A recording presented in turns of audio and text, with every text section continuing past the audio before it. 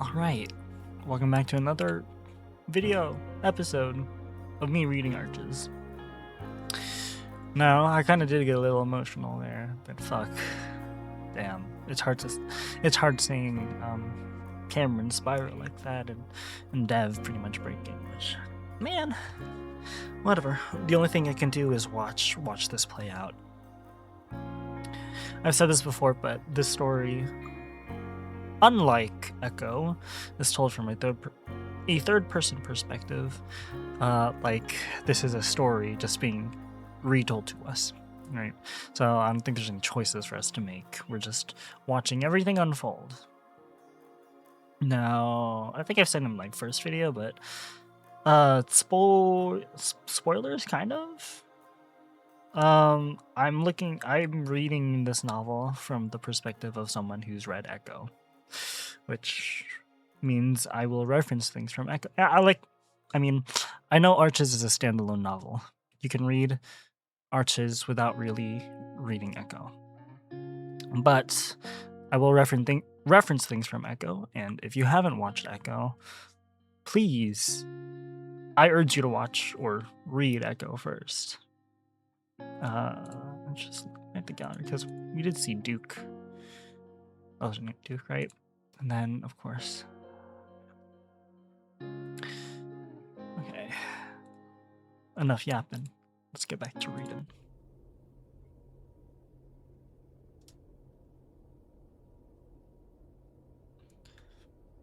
There's no way. There's no way. Cameron shakes his head back and forth, unwilling to believe that Dev, his boyfriend, the person he loves most, would do this to him. But why? Devon is the one that wants to leave, that wants to protect him from this nightmarish town. How would this help at all, making all the ghosts up? Devon truly wants to understand what's happened to Lupita, where she is. Nowhere. So he'd want Cameron's visions to be true. Unless it's both. He couldn't have been involved in the vision he had by the lake, right? Or what he heard in the forest. Those were real. Cameron feels deep down that they had have to have been real. He couldn't have made up that recounting of the forest creature, or of the girl being murdered. Maybe Devon was worried Cameron would give up if he didn't see anything, or wanted to make sure by hanging himself in the closet, by creating one of the worst moments in Cameron's life. Devon would never do that, would never think to do that. As he's thinking this, something flickers in Cameron's vision. It's hard to describe, but there's a witness to what he's seeing. And then the lighting begins to change, just like it did next to the lake. The coyote stops, rigid and apprehensive, not really interested in having visions at the moment. He doesn't have a say in the matter, though.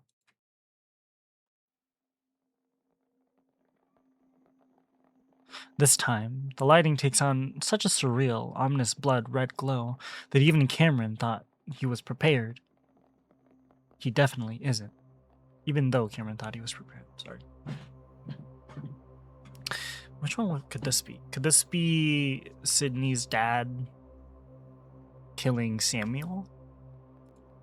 He stands there in that natural light, feeling a bit sick, but then realizes he's actually someone else, just like when he saw the girl's life end. But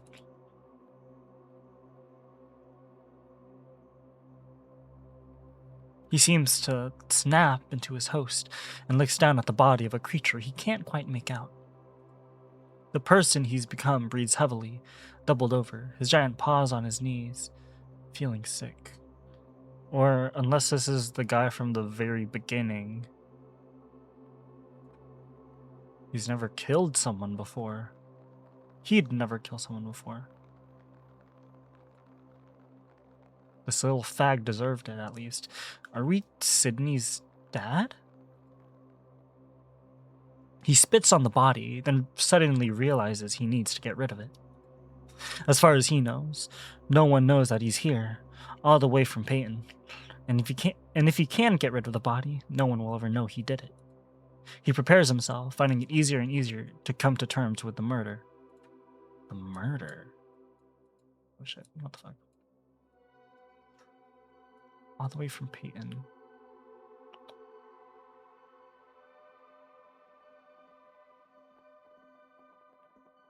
No. I don't think Sydney's dad. Because he killed Samuel in the car crash. And his dad, I forgot if he had a name. His dad, he was panicking and felt fucking really bad that he killed him. He's kind of angry that that Samuel got in the road, but whatever. The thrill he got from it, the swooping feeling in his chest that immediately made his dick get hard, it's a bit worrying, even to him. Huh? What the fuck? All the way he can get rid of the body, coming to terms with murder. So...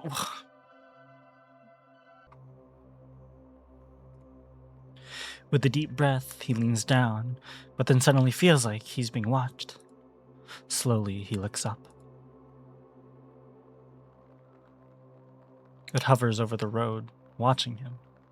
What the fuck? UFO. Is this Heather's dad? I'm sorry. Heather's dad? I'm sorry, I'm getting all my events mixed. Maybe this is just someone completely unknown to us. I don't know if I remember if Heather said that her dad would see UFOs. Or was it fucking someone related to Sydney? Dude, fuck, it's been a while since I've read Echo. Shit, I don't know who's who. This could be a random stranger again. He's seen a handful of UFOs, all of them while he was in Echo. He'd come to realize that it wasn't... Oh, it's Brian! Brian! Oh my god, he's coming back to me. Oh, Brian would see aliens after he was assaulted? Or fucking... I think he said his mother. His mother was gone. His dad said she was taken by aliens? It was supernatural or something. Like a ghost. He suddenly thinks back to last week when that space shuttle blew up while his class watched it on TV. He'd been the only one to laugh when it happened. Not really because it was funny, but because it was so unexpected and so boring up until that point. To him, that's the only way space could be haunted with ghosts. But for some reason, he doesn't think anything living, or at least anything that was living, is involved with this. What he realized is that those crafts, made of metal, glass, and covered in lights, are empty. As far as he's concerned, they're no different from the ghosts. And ghosts that weren't people at all. They're hollow shells, only there to feed on the sick feeling he got when seeing them, only there to watch him so that the small amount of guilt he had might grow just a little bigger. And tonight, aliens would visit him, to torture him, to violate him. Not really aliens, but the same thing as the ghosts that people see in this town. It's all the same. So he ignores it as he gets to work and hovers over his head, even as he feels its red eyes on the back of his neck.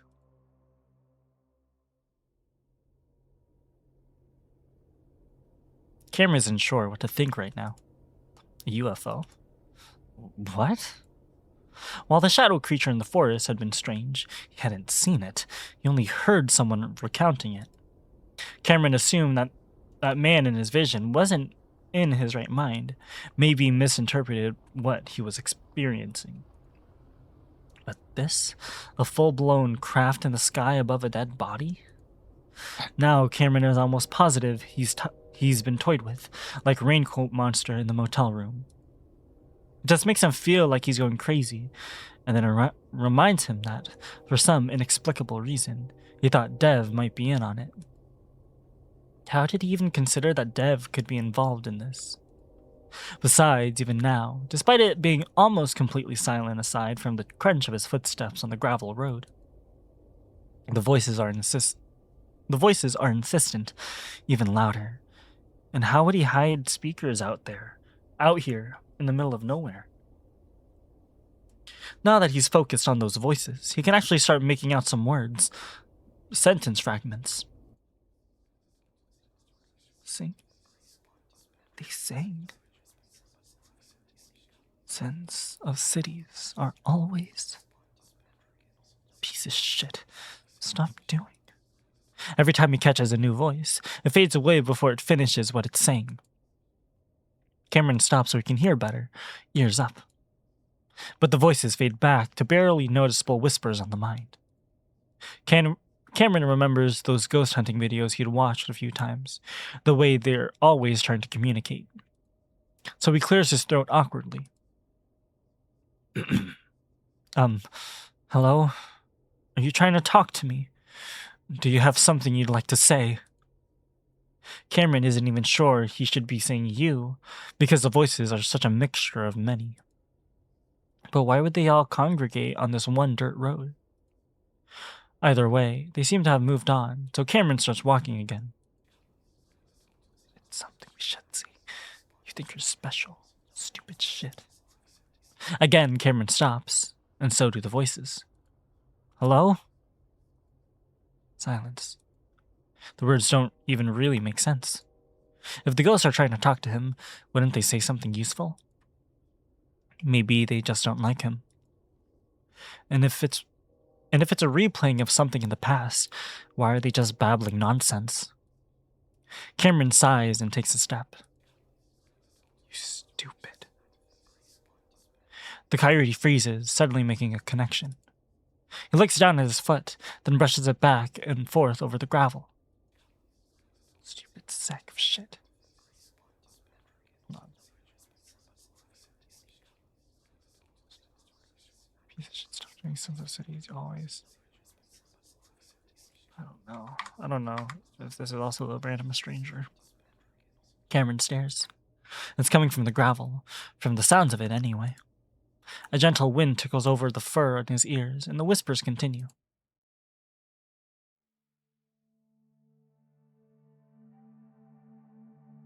Suddenly, he's back in his trailer with his mother. Oh, this is the loading screen that shows up when you first boot up the game. The hell? Damn. They did such a good job hiding this shit. I don't know. Because when I first opened it, I assumed that was that could have been Cameron. But no, it's his mother. I never really got a good look at the photo anyway, or the CG. He's lying back on the couch, nodding out after snorting his pills. His mother, on the other side of the trailer, is kneeling amongst the debris of markers for art shapes.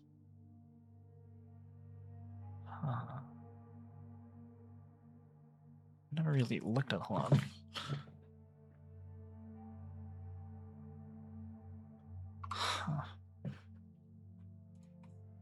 She'd always been meticulously clean, emphasizing that while they might live in a trailer, they can still make it look nice. But over the past year, she'd seemed to care less and less, and now dishes were used and never cleaned, boxes of takeout opened and left where they were eaten. Cameron himself couldn't be bothered to tidy up. It's easier now that his mom doesn't give a fuck. He can do his drugs right in front of her now. The post-it notes and strips of fabric tied to every arch his mother spotted, even to things Cameron is pretty sure aren't arches, made the place look like a disaster anyway. What does bother him, though, as he watches her through half-lidded eyes, is the way she looks. Her fur is disheveled and sticking up in different places, and she's in the same clothes she's been in for a week. She started to have a strange odor about her, but Cameron felt too weird telling his own mom she smelled bad. It's sad. She almost wishes she'd scream at him and slap him like she did whenever she found his drugs. Almost. Because right now he feels so good, and she seems happy enough to listen to that fan.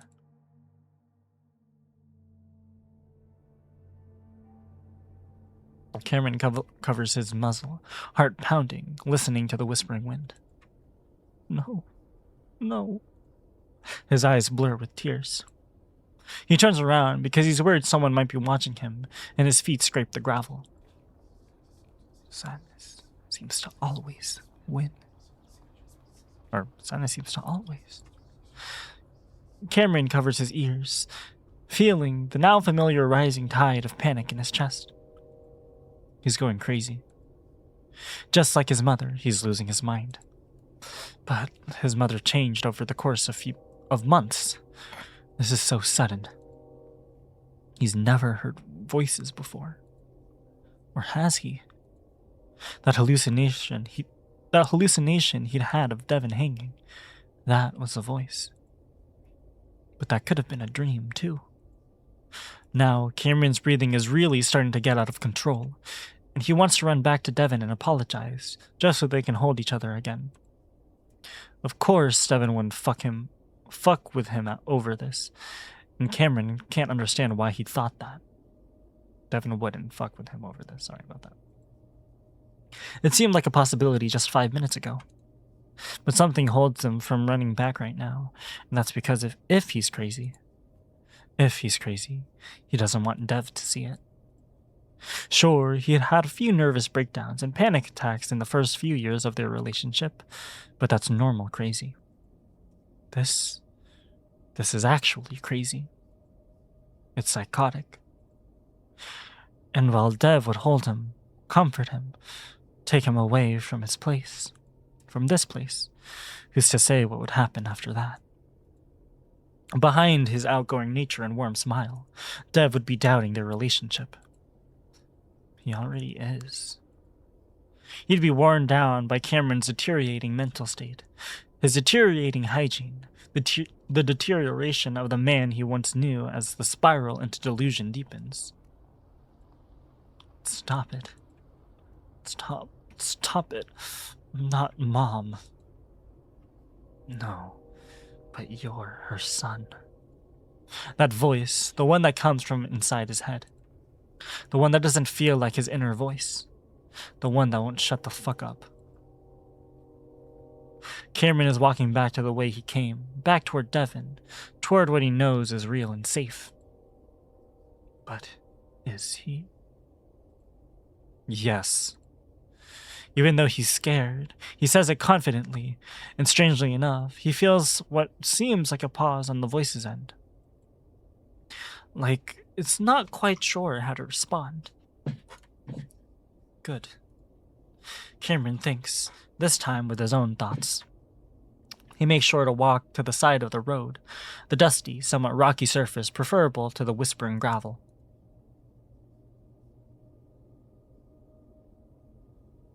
Devon keeps trying to figure out how things could have gone so wrong.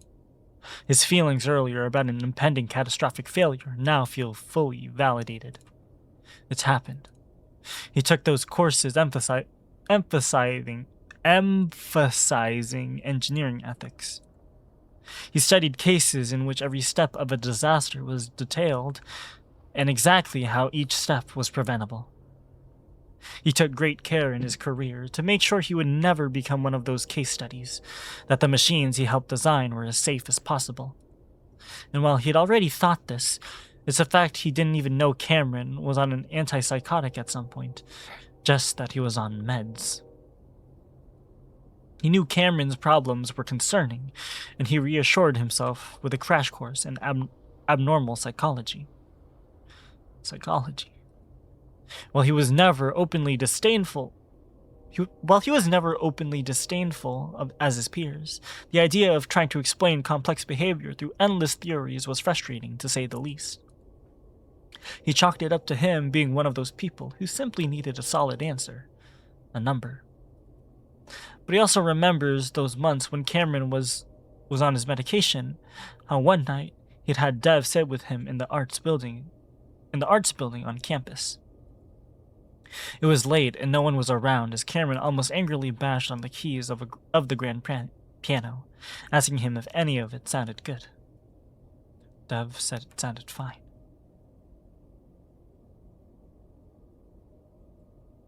Then, the coyote finally broke down, saying he couldn't write music anymore. That, emotionally, things had become black and white, that there was a wall between him and who he was. That the medicine he was taking was a reason why he fucked up his chance with the label. And as Cameron sobbed over the piano, Devon had decided that psychology doesn't know a thing about how people work. That psychiatrists might as well be drug dealers with an office. It had been the same for his mother after what happened with Lupita. Even now, she struggles with her addiction to benzodiazepines, something carelessly prescribed to her so she'd stop wailing all the time. To Devon, it seemed like psychology never moved past lobotomies. Instead, they just converted it into pills. And he never really changed that mindset, and it's why he never encouraged Cameron to seek some sort of help, especially if he didn't want it. What he took away from his research is that hallucinations of any kind are of serious concern and should never be brushed off. But he had done just that with the idea that maybe there's more to hallucinations for some people than psychology will ever understand. Maybe it's ghosts. Devon wants to hit himself. In fact, he wishes the Weasel Man had added a kick in the nuts to go with the gut punch, something else to help him remind him how utterly stupid he is. The concept of the paranormal is so far from his mind at this point that he doubts he'll ever dabble in it again.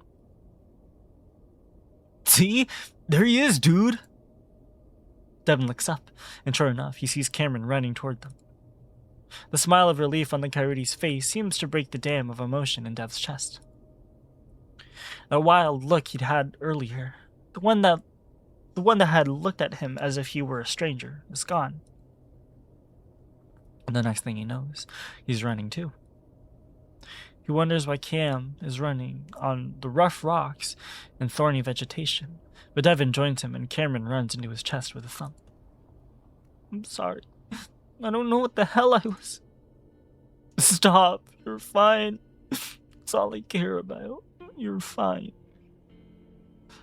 I don't know if I... You are. You're here and you're fine. And we're gonna go home, okay? Yeah. Careful. Devon, rocking them back and forth on the uneven, rocky ground, sends them to the dirt, but Devon just pulls Cameron into his lap, still hugging him tightly. Meanwhile, Artie is looking away, seeming to have spotted something very interesting in the miniature forest just off the road, though he's smiling. I'm so sorry for bringing you here. I don't know what else to say. I'm just sorry. No, it's my fault for thinking it was special, that I had superpowers or something. None of this is your fault, okay? Cameron stays quiet, and Devon is content to just hold the coyote, both of them sniffling. Meanwhile, the coyote plucks at sage bush that's rubbing up against him, which he holds to his nose. You know how I hate the desert? Devon tries to adjust to the jarring shift in conversation, but goes along with it, assuming Cameron just wants to focus on other things for now. I'm starting to hate it too, actually. Cameron inhales a sprig of sagebrush in his paw again. Well, I love the smell of sagebrush, the way the whole desert smells like it. I suppose it's alright. There's something about it that reminds me of Christmas. That's weird coming from someone who grew up surrounded by pine forests, like when we went up to my dad's cabin. Now that's a smell I can get behind. I guess I got too used to it, and sagebrush is just different. The desert version of pine forests. Pines can grow in the desert. And I mean the ones in the northwest. We should go to your dad's cabin again. That was fun. Oh, really? I thought you didn't like it. In all honesty, Dev hadn't either. He had meant to take Cameron ice fishing, like his father had taken him so many times. The second they got there, though, he realized how woefully underprepared he was. I've complained too much, but we should go in the summer so we don't have to dig through 4 feet of snow just to open the cabin. Dev almost laughs at the memory of being so exhausted by the time he opened the cabin that his plans to romantically make love to Cameron went out the window the second they got in bed. Yeah, I'll ask my dad about it when we get back. I just want to be somewhere with you, away from this. Yeah, far away from this. Dev, I don't think I'm actually psychic. I hallucinated a UFO a little bit ago. That's not real. Oh, you just saw one? Well, in my mind it was someone else. I saw a dead body, and I saw a spacecraft in the sky. It didn't make sense. I see. Well, you don't have to worry about that anymore once we're out of here. I really hope we don't. Dev isn't going to ask him to elaborate, or tell him that UFOs are commonly reported in Echo, especially in times when supernatural activity is at its peak. While he wants to convince Cameron he isn't mentally ill, he knows that's not what he should be doing right now. Even though he wants to deny it, he doesn't know if it's true or not. He believes Cameron is psychic, but that's taken a back seat to the possibility that something else is happening too, and Dev can't be the one to figure that out for Cameron.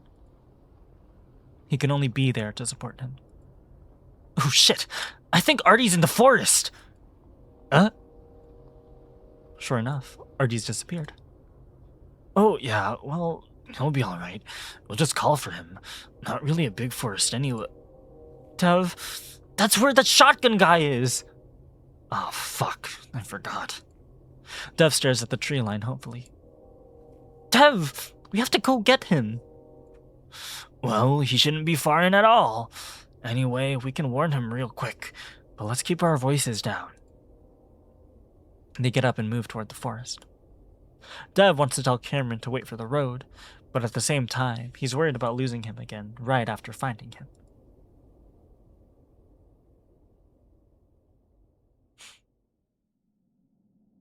Somehow, the seemingly innocuous patch of trees is even more ominous during the days.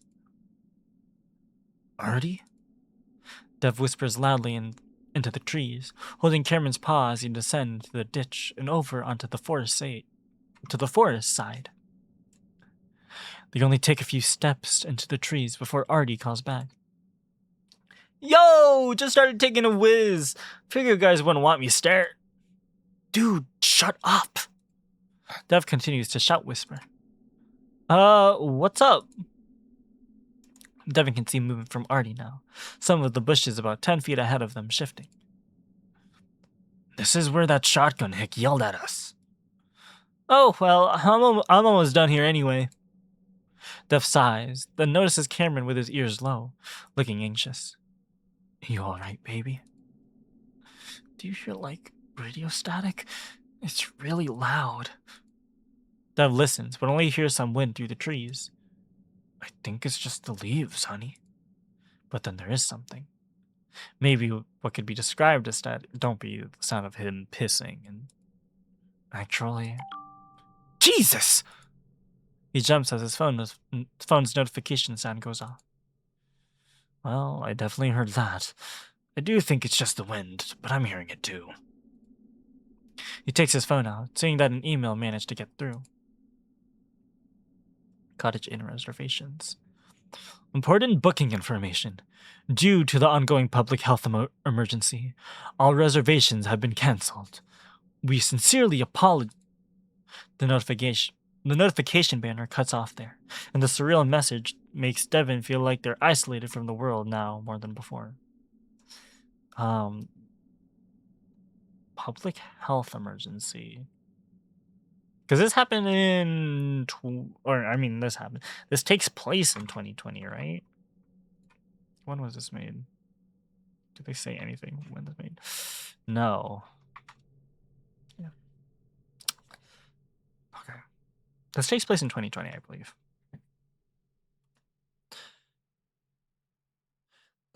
The notification banner. Oh yeah, I read this already. He wonders if he should try to call the police, even though he still only has one bar. Do they? Oh right, Artie's car kind of got fucked after Duke messed with it or something. At this point, he'd be willing to just let the authorities know that they're stranded before anything else can happen. Then something out of the corner of his eye catches his attention. It looks like the wall of a structure of some kind, beige and peeling, hard to see through all the leaves and branches. Devon holds up his paw in front of Cameron, signaling for him to stay put before taking a few cautious steps further into the forest.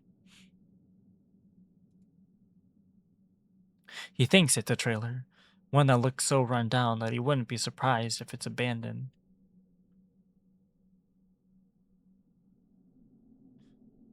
Is this Brian's trailer?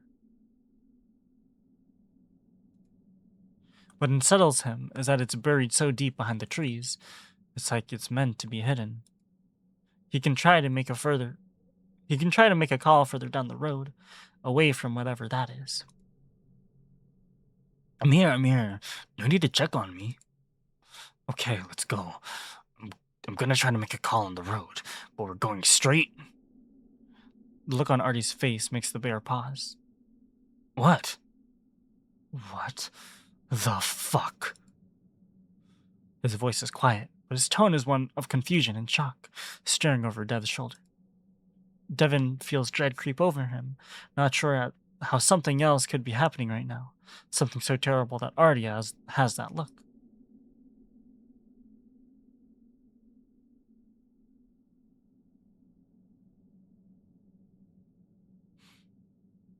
Cameron stands where he left him.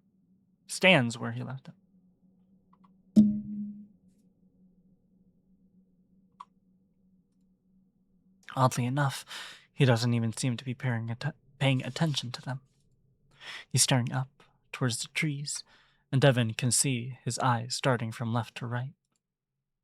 His ears are lying back and twitching, like he's hearing something that's too loud. His breathing is heavy, and Devon can see his chest heaving. He's panicking again, but the reason for it is clear.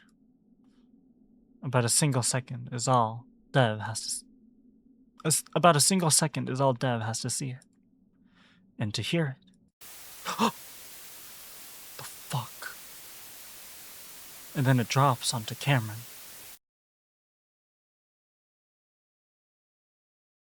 That made me jump, holy shit. Cameron, suffocating.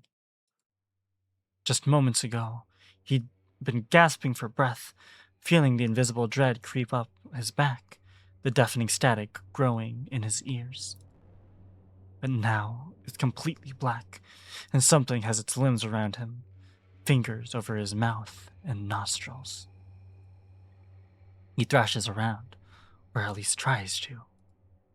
He goes through the motions, but there's no sensation of movement. A straining inhale of air drones right next to his ear, the thing pressing its head to the side of his face. Cameron begs it to let go, tries to call for help. Devon was in front of him only seconds ago. Or minutes. The voice in his head returns. Or hours. Or has it been years? It doesn't matter when you're dead. Cameron does think that he's died, and that he's in hell, because of course he'd end up there. There is no hell. This is death. This is what happens to everyone, Cameron. Cameron realizes then that it's not the thing holding on to him that's speaking to him. Because now is when it starts to speak, but it's not a voice he expects. No! No! Get away! A woman's voice. Stupid fucking cunt! Cheating whore! A man's voice, a sickening thud. The tone of the static changes, and Cameron knows he's listening to something different. A different moment. He's dead! You can stab me! No! He's still twitching! And it continues. It sounds like someone screaming through a gag. A woman sobbing, a man begging. But then there's a shift. And though most of the voices were women, they become almost exclusively young men. If you let me go, I won't tell anyone. I swear to God. No me ma. Hold on, fuck. I think it's Spanish. Sorry. No me mates, por favor. Stop, just stop!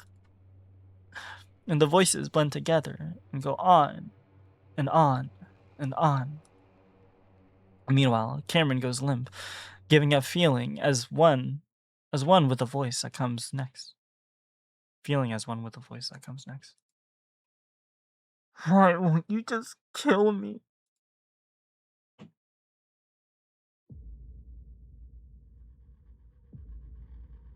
Devon watches as Cameron's body just goes limp, and though he tries to leap forward and catch him, the coyote slips to the ground at his feet.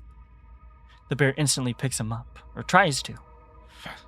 Though it's something he'd done many times before, he'd never done it while Cameron was so completely lifeless, and he struggles with the coyote's dead weight. Cameron! Cameron! He lays the coyote out on his back, hoping he just wakes up. What the fuck was that? Dude, what the hell was that thing? Whatever it was just seemed to absorb into Cameron, disappearing in an instant. Devon doesn't care. 2 days ago, he would have thought that he'd give almost anything to see something like that. Now, it doesn't seem to matter at all. Cameron's chest, that had been heaving seconds ago, isn't moving at all now. Fuck! Fuck! Artie!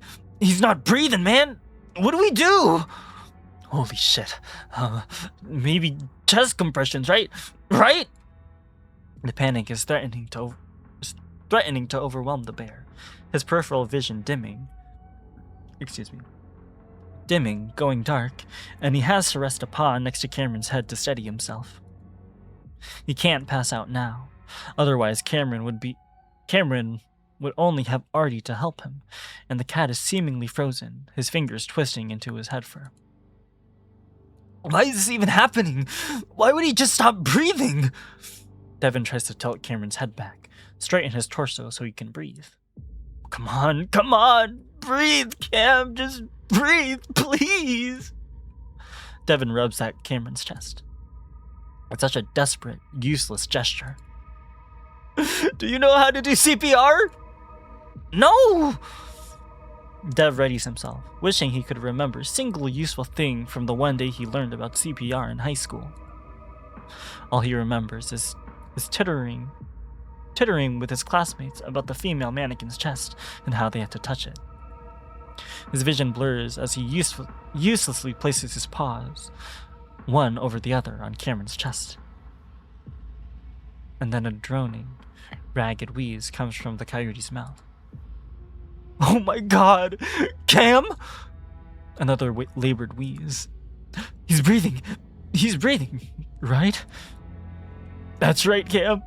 Keep going, baby. He is, but still strained, like something heavy on his chest.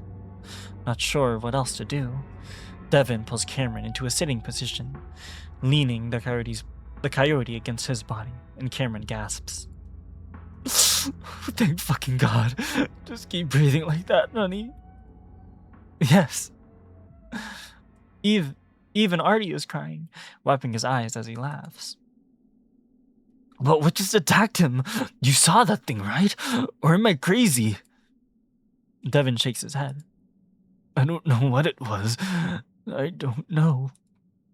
Now Devon just needs Cameron to regain consciousness, so he knows he's okay for sure. Never had he seen evidence of, or believed that the supernatural could physically harm the living. Let's get out of this first, dude, in case it comes back. Yeah, all right. He's very careful with how he moves Cameron, terrified that his breathing might stop again. But as he stands, cradling Cameron in his arms, he looks up. Standing 20 feet away, towards that trailer, is another bear. Oh my god. Oh my god. Brian was so fucking scary in Echo. As a character, he was so scary, but now in Arches, fuck. He's holding a shotgun. Devon stares, feeling himself become oddly detached from the situation. His mind is still overwhelmed with what just happened to Cameron. That's what he wants to focus on, but the shotgun has his attention now, and for just a moment, Devon thinks about running.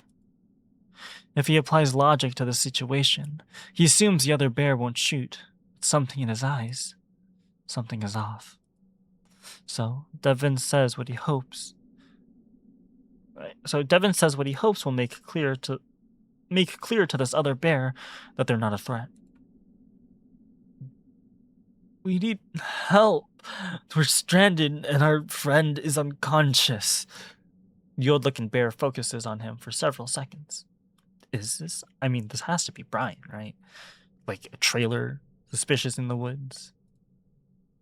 Did Brian have a shotgun? Did he have a pistol? No, that's Duke's gun. Sorry, thinking too much. Devon hears the rustling of dead leaves and foliage next to him as Arturo moves. Suddenly, the bear swings the shotgun around to point to Devon's right. Don't you move, boy. Hey, I'm sorry. Don't shoot. Arturo sounds terrified. His voice strained and high-pitched. The old bear stares at Artie for several seconds before pointing the shotgun down toward the ground, but only slightly. The bear gestures at the coyote. You doing something to him? What? Doing something? No, we're trying to help him. Something attacked him. We need to get him help. The older bear grimaces. What do you mean, something? Dev hesitates, at least until the gun is shifted in his direction. No, wait! I'm not waiting. You show up on my property making all kinds of sounds, and you're standing there with a knocked out yoke. Hey, we didn't do anything to him. We're trying to help. The bear growls. I don't care if you're trying to help him or trying to fuck him. I want to know the truth, not that something happened. The standoff continues for a few more seconds before Dev jumps in again. It was something dark, like a shadow. I called it something because I didn't get a chance to see it, but it jumped on him and disappeared. Devon realizes what he's saying, and as he says it,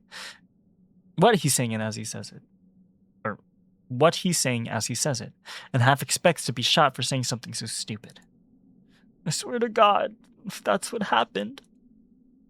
The old bear's eyes flick to Artie, and the cat quickly throws his support behind the ridiculous statement.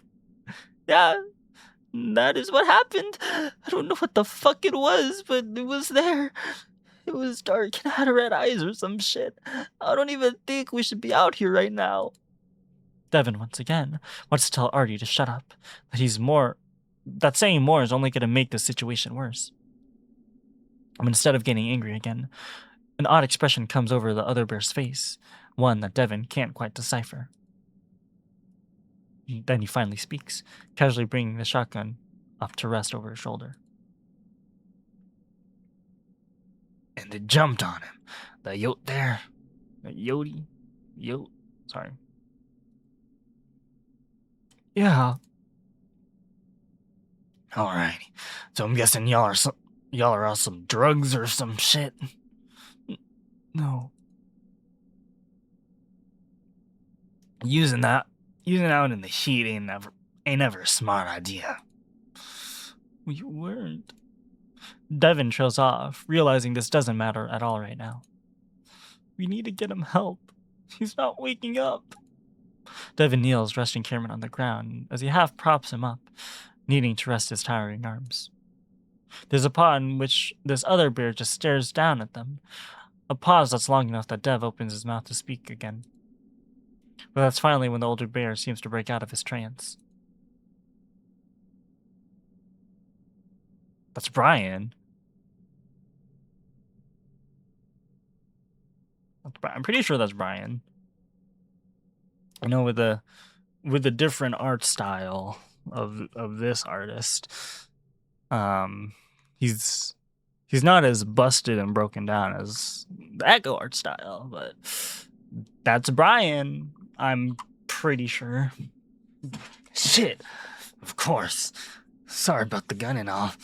It's just that I always get a bunch of coots on my property every now and then. Devin looks up at the suddenly friendly bear. Yeah, friendly, of course. In the back of his mind, he thinks he can almost hear sirens. Very familiar sirens. Shit's not even loaded. The bear grunts as he brings the shotgun forward, pointing it back toward the ground before he seems to break it in half as the stock suddenly drops down. Shit, excuse me. Yeah. The bear turns to show them that the barrels are empty. That actually does make Devin feel a bit better, even if the gun had been pointed at them just minutes ago. The bear then closes it with a snap. So, I think your best bet is to call the proper authorities so they can get some help out here. Do you know how we can do that? There's no service here. Of course there ain't. But there is service just outside of town, to the east, where it's whether I go out there to make a call.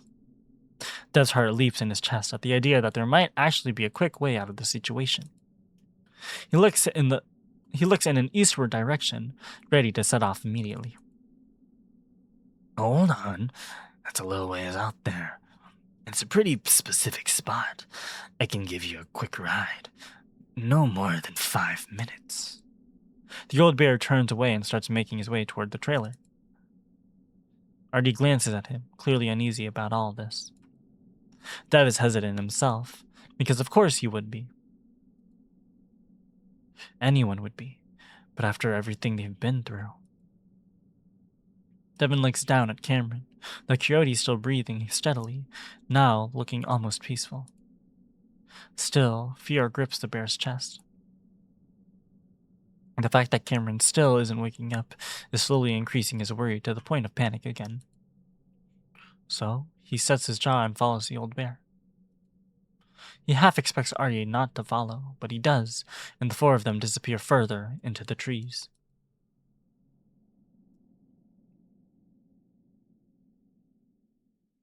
Cameron's agony had seemed as if it might last forever. The feeling of suffocation going on and on. But after an immeasurable amount of time, the fingers over his mouth and nostrils had dissolved into the blackness. So did the voices, diminished into indistinguishable whispers. Now, his breaths come slow and steady, but he has to focus on them, to consciously inhale and exhale so that it won't stop. While the experience is terrifying, the laborious nature of it almost ensures that he won't hyperventilate. After a time, the terror fades into dull, hollow desperation, accompanied by spurts of panic each time he remembers he's somewhere he doesn't understand, and that he can't seem to escape it. Then, gradually, even that dissolves, and like a dream within a dream, it fades away. Chase? Shut up. This dude, not Chase. Okay, technically, Brian would have used these straps for any people. But with the mirror shot like this definitely reminds me of Chase's time when he was kidnapped by Brian. Cameron's vision is blurry at first, and It stays that way as his eyes remain mostly closed, unfocused. Fear hitches in his chest again before he realizes that he'd been breathing normally without the need to focus on it. That's when he notices that what he can see is a bit odd. Kind of looks like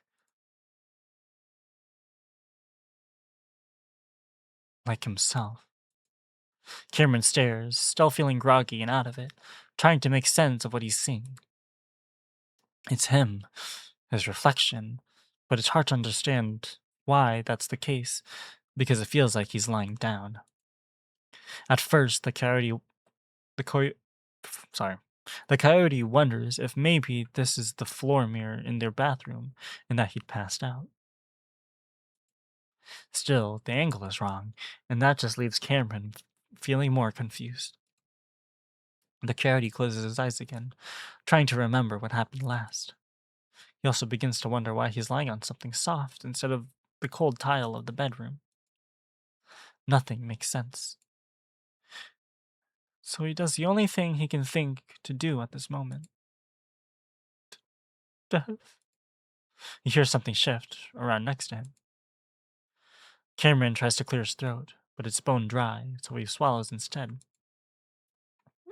Death! Shit.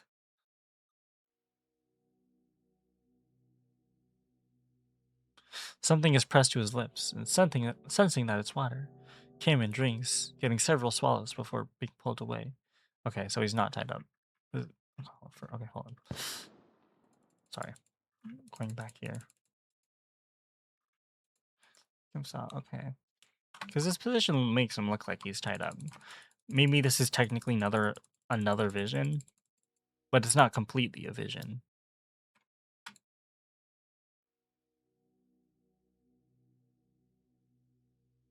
Something is pressed to its lips, and sensing that it's water, Cameron drinks, getting several swallows before it's pulled away.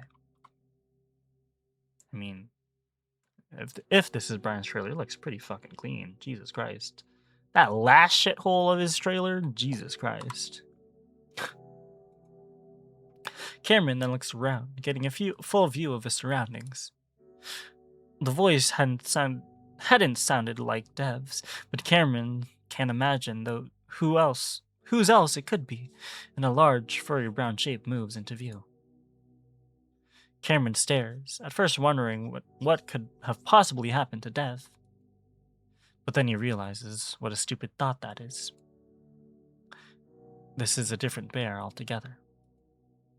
He also realizes that something is definitely wrong, that either he's still dreaming, or that he's in a situation he can't even begin to understand. He quickly sits up and the old bear raises up a paw. Hey, it's alright, kid. I'm here to help you. Is he though? Like what could have possibly happened between the 5 years of Echo taking place and now for one for what I'm assuming is Brian. This is definitely Brian. For Brian to having a somewhat not fucked up trailer, because honestly in Echo his trailer looked real fucked up. What could have happened for him to act all nice and shit? Nuh-uh. I don't trust him.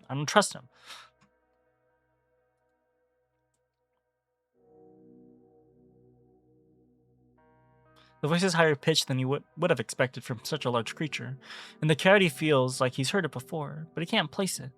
Not right now, at least. Oh, I've been doing this rough fucking. Was it? I'm trying to remember if Brian was said to have like a gay voice. I mean, I thought.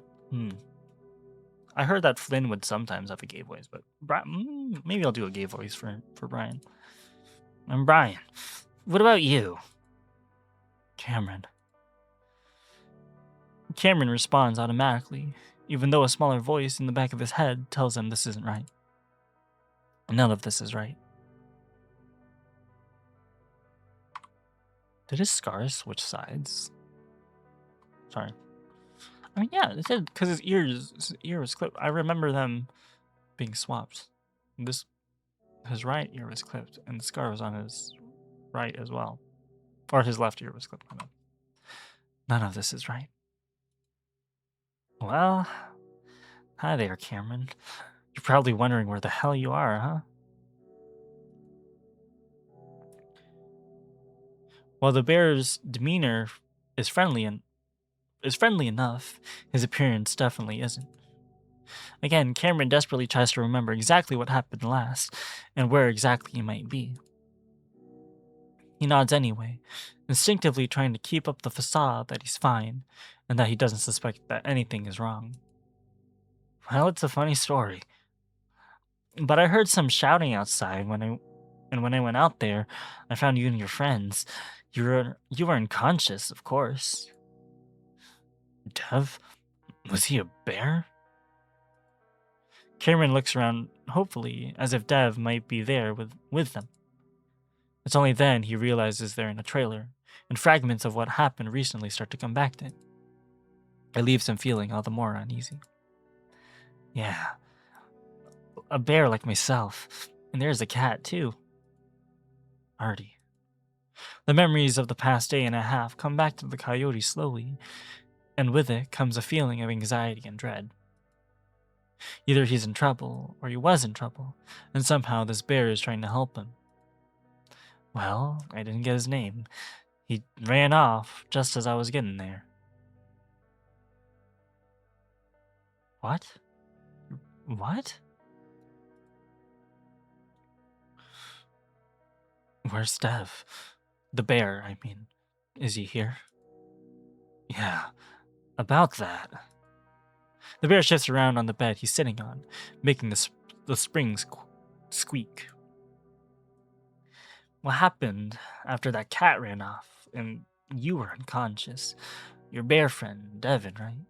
He decided to make a run for the highway to get you help.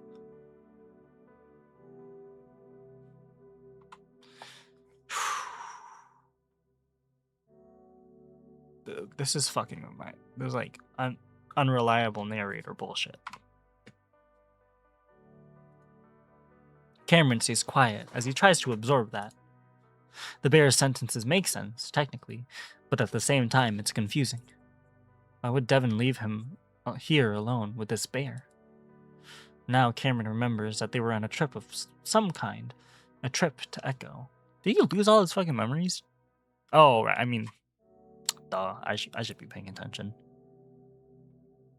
I mean, I know that he did lose his memories, but did him being attacked by the thing make him lose all his memories? I think that's what happened. The voice, the trailer.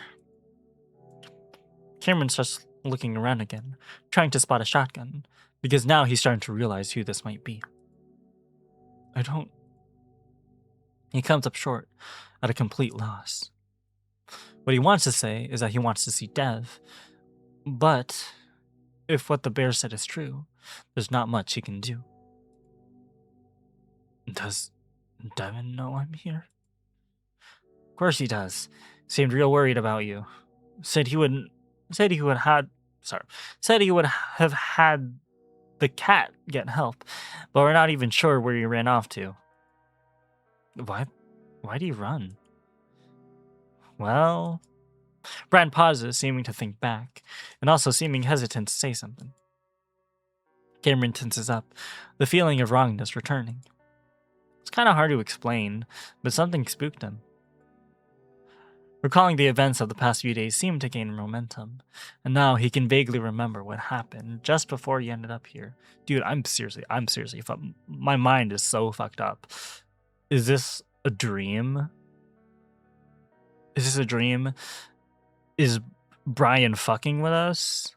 Like, doing unreliable narrator bullshit to us? Huh.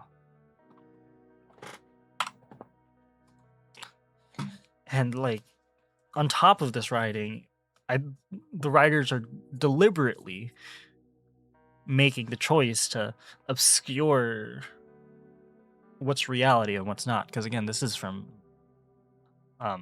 Cameron's point of view. He was standing in the forest, ears down, hearing that awful static. But what exactly happened after that is still is still a bit foggy. What was it? Well, this might sound a bit crazy, but I've lived here a good while, and sometimes there's this thing in the trees that comes after me. Thing?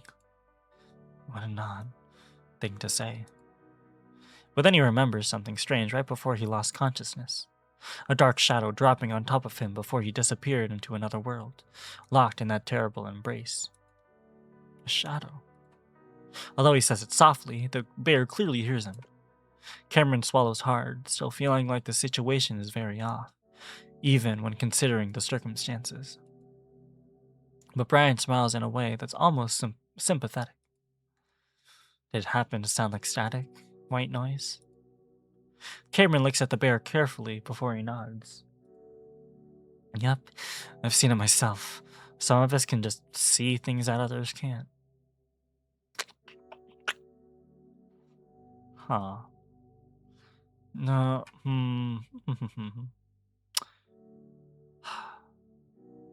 So, is Brian? Maybe...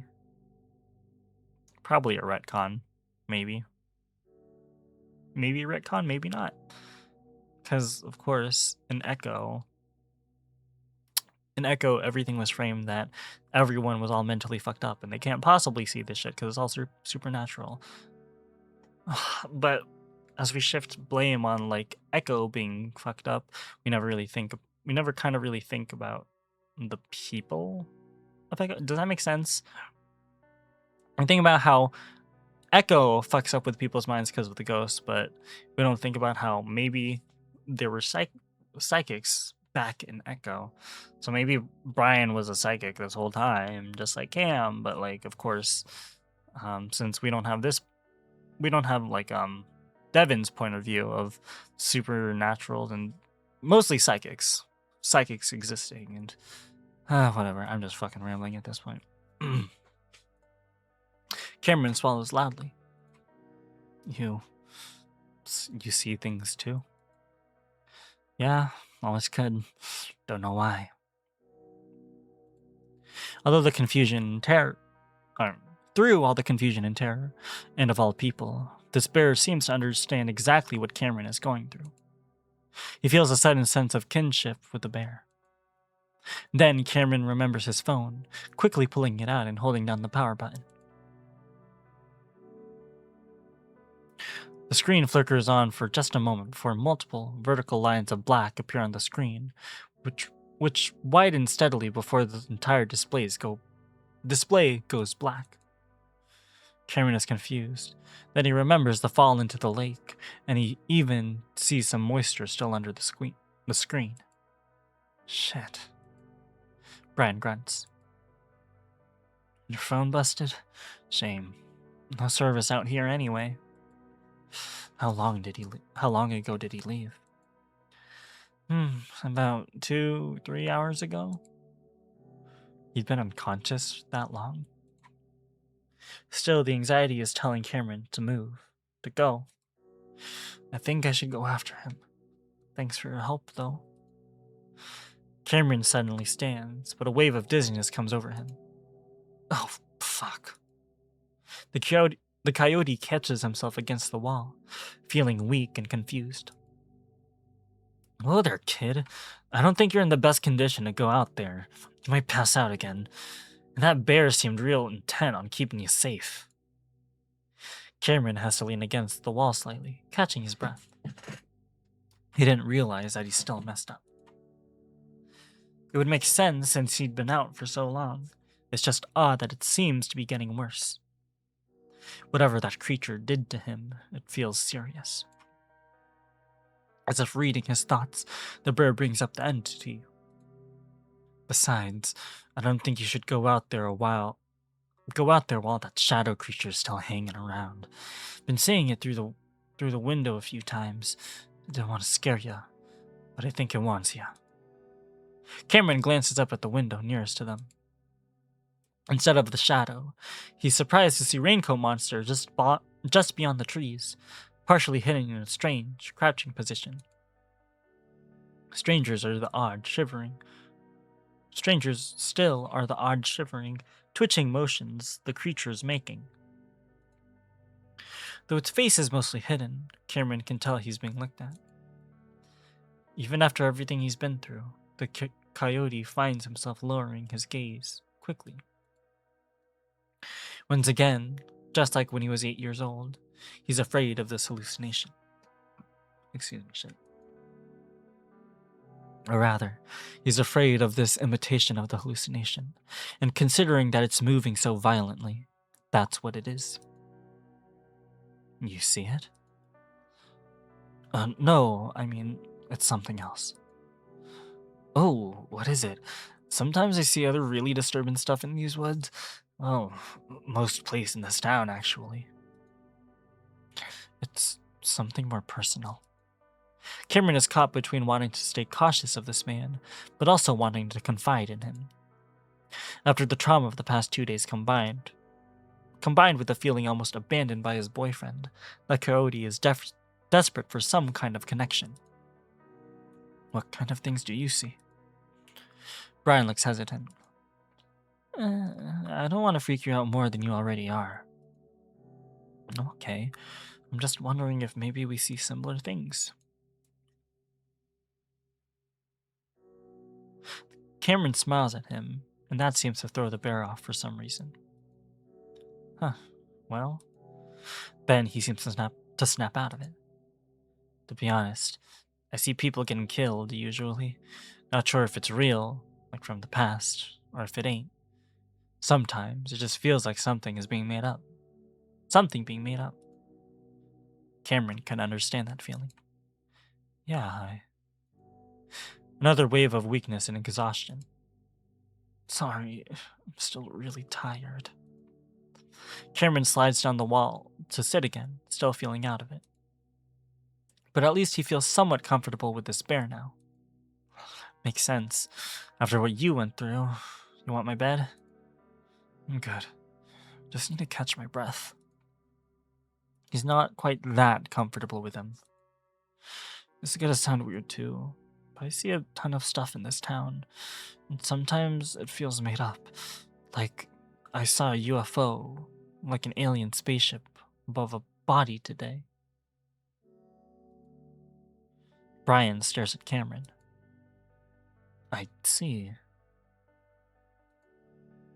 Just as he was beginning to feel comfortable, the coyote feels himself back on edge. Did he say something wrong? I mean, I don't know if it was a UFO, but it looked... You're fine, kid. It's just that I haven't known anyone else that's seen something that I've seen, too. It was on that dirt road, right? Circular shape with a bunch of red lights on it. Cameron perks up. There's little question in his mind now that this bear is definitely like him. Yeah, and like... Shit. When did that space shuttle explode? Like, in the mid-80s, I think? This time, Brian lets out a little laugh of surprise, and maybe a little disbelief as well. 86 to be exact. Damn, that's crazy. I've met a few people like you, but you're on a whole new level, kid. Sorry, it's so bizarre seeing Brian so different. Like, in the back of my mind, I can't trust him completely, knowing the shit that he's done. Knowing that Brian, laughed when the shuttle exploded. Not out of like... How do I explain?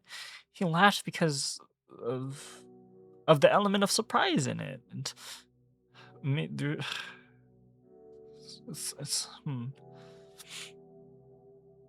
Sorry, still pondering that. Did he change? Did he? Maybe. Cameron stares back, briefly wondering if he's still dreaming all this. Oh my god, I swear to god. This feels like too good. This has to be a dream. It's almost too jarring trying to understand how he ended up here with this bear. But if it is a dream, it's not the worst one. Can you help me find Devon? Maybe you can take me up the road to the highway where we could catch up to him. Because again, he said, okay, while Cameron was unconscious, he said that it would be. Didn't he say that it would be like up in town? Yeah, already too far gone. It'd be like just outside of town, but now he's telling to go to the highway? No. The bear leans back, scratching his head. I don't know about that, kid. He took off at a good pace, and I'll bet he's probably already reached the highway by now. Probably in the process of alerting the authorities. I don't know. Cameron twists the hem of his shirt in his paws, feeling a sickening, growing knot of worry in the pit of his stomach. He just wants to go, to run and find Dev and escape the town with him, but the threat of what's out there is very real, and Cameron does not want to repeat what happened out there in the forest. And apparently Dev already escaped without him. Makes sense why he had to leave him behind, but that doesn't mean it doesn't hurt. Only now are the memories of what happened during his blackout returning. And only now does he remember how it felt like being in hell. Can that shadow creature get in here? No, it seems to avoid the trailer. I don't know why. You okay? Cameron rubs his eyes with both paws. I don't know. His increasingly heavy breaths prompts Brian to crouch in front of him, patting his shoulder roughly. Hey, you're fine. I'll make you something, okay? How does some tea sound? That always calms me down. The pat jolts the coyote back to wakefulness, and he nods, if only to get the bear to focus on something other than him. Okay. Great. I'll get started on it then. Just relax for now.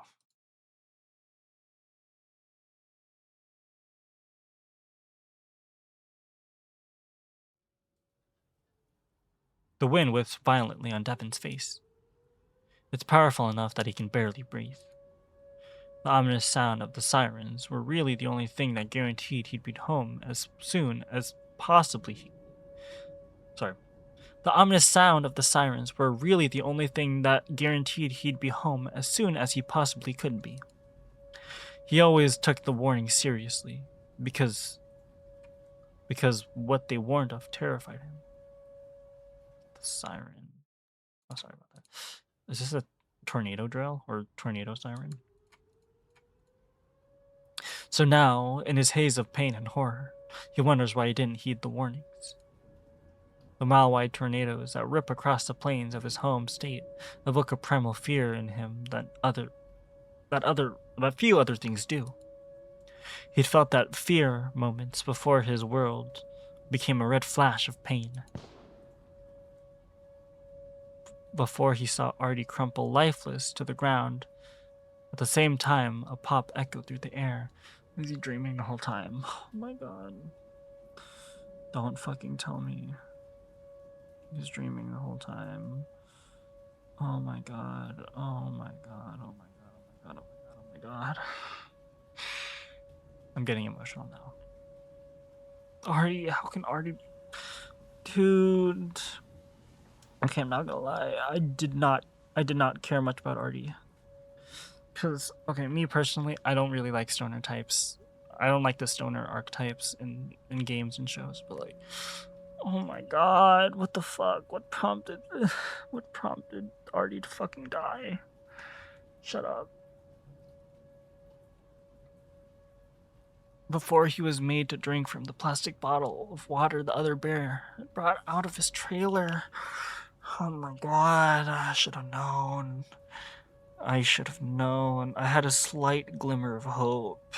But no, of course, Brian is Brian. And before his paws were tightly bound above his head. As Devon briefly comes to the red glow of his mental container he's in, to the sound of metal chains and the feeling of cramped heat, he knows he should be doing something. He should be helping someone he deeply cares about. Lupita, Artie, Cameron, Cameron, Cameron. His voice is rough, dry, on the verge of breaking. His chest feels as if it's being crushed. Devon sinks back into the darkness, even while his mind roils in terror. Even as the F5 tornado continues to barrel straight right toward him.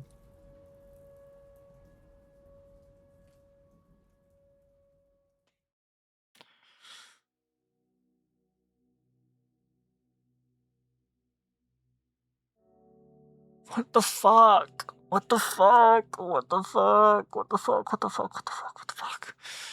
No. Like, I'm not. Okay, I'm somewhat distressed, but like, I'm not actually too distressed, but. Oh my god, this is such a mind fuck. This is such a mind fuck. Holy shit. Cameron sits at the table as the bear busies himself near the stovetop, with his back to the coyote. Dude, what the fuck? Why are we back here? No, go back to Devon's point of view. Please go back to Devon's point of view. Please. Again, the coyote contemplates leaving, either by asking Brian again, or just walking out the door. Another glance toward the window confirms Raincoat Monster is still out there, this time standing behind the trees, perched on a branch, still watching. Cameron quickly looks away again. He feels deep down that if he leaves, another terrible thing is going to happen. While he believes the bear's story about what happened, something about this trailer is extremely uncomfortable, making him even more anxious. Something. Not the fact that it's... Maybe it's the fact that, because he's familiar with what, like, a fucking crack house looks like. Of what a disheveled trailer would look like. He knows what a clean trailer looks like, and he's seen it slowly get ruined with dirty plates, fucking dirty plates, takeout that's been opened, and trash and sticky notes all over the place. He thinks that must have something to do with his upbringing, the narrow, long space between familiar. Or the narrow, long space feeling familiar in the worst of ways. Yeah, just like I said. It's like suddenly falling ill. And being reminded of all the awful things one has when they're especially sick. Meanwhile, Brian is chattering on how chamomile is particularly effective when it comes to anxiety. And Cameron vaguely wonders why he's moving around so much if he's just making tea. Mostly enough, Cameron is trying to think clearly, get his thoughts to line up correctly through the fog he still feels clouding his brain. Oh, fuck. Dude, I can't get the vision of, like, Artie fucking being shot and dying. It's making him extremely tired, and a couple of times the coyote is convinced that he's still dreaming. It's almost like he's high again, but without any of the positives of being high. His anxiety is already calming down, though, despite the worry that whatever was in the forest might have done some kind of damage to his brain. He focuses his thoughts on Devon, trying to think clearly. Would the bear really leave him alone like this? He could have at least left him a message to let him know that this is what he wanted, that Cameron is safe in this situation. But Cameron also knows that wouldn't have been all that practical. If Devon was really in a hurry, which he definitely would have been, he would have left him behind if he knew it was for the best, and if he knew the situation was safe. Ooh, but that's not the case though. This is a dream.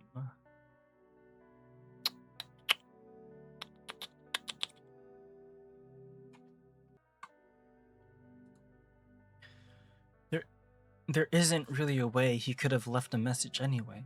except for maybe a text. But with no phone and no service. If this Brian guy really wants to help him, though, he should have gone to the highway instead.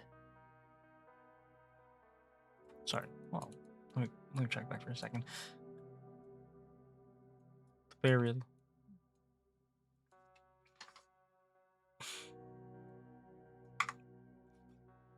should have gone to the highway instead. He has to have a car, right? It's not like he can just survive out here in an old trailer. Cameron fixes his face into a pleasant smile, knowing that it seemed to set the old bear at ease whenever he did. Do you have a car? Brian, seemingly absorbed in what he's doing, glances back. Well, I kinda share a truck with another guy in town. He happens to be out of town with that truck right now. Of course he would be, right? That other guy being Duke, perhaps? Oh, okay. Brian smiles at him again. I can see why Daniel likes you. You're a friendly kid. Oh, you mean Devon? Shit, yeah. My brain doesn't remember things like it used to. You're fine. Cameron stares at the table, feeling like that exchange was very strange, but it's hard to think through the cloudiness. Despite the dulled anxiety, the feeling is worrying him more and more. I'm actually feeling really weird. I'm so tired. Well, considering what happened to you, that makes sense. None to pry, but do you do any drugs? No. Not anymore, at least. I mean, I had some weed like hours ago, but that should have worn off by now. Ooh, like even if this was real, was real, Brian is like still fucked up. Brian is still fucked up in his head. He's lowering Cameron's guard to hurt him. Brian shrugs. People always say weed ain't a big deal, but it's probably what fucked me up the most back when I first tried it. Cameron listens to the sound of liquid being poured into a cup. Yeah, I don't think I like it. But I shouldn't still be high, right? You shouldn't. But after my first time smoking, I felt high for fucking years after. Even when I wasn't touching the stuff. Cameron feels a prickle of worry underneath the haze. Years? Yep. It's what's it called? Depersonalization? Made me feel like my own paws weren't my own, and everything looked all weird and distorted. Like a filter was in front of my eyes. Cameron vaguely recalls some of his own friends describing the exact same things, even when their trip was supposed to be over. He'd experienced it himself while he was under the influence of various dissociatives. Having the same experience while he's supposed to be sober, is borderline terrifying, though. Weed does that? His worry and panic breaks through the surface for a second, and he feels like, for that moment, he's surfaced from the muddy depths of his confusion before slipping back under. He can't live in a dream for the rest of his life. But what even is his life, sitting here in a trailer with an old, slightly smelly bear? Well, it went away once I stopped thinking about it. How did he even get here again? Where's Dev? Oh shit. Cameron suddenly grips the table, paws shaking as he feels as if he's lifting out of his body somehow, and that he has to hold on to something to remain in place. So he is dreaming. He's fucking high out of his mind. Or not high out of his mind, but there's something in his mind that he's fucking unconscious, and he's gonna get pulled back into reality and see fucking Artie dead and shit. Hey, alright, kid? Here, huh? Brian ambles over to the fridge, opens the freezer, pulls out the ice tray and drops a few cubes into the mug, the ice clinking loudly. Putting ice in tea, huh? He stares at for a few moments, then turns back to the trembling coyote. Hope you don't mind the ice, but it should be cool enough to drink now.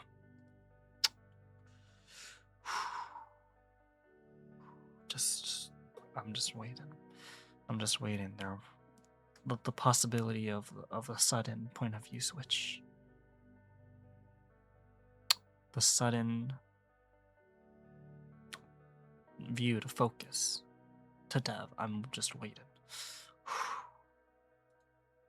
Still confused and terrified, and just wanting something to do, to focus on, Cameron reaches out for the mug the bear is holding out to him. He takes it in a trembling paw, gulping it down.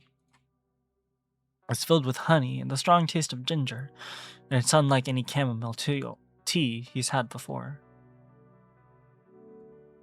The amount of honey is surprising, and he briefly wonders if it's a bear thing, even though Devon never seemed to have much of an affinity for it. Shit, my bad. Still, Cameron doesn't get the full flavor of the concoction until he's finished it, and as he exhales, an odd, nutty taste mixed with what Cameron can only describe as dirt lingers on the back of his tongue. Sorry. Cameron frowns at the bizarre, terrible tea. Can't help pulling a face as he looks into the mug, a thick, round glob of honey remaining at the base, while dark particles slowly collecting around it. It's distracting enough that his panic attack is terminated before it can really begin. Brian laughs. Sorry about that. I like to add in kava! Kava. Sorry. I sounded shocked at the kava. Okay. I paused just so I could look some things up. Okay. I think for a second there, I confused kava for kratom, which, if you know, both of them are plants, herbs, to basically help relax the brain. Kava, or actually I should start with kratom. Kratom binds to opioid receptors. It's not a controlled drug because, again, the FDA doesn't really regulate plants and supplements. Kava binds to the GABA in the brain, just like benzodiazepines. But still, I think in the quick Google search that I did, quote unquote research, he said that it was banned, or kava was banned because of the fucking, wait, what did it say? Hold on, I still have it pulled up.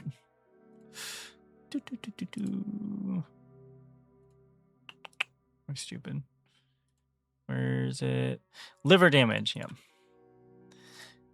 It was banned because kava was like fucking up people's livers, but I don't know. Kava is still pretty I wouldn't say popular nowadays, but I don't know. I heard that, or at least in the state that I live in, which is Arizona, there are some kava bars, like, you know, instead of alcohol, we have kava, which, again, because it's a plant, the FDA doesn't really regulate that, because there's this whole separate branch of the government that regulates plants and herbs, and they don't really do jack shit. Anyway,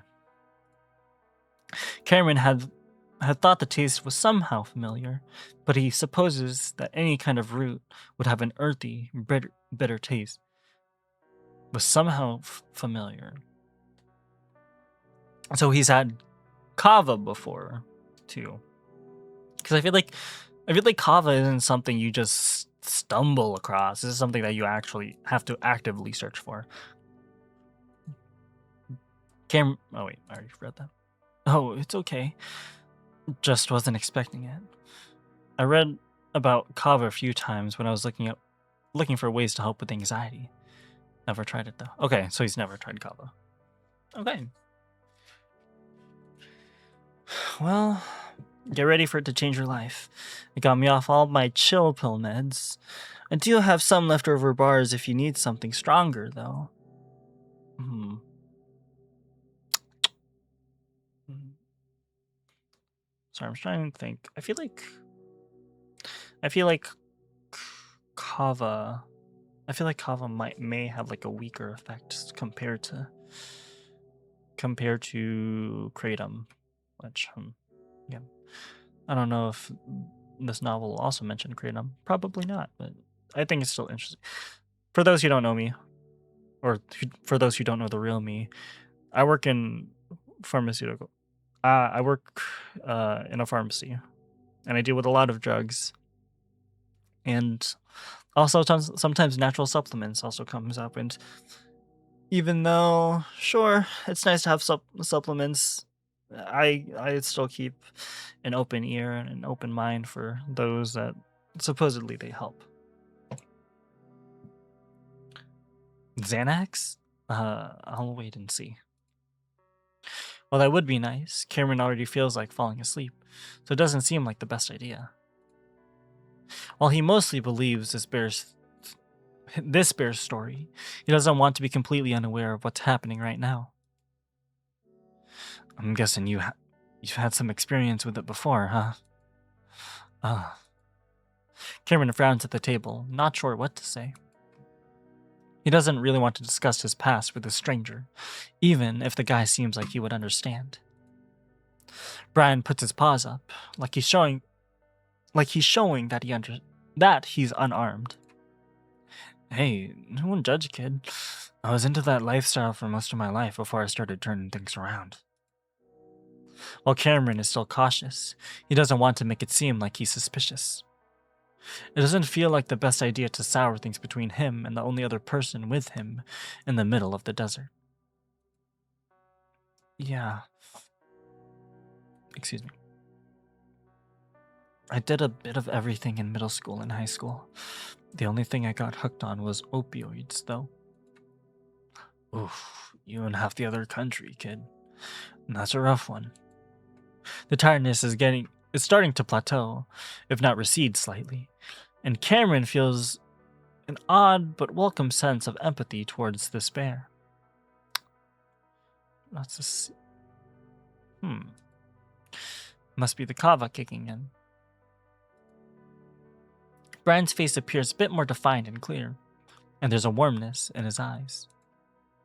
It was my first drug too. I experimented with everything else because I was trying to find something less addictive and harmful. Brian shakes his head. That's the problem with it. There ain't much out there that makes you feel that good. That's what I'm told anyway. Brian chuckles. I took just one of my dad's hydros and ended up puking my guts out for hours. Guess I'm lucky I can't keep him down. Cameron thinks about that. About how nice it would have been if he had become violently ill whenever he tried opioids, or any drug for that matter. Yeah, I'd say that's some good luck. I quit in college and haven't done it since, though. Good for you. Brian gazes down his nose at Cameron, starting to frown. Cameron's ears twitch as he senses a sudden change in mood.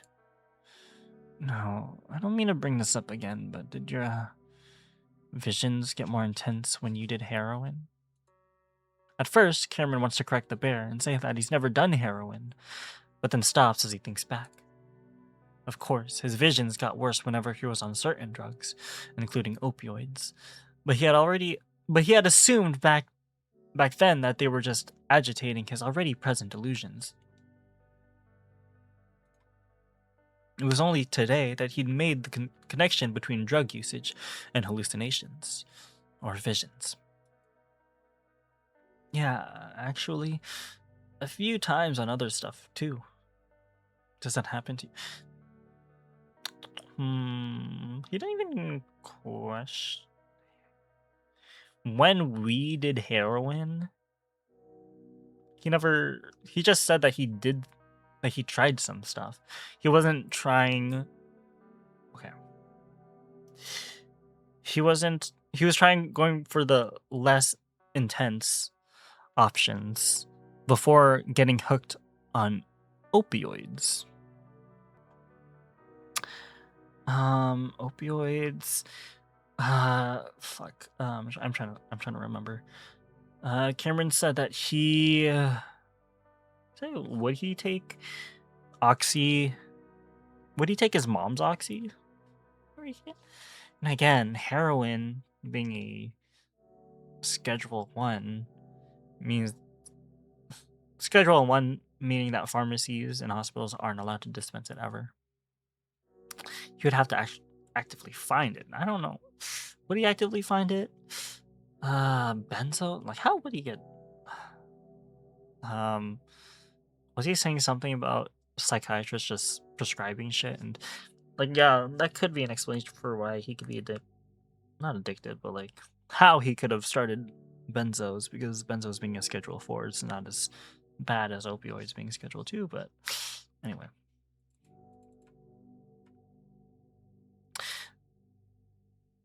Definitely. Again, feelings of empathy grow in the coyote's chest. There are others like him, just like him. Maybe I'm not going crazy then. I keep going back and forth on that. Brian chuckles a bit. Well, not normal crazy. Anyway, right? Say... Brian looks carefully at Cameron again, and the coyote is almost distracted by the glow that seems to be emanating from the bear's eyes.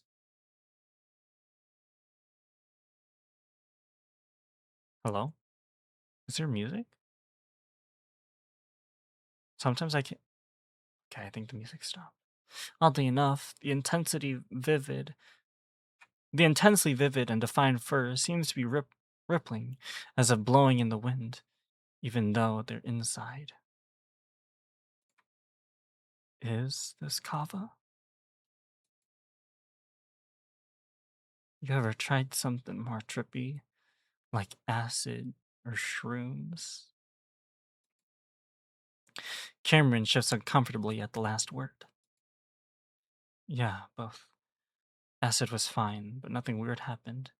Shrooms just kind of fucked me up, and I saw all kinds of things. That's too bad. That one can be a real eye-opener. Oh. Cameron isn't sure what else to say, feeling just a bit uncomfortable again. But yeah, most drugs make you see more things. Only ones that don't are stims. That's why so many people here got into meth. Brian chuckles again, but this time it sounds a bit dark, sinister even. The only problem with that is meth still makes you see shit. But only because it makes you go crazy. Arches and half circles. Yeah. Cameron looks back down at the table. He wonders about his mother again, and if maybe she was like him. Maybe she took the stimulants because she was just trying to stop the visions, but ended up starting a wave of hallucinations and delusions instead. Cameron watches the wood grain on the table shift and move slightly, like waves on an ocean.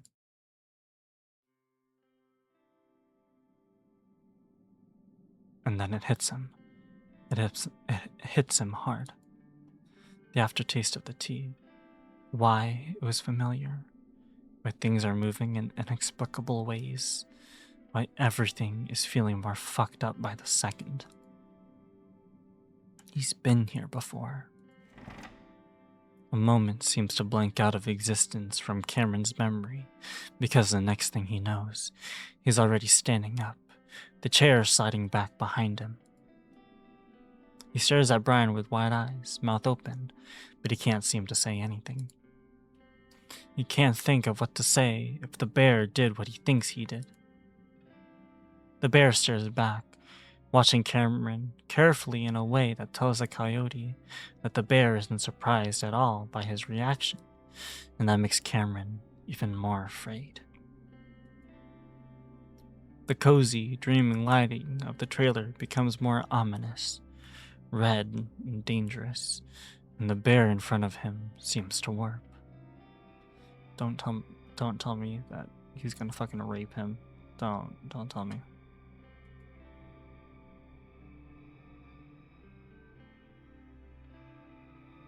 Into a demon.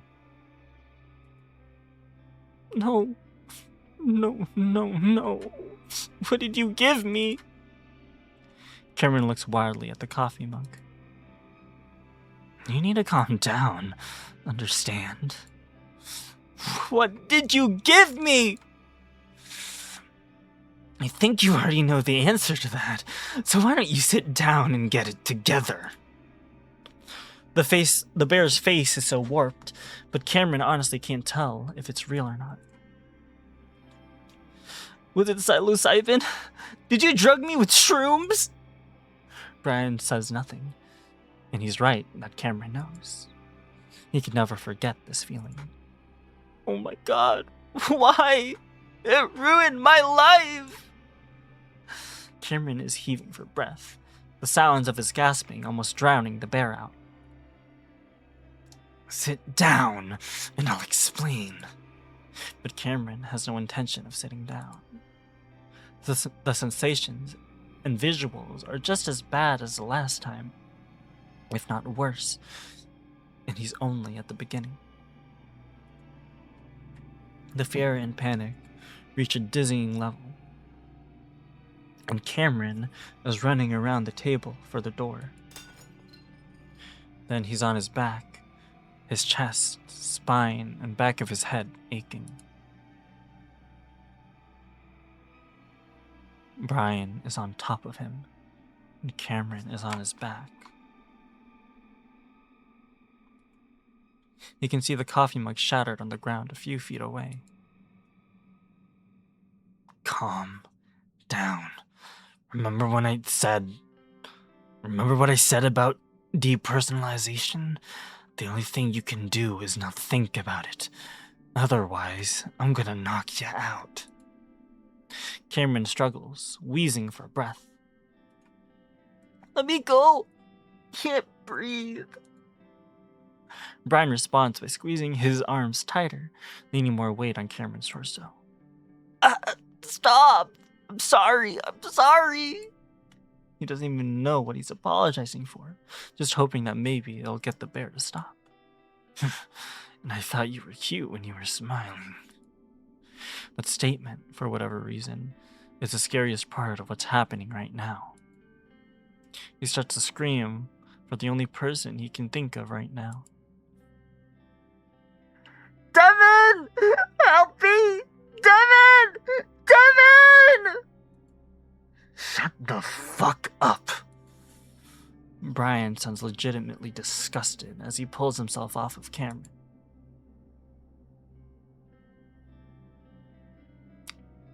The coyote prepares to scream again, but sees Devon's foot lash out and kick him in the side, setting him up against the base of the counter. Then, leaning over him, with both of his giant paws on the edge of the counter, he starts kicking Cameron over and over. Cameron yelps and wheezes, the blows hard enough that he's worried the bear is definitely going to break something, if he hasn't already. He thrashes and rolls, trying to escape. Then, one kick catches him particularly hard at the base of his sternum, and he violently curls up, like a loud, frog-like croaking noise escaping his throat. Brian pauses as the sounds continue emanating from Cameron's mouth. Cameron can hear the bear breathing heavily over him as Brian watches his agonized writhing, almost like he's fascinated by it. After nearly a minute, the terrible noises turn back to gasps, which then turn into sobs as Cameron stays curled up on his side, one arm around his midsection, while the other is pressed over his eyes. Brian doesn't move, just watching as Cameron cries on the floor. At first, Cameron thinks it might be better to just keep his eyes closed and to try to disappear into the darkness. Maybe wake up again, but in a new place this time. Anywhere seems better than here. That's when odd, slightly curved, glowing red lines begin expanding and shrinking behind his eyeballs, and Cameron whines at the terrible reminder of what's going to happen. He's going to trip, and it's going to be terrible. Cameron pulls his paw away from his eyes and finds that what he sees isn't much better. The huge bear is crouched in front of him, his fur now a writhing, pulsating mass of a thing that almost seems like another living creature covering the bear. Listen! What you do next is gonna determine what's gonna happen to you. This is a dream. It has to be a dream. Everything that's happened, not just in this trailer, but in this whole town. It has to be a dream. Hallucination. It's a trick. This can't be happening. I need you to talk to some folks I used to know. If you're really one of those psychics, you can fix my problems. If you can fix my problems, I'll let you go like nothing happened.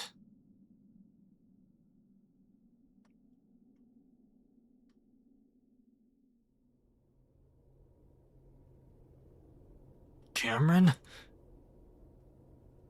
Devon comes to again, but he blurts out the name without thinking. He's not sure how long it's been since the last time he woke up. It feels like hours, possibly even days since he was last unconscious. He'd been dreaming. Something about insects crawling and biting his arms. And tornadoes. Dreamings, okay. Don't tell me. Is Artie actually dead, or was it just a dream? A twisting force. He realizes then that his arms are what brought him back to the waking world. They'd fallen asleep, and now the tingling is so bad it feels like they're covered in crawling, writhing ants made of molten lead.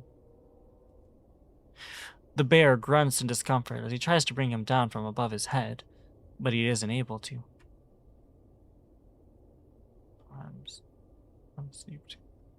Is he upside down? They come up short and he hears a rattling sound close to his ears, which twitch at the loudness. Chains?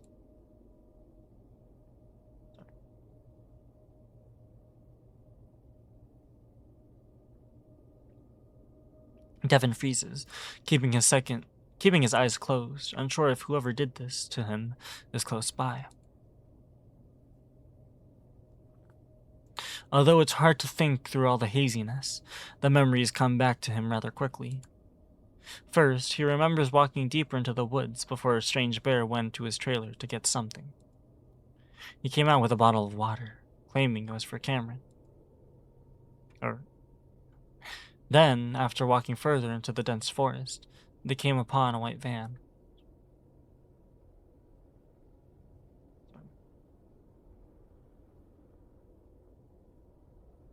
Walking deeper into the woods before a strange bear.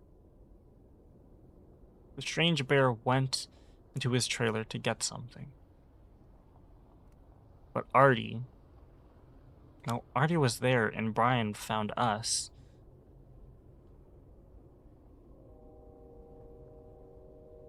When Brian found us, he told us that he guide us? Fuck, this just happened. Like what? How many? Like 30 minutes ago, half an hour ago, and I'm forgetting already. He came out with a bottle of water, claiming it was for Cameron. Then, after walking further into the dense forest, they came upon a white van. And the exact kind of van that would make most people suspicious. White van. So, wait, hold on. This is different.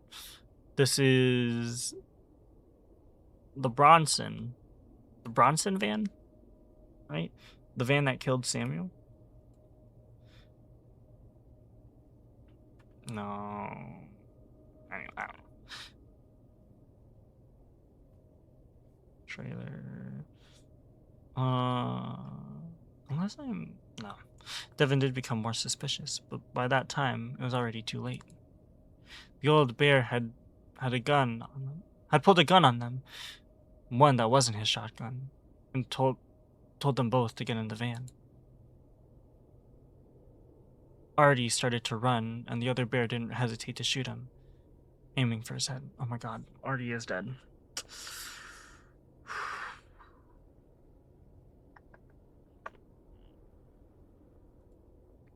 Devin isn't sure, but he could swear that he saw a spray of something, whether it be fur, blood, or worse, fan out from the back of Artie's head before he dropped. Devin's fingers and toes clench inward as he thinks about that moment. The sound, the suddenness of it.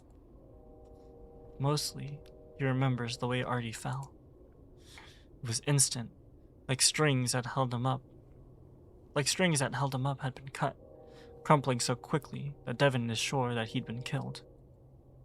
At that point, Devin did everything the old bear had told him to do, including lying Cameron on the rough desert floor.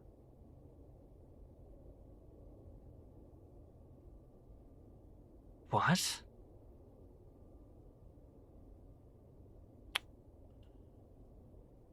Oh my god, what the fuck is happening with Cameron? Was that psych? Was he dreaming on the desert floor the whole time? Like he didn't even wake up in Brian's trailer? Devin tries to keep from whining, as he wonders if that might be the last time he saw Cameron. And then he laid down in the van and letting him bind his arms up. He thought about fighting back in that moment, but it was so quick that before he knew it, he was secured and he was made to drink from the bottle. Now, he's in the very center of the tornado. A twisting force. Devin clenches his eyes shut even tighter, feeling moisture gather at the corners.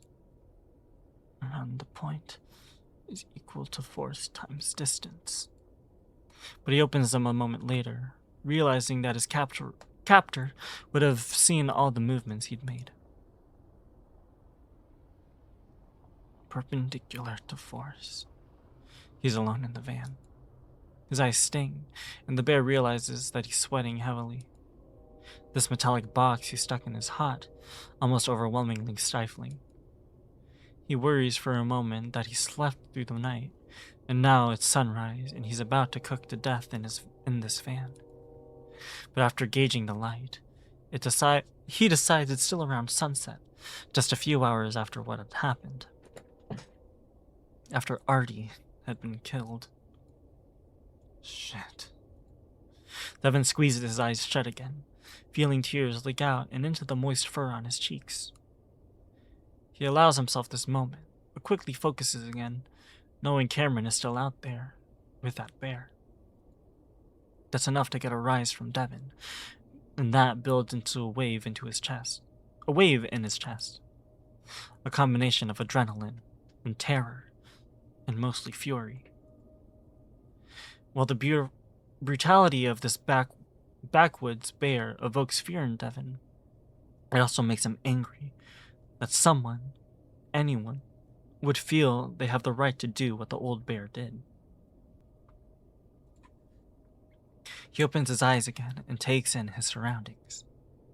He's lying flat on his back, arms stretched above his head. You can feel that it's a pair of handcuffs that are holding him in place. There's enough give that, slowly, he's able to turn over on his stomach. The action is incredibly painful, and Devin can't help but grunt loudly, his arms feeling like they might fall off as he spasm.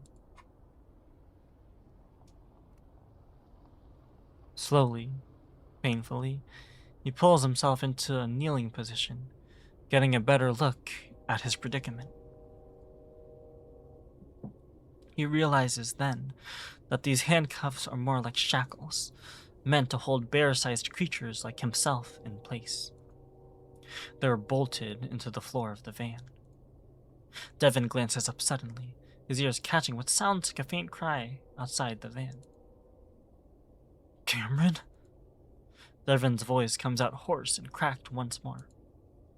Was that Cameron? It sounded like him. Devon is still groggy from whatever was in that bottle of water, but he's sure he heard the distinct sound of his boyfriend's voice. The fact that it's now so suddenly absent convinces Devon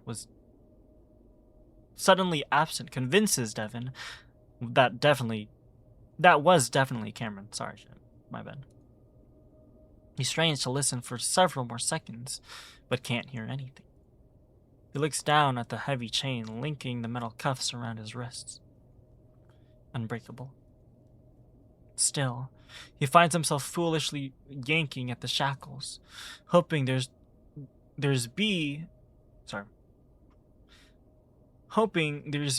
some kind of give in the slightly rusted chain and bolts. Shit! Tears fill Devon's eyes, the feeling of falling forever returning.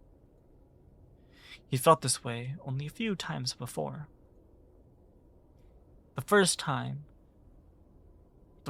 being while he was running home, after he found Lupita's body.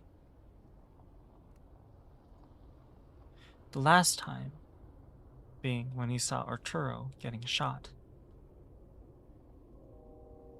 And now, knowing that his boyfriend could be at the mercy of this bear, whose intentions Devon can't even begin to guess.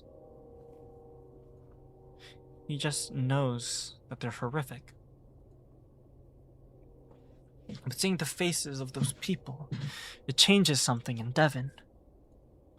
A cool, icy calm descends on him as he looks at the chains carefully. His classes in physics had taught him all about the way in which force is exerted can seemingly accomplish things that seem impossible. So, even while his heart hammers in his ears, and even while his brain is clouded with a dense fog of sedation, Devon analyzes the chain and the bolts holding it in place. Torque.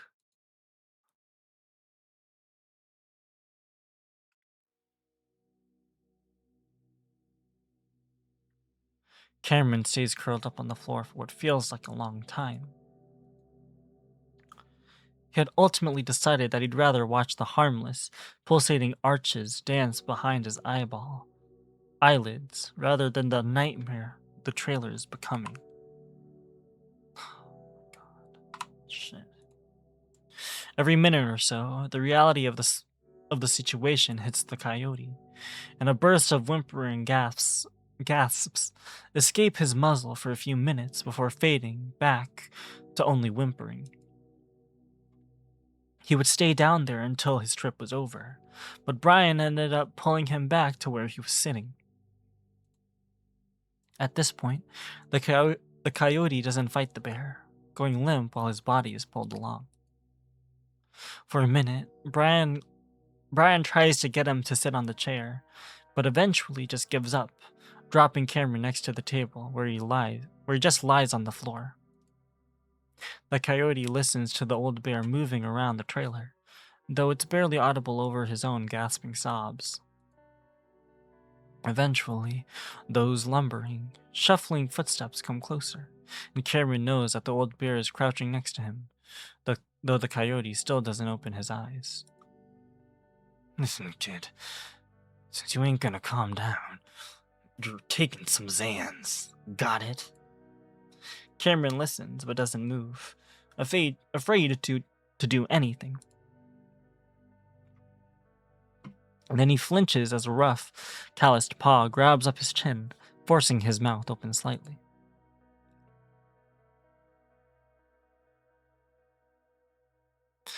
Finally, Cameron opens his eyes a bit and almost gasps at the vivid red lighting, which keeps him distracted until something falls into his mouth.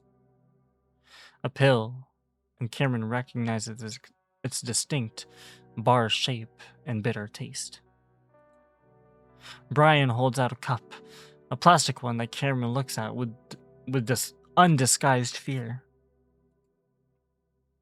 It's just water. The old bear gestures at the counter where a gallon jug sits. When Cameron still doesn't move, Brian sighs. Then he gets up, grabs a cup straight out of the sink, and pours it half full before drinking it. Cameron's mouth is as dry as the desert surrounding them, likely due to a combination of drugs and fear, and he really does want to swallow the pill to get rid of the taste. So he takes the cup and drinks, swallowing the Xanax, and despite his fear, he drinks until the cup is empty. He vaguely remembers his high school friends telling him to drink water to make his trip less intense. Cameron has the feeling that it probably won't change anything. Brian takes the cup from the coyote's limp paw and it takes Cameron a second to realize that the bear is holding out another pill that looks like a small red square. Now, put this one under your tongue. Cameron stares, trying to figure out if it's just the trip making it look that color, or... Brian sighs again, becoming more impatient. I broke a third of the bar. Oh, sorry. I broke a third off the bar I gave you.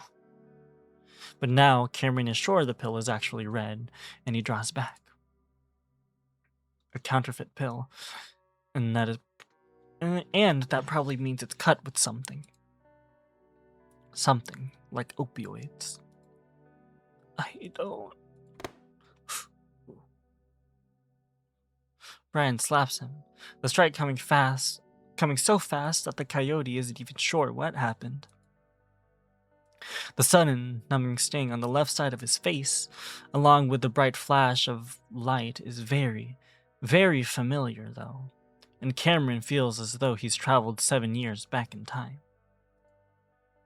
His delayed reaction is a surprised gasp as he raises his arms over his face. The bear yanks his arms back down and thrusts the pill at his muzzle. This time, the coyote opens his mouth willingly, maneuvering the pill to sit under his tongue. His movements feel almost robotic at this point. To Cameron's immense relief, this seems to satisfy the bear, and Brian gets up from his crouching position, backing away. The coyote sits there a moment, then slowly drags himself under the table, huddling in a corner as tears well up in his eyes again. After going through all that, knowing that there's plenty more to go through, Cameron longs for Devon more than he has ever before.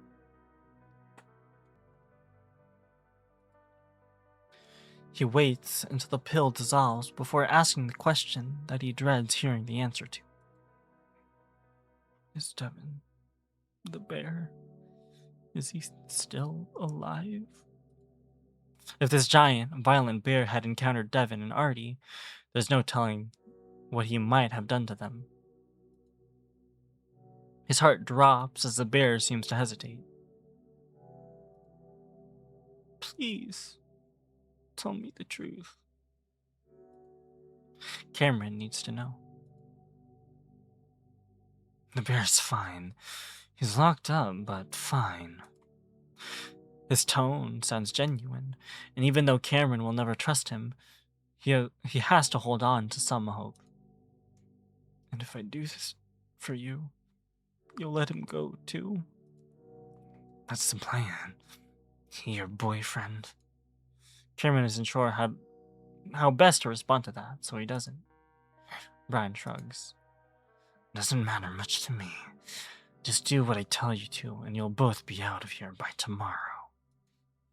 It's quiet for a moment, and Brian moves to the other end of the trailer, opening the fridge and doing whatever it is he does. Cameron doesn't bother keeping track. Just let me know when you start seeing shit. Got something to do real quick. Cameron blurts out the other question weighing heavy on his mind. And Arturo, the cat, is he? Brian doesn't look back and just sighs again. Cameron doesn't ask any follow-up questions, feeling like he got his answer.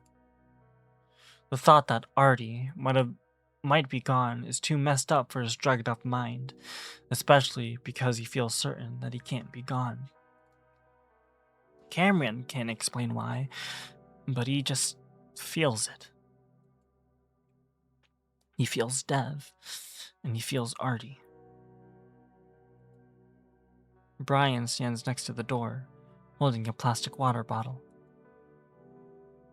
Gonna go out for 5 minutes. I'll be right next to the trailer, so if I see you try anything, I'll shoot your boyfriend in front of you. Then I'll kill you. Eventually. Cameron doesn't move. But soon, the trip intensifies, and he hugs himself, the movement making his ribs ache from the earlier kicks. He just watches the vivid colors and shapes of his hallucinations. Meanwhile, the acrid taste of Xanax lingers on his tongue.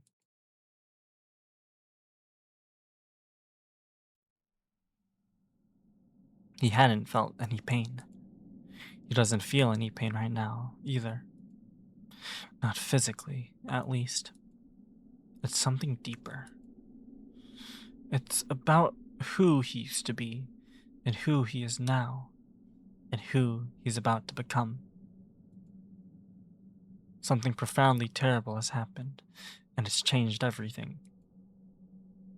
He knows that much at least. What he really wishes to know right now is who the hell he even is. He tries to think back to what he last remembers. Standing in front of everyone in the 2nd grade, his trembling paws holding his book report. He clears his throat, trying to figure out how to put his sentences together in advance. Arturo.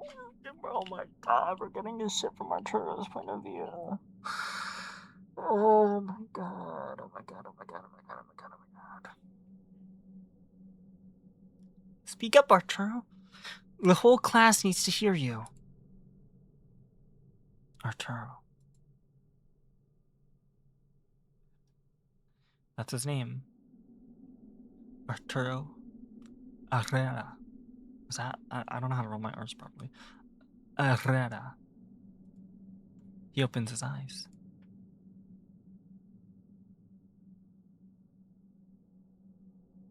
But how did he end up here? Where are his classmates? 2nd grade? Or was it 3rd? No, he's positive that he's at least in high school. He tries again to remember what happened last. He was sitting in the junior parking lot with his girlfriend. She was upset because another girl at school was being mean to her. She's a Jaguar, sitting in the passenger seat of his beat-up sedan, one of her feet up on the dash, and he's leaning toward her to kiss her on the cheek.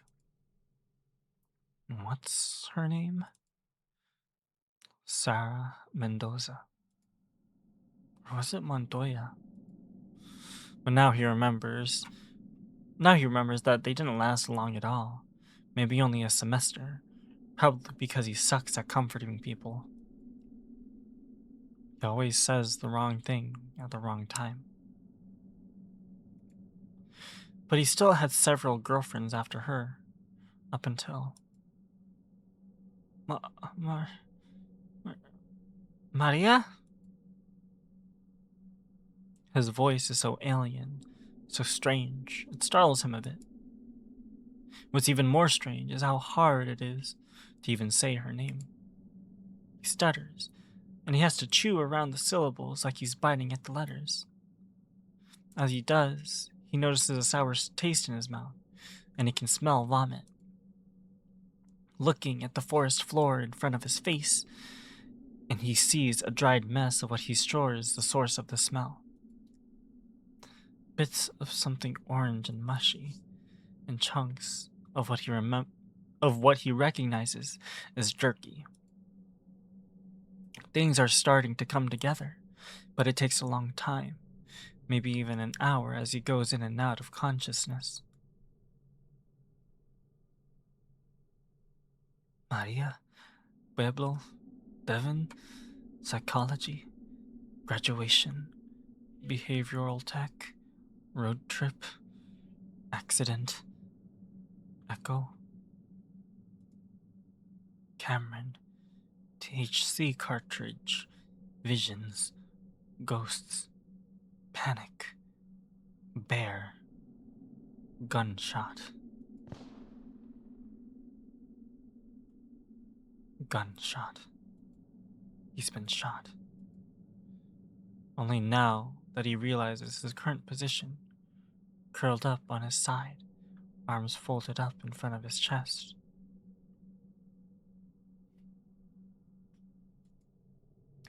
He tries to move his arms, but like everything else he's trying to do, it's very difficult. His muscles feel unnervingly weak, and every time he moves, it comes with an uncontrollable twitching and trembling. Arturo stares at his paws, watching the tremors, trying to quell the panic. Finally, he slowly manages to sit up. Immediately, dizziness overtakes him, and he has to pause for several seconds before he's sure he's not going to fall back down. Once he's sitting up, his stomach turns and he dry heaves, and that's when he feels the pain. It's not terrible, but the deep, cold throb at the back of his head feels remarkably wrong. With a shaking paw, he reaches back and finally feels the damage. The fur is crusted and matted, becoming a bit damp as he gets closer to the source. His fingers brush over a slight gap, like there's a small crater in his fur. As he presses down, he realizes the crater goes past the fur and past the skin, and he feels something oddly hard, almost sharp. Arturo gasps, realizing the stiff, jagged thing he's running a finger over is his broken skull. He jerks his paw away, breathing hard. He was shot in the head. In the head. He remembers deciding to run, since the shotgun wasn't loaded, but then the bear had taken out another gun, a handgun, and then... How is he alive? How long will he stay alive? Is there a bullet in his brain right now? I mean, if it was a through and through, no. But he's literally on the verge of death and he can't think straight, so sorry. He knows he needs something, so he tries to ask for it. Need self melt. He struggles not to stutter, to say the right word that he knows he's trying to use. This is bad. Devon was hurt too, maybe even killed. And Cameron, he was already hurt, and it was a monster in this forest that hurt him. The cat brings his knees up to his chest, putting his arms around them like he's a child. He feels like a child, helpless and completely confused as he sits injured in this terrible forest. This must be some kind of awful dream, and he starts to wake up, but even though everything feels unfamiliar, surreal, dreamlike, he knows this is real.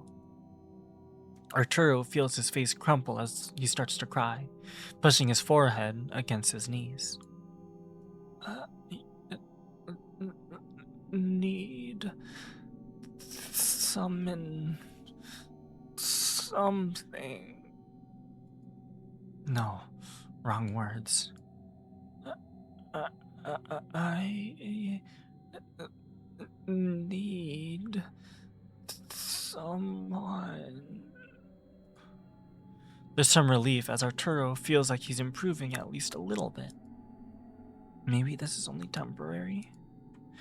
He'd been told several times in his psych and neuroscience courses that the brain is plastic. The fact that he's recalling these memories, making sense of these memories, gives him hope that there are still certain things, very simple things, that are missing. Ruined my life. Arturo jerks his head to look up. Heaving again as another wave of dizziness and nausea sweeps through him. Cameron.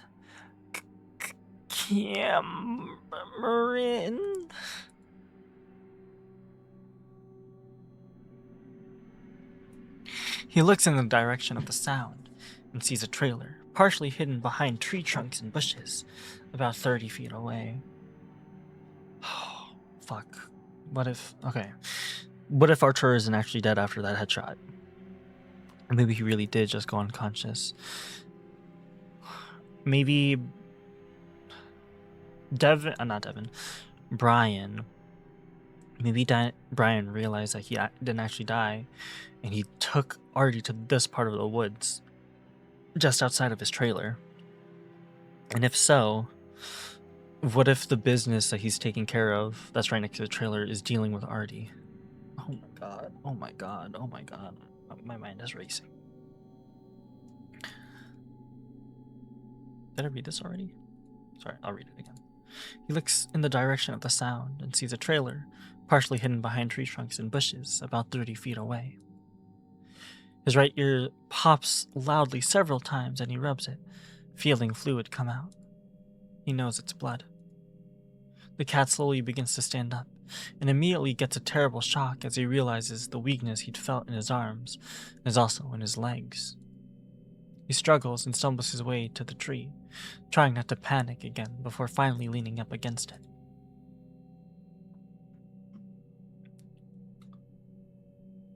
Miko, you can't breathe. Arturo realizes he's not the only one in this nightmare. Did the monster come back for Cam? I'm sorry.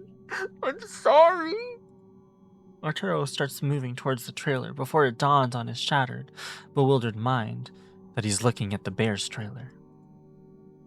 The one that shot him, and he must have Cameron in there. Devon! Help me! Devon! Arturo flinches back at the sound, and his fur bristles out long along his spine, eyes wide as Cameron's screaming echoes through the forest. The cat looks around desperately, hoping that Devon does come to help. Even though that evil bear is bigger, Devon's a pretty big bear too, and he would stand a much better chance than he himself would. No, he can't. Maybe it's because Devon's a bear, but if Leo couldn't handle Brian, but then again, Leo was also very he was very unfit, out of shape. And I don't know if Devon is a type to work out. I don't know. Sorry. I shouldn't be thinking about logistics in the middle of something that's very fucking serious. Thuds followed by yelps and howls come next, and finally, it's too much for Arturo. Dev, you're Cameron. He can't go in there like this. He knows that, but he can get help. Maybe. Depending on how bad it is, these problems he's having could get a lot worse over the course of just a few hours. But he has no choice. While he knows he has a car, he also knows that he can't use it, even though he can't remember why. He remembers that there's a highway, the one that they should have gone to the second he got there. He needs to get them all help. So, with one more terrified look at the trailer, he starts to make his way out of the forest. Stop, bro. Oh my god, Brian's gonna find him. Brian's gonna find him. Brian's gonna find him. Brian's gonna find him. He's slow. Artie can't move properly. He's slow, and Brian's still fucking Brian. He can move fine and dandy.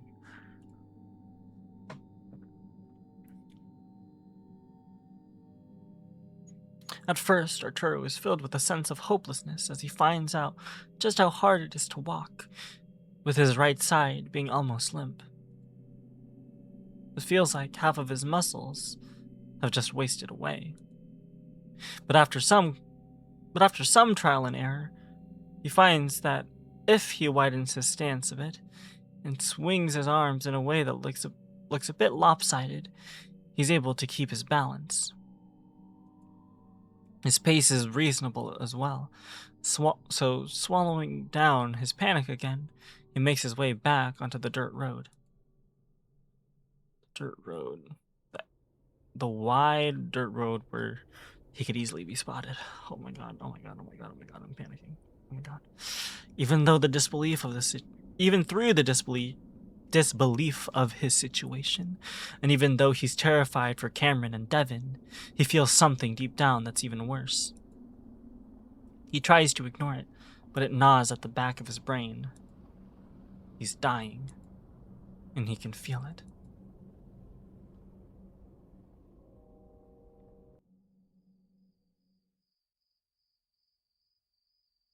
Devon struggles with his handcuffs, trying to get the chain into the position that he wants. He pulls his paw up until the chain is taut, then moves slowly in a circle around the bolt until the chain twists on itself. That was the easy part, and based on the tension he felt being put on the chain links, he had been feeling pretty confident. But then he'd spent what feels like the last hour trying to actually put enough force and weight into the motion so that the chain would break.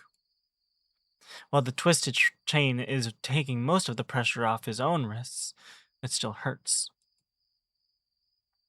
Devon can see through his fur that he's already starting to bleed from his wrists, and fur is coming off in small tufts with each failed twist and jerk. Come on, damn it. Please! After another failed heave, Devon slumps, his paws pressed into the floor of the van, gasping and sweating. A wave of dizziness comes over him, and he ends up pressing his face to the metal floor. Please help me. Devon half-heartedly prays, just in case there's something above all this. Footsteps. Devon scrambles to twist back around and step over the anchoring bolt so that his paws are behind him again, sitting up to face the back door of the van. It opens, and Devon finds himself staring at the bear that did this to him. Even though he doesn't want Cameron anywhere near this man, saying that the coyote isn't there with Brian sends panic through the younger bear. What do you want? Where's Cameron? Please! Shut it! Devon watches with dread as he sees a huge bear holding that water bottle. Please, just tell me what you want. I'll give it to you. Just let me see him. His teeth snap together, and the next thing the bear knows is that his head is resting against the metal cage partition that separates the back of the van from the seats. Dazed, his chin is on his chest, his arms under his back, forcing him to arch his chest and stomach towards the van's roof. And then Brian is on him, pressing the bottle to his lips. Dazed from the punch, Devon can only mumble in protest. No. Devon sees the look in the other bear's eyes, and he knows that eventually he's going to have to drink from the bottle again. Feeling completely defeated, Devon continues to plead with the man. Wait, just wait, please. Just tell me what you want. Is he okay? Boy, you're really starting to piss me off. If you don't do what the fuck I tell you. Brian grabs Devon's chest fur in both paws and hauls him up so he's sitting in a more upright position. I'm gonna take it on your little cocksock. Cocksock, you. Sorry. I'm gonna take it on your little cocksock, you. Cocksock, you. You understand me? Now shut up! But Devon can't shut up. He's half convinced that Cameron is already dead. Please, just let me know. Just let me see him so I know he's okay. Alright. I was gonna say you already earned him one good hit. Now it's 2. Why not a third? Devon just stared. Of course, he knows that Brian doesn't need an excuse, that if he really wants to hurt Cameron, he can. Because there's nothing Devon can do. He can only do what the older bear tells him to do. So he opens his muzzle. Slowly, Brian pours the slightly bitter water into his mouth, and Devon drinks. Even though his body wants to keep drinking, Devon starts to pull back after only a few swallows, as if he's had enough, and doesn't even suspect the water is drugged. But Brian pushes the bottle hard enough that Devon's lips are painfully mashed between the plastic and his own teeth, and he's forced to keep drinking. Even when he lets a tiny little bit dribble out from the corner of his mouth, Brian growls and more threats at him. Eventually, the water is gone, and Devon hangs his head in defeat as Brian pulls back, backing out of the van. I'll be back to check on you. Don't think I need to tell you what'll happen if you think of trying to puke that up. Devon squeezes his eyes shut, wishing this fucking bear would just tell him what's happening, what he's doing to Cameron, why he's keeping him alive. But the younger bear is too afraid to talk, too afraid of what Brian might do, so without another word, the van door is slammed shut.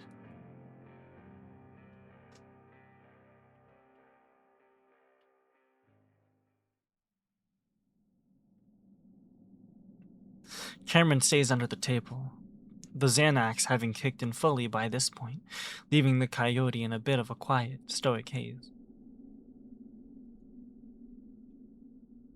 His sobbing has trailed off, not much emotion left in him, just feeling numb.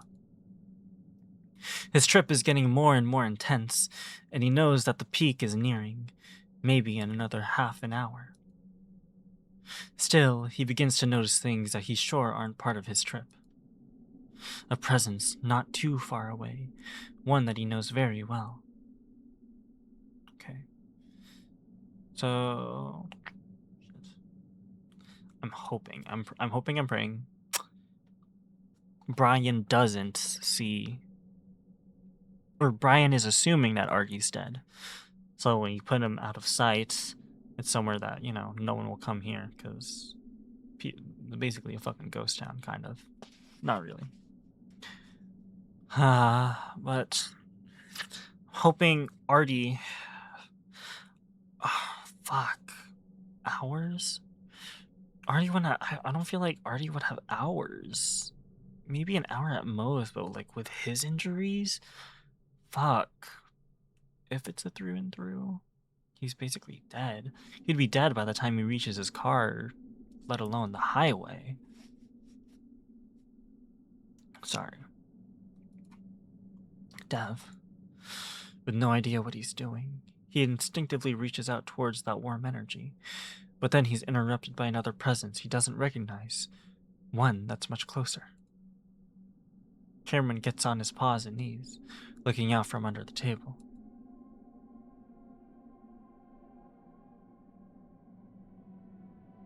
His vision is definitely different.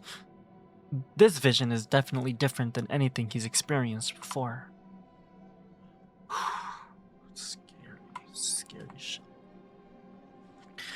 Unlike the dreamlike, reality-altering psilocybin, the vision he's entered has a clarity to it, like he's not even tripping at all. The figure of someone appears before him, and Cameron knows everything immediately. Benjamin Kowalski, a rabbit born in 1977, ran away from his Pueblo home when he was 16. For several years, he moved from city to city, sometimes in neighboring states before settling in Peyton. He stocked shelves at a grocery store, and the extra money he saved up would fund his weed supply. Brian was his dealer. In September 1998, he agreed to let Brian take him to his trailer home in Echo. He was promised 2 ounces of weed in exchange for one night of lovemaking, as the bear had put it. Benjamin wasn't gay, and even if he was pretty sure Brian wouldn't be his type. 2 ounces was a lot, though, and way too good to pass up. After 4 days of torture, Brian accidentally strangled him for too long, and Benjamin didn't regain consciousness. Of course, Brian planned on killing him anyway, so he died. Or so he did.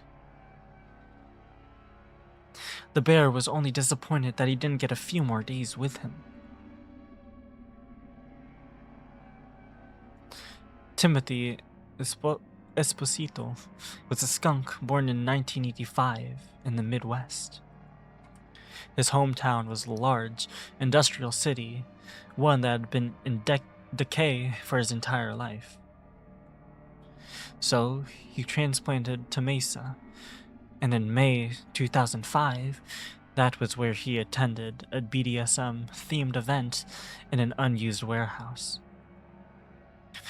He liked breath play, and so did Brian, so they fooled around a bit. He didn't much like Brian, but the bear liked him a lot. Brian liked him so much, in fact, that he followed the skunk as he walked home after the event and kidnapped him on an empty street. Timothy was strong and almost escaped multiple times, once managing to leave the trailer before being caught just a few dozen feet from the road.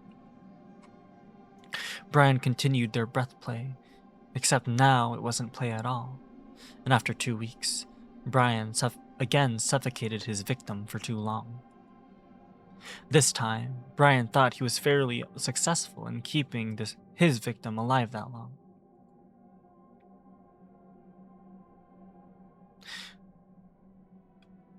Daniel Gallegos? Daniel Gallegos was a ferret born in 1996. He was from the Sonoran capital, but was staying with family in Mill City to work a summer job. He was saving up money for his university tuition. In August 2014, days before he was meant to head back to Sonora, he met Brian outside a club before being kidnapped and driven to Echo. Brian was able to keep him for an entire month, and even though a few of Brian's customers had seen him tied to the torture rack, no one said a thing. Eventually, Brian seemed to decide he'd gotten all he could out of the ferret, and he bludgeoned Daniel to death with an old tire iron just because he wanted to try something different. The bear couldn't believe how long it took, how hard he had to hit the kid before he finally stopped moving. Cameron! Cameron is jolted back to reality as he yanked up by his shirt so he's not even touching the floor. Brian's paws hold the front of his shirt while shaking him violently. What is it? Cameron kicks around and tries to get his feet on solid ground again. Despite being almost overwhelmed by the numbing calm of Xanax, it's not enough to stop the primal fear Cameron has of this bear. Especially not after seeing the horrors he committed on those men. What he had just seen was condensed, distilled into an easy-to-follow series of events, but all the while, he'd absorb all the tiny details, too. He knows Brian promised these men many things, that he'd only keep them for 1, 2, 3 more days before letting them go. That if they'd just be a little more quiet, he let them go. But Cameron knows none of those promises were kept. The visions had been so real that to Cameron, it felt like he'd been there for everything they went through. Sorry. Luckily, he hadn't felt anything, but it was as if he was in the room with them. This room. Brian seems to gain more control. Oh, sorry. Brian seems to gain some control over himself and lets go of the coyote. Cameron isn't able to stand with his weak, shaking legs and sits down heavily on the ground, looking up at the looming bear. Kept calling your name and you wouldn't answer. I told you to let me know if the visions were starting. I couldn't. Brian waits, looking more impatient the more Cameron stammers, which only makes him stammer more. I swear to fucking God, why do all you become wimpling little dipshits the second I lose my cool for like a second?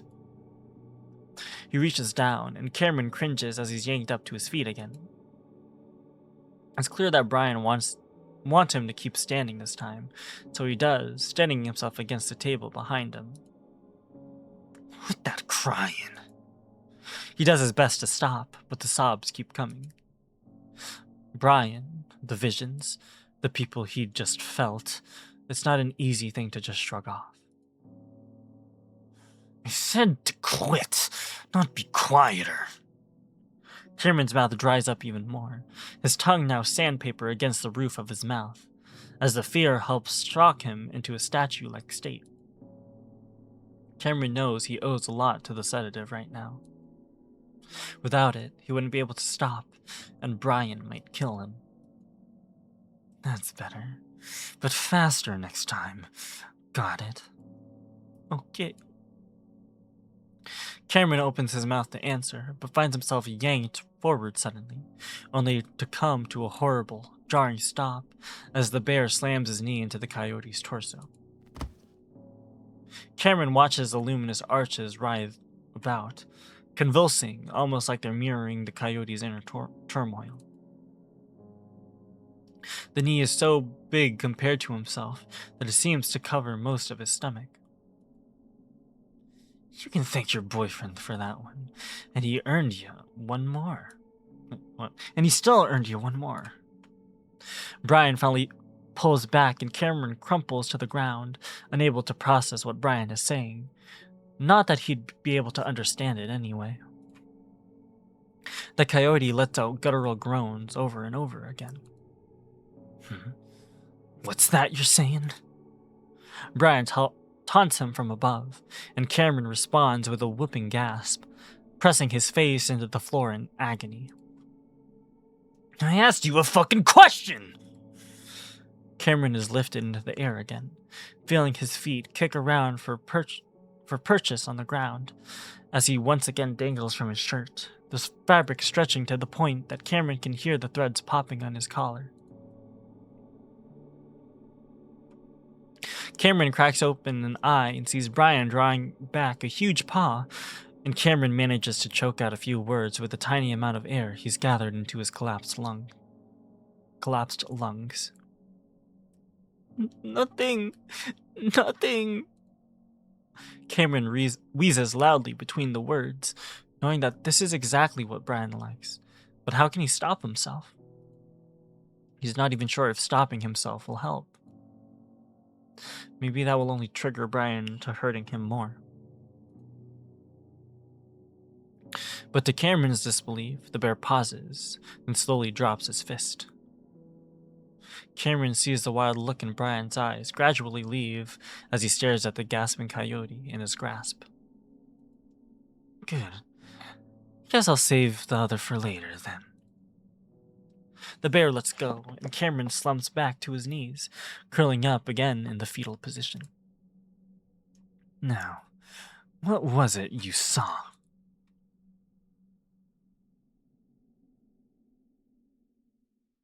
He didn't feel any pain. But now he does. Artie? Oh my god. Oh my god. Oh my god. Oh my god. Oh my god. speak up, Arturo. The whole class needs to hear you. He's in front of 20 curious, attentive eyes, while his paws shake, almost making his papers rattle. He's had less than a year to learn a new language, and now they expect him to give an entire book report. He'd give anything to be in his room, gaming on his brand new PlayStation 2, but first he has to figure out how to survive these next 5 minutes. He's playing on his PlayStation in his dorm room when Maria walks in. Hey, beautiful. You able to get some sleep? He doesn't look up from his game. Sorry. Oh, you shouldn't know. Oh, you should know my overflow. Dude, how the fuck do I even do that voice? I don't even know. What the fuck? That makes him look up. Huh? She looks confused, frustrated. Born and sworn and to mourn and forlorn? He puts down the controller and stands up. Is she trying to do like slam poetry or something? Sorry. I'm a little confused. Baby, what? Arturo installs a lock on the medicine cabinet. He helps her eat healthy. He helps make sure she goes to bed at the right time. Damn, I regret saying that shit about slam poetry. Shit, she's like in mania. I forgot she has bipolar. And my bad. Whenever she feels a mood swing approaching, high or low, they prepare together. Maria once cried and told him that she wasn't worth it, that he should find someone that isn't an unpredictable mess. He told her she was definitely worth it, and that they just needed to be prepared.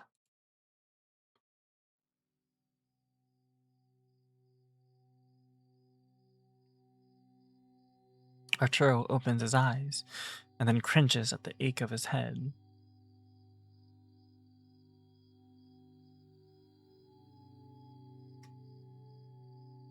Sorry, my bad.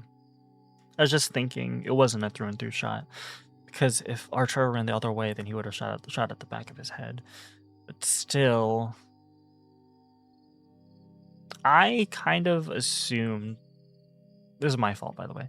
I kind of assumed that he ran facing the bear, right? No, if he turned away, then yeah, it'd be in the back of his head. But still, the fact that he survived that gunshot wound this long enough, this trauma, he's definitely gonna fucking die now. Not an ache, but an explosion ripping through his skull, his brains, and down his spine. It hurts so much that he lets out a sound that's a half moan, half scream. This time, it seems to take even longer for him to understand where and when he is. He had been moving fast as he could without actually running or jogging, since he isn't even capable of doing that.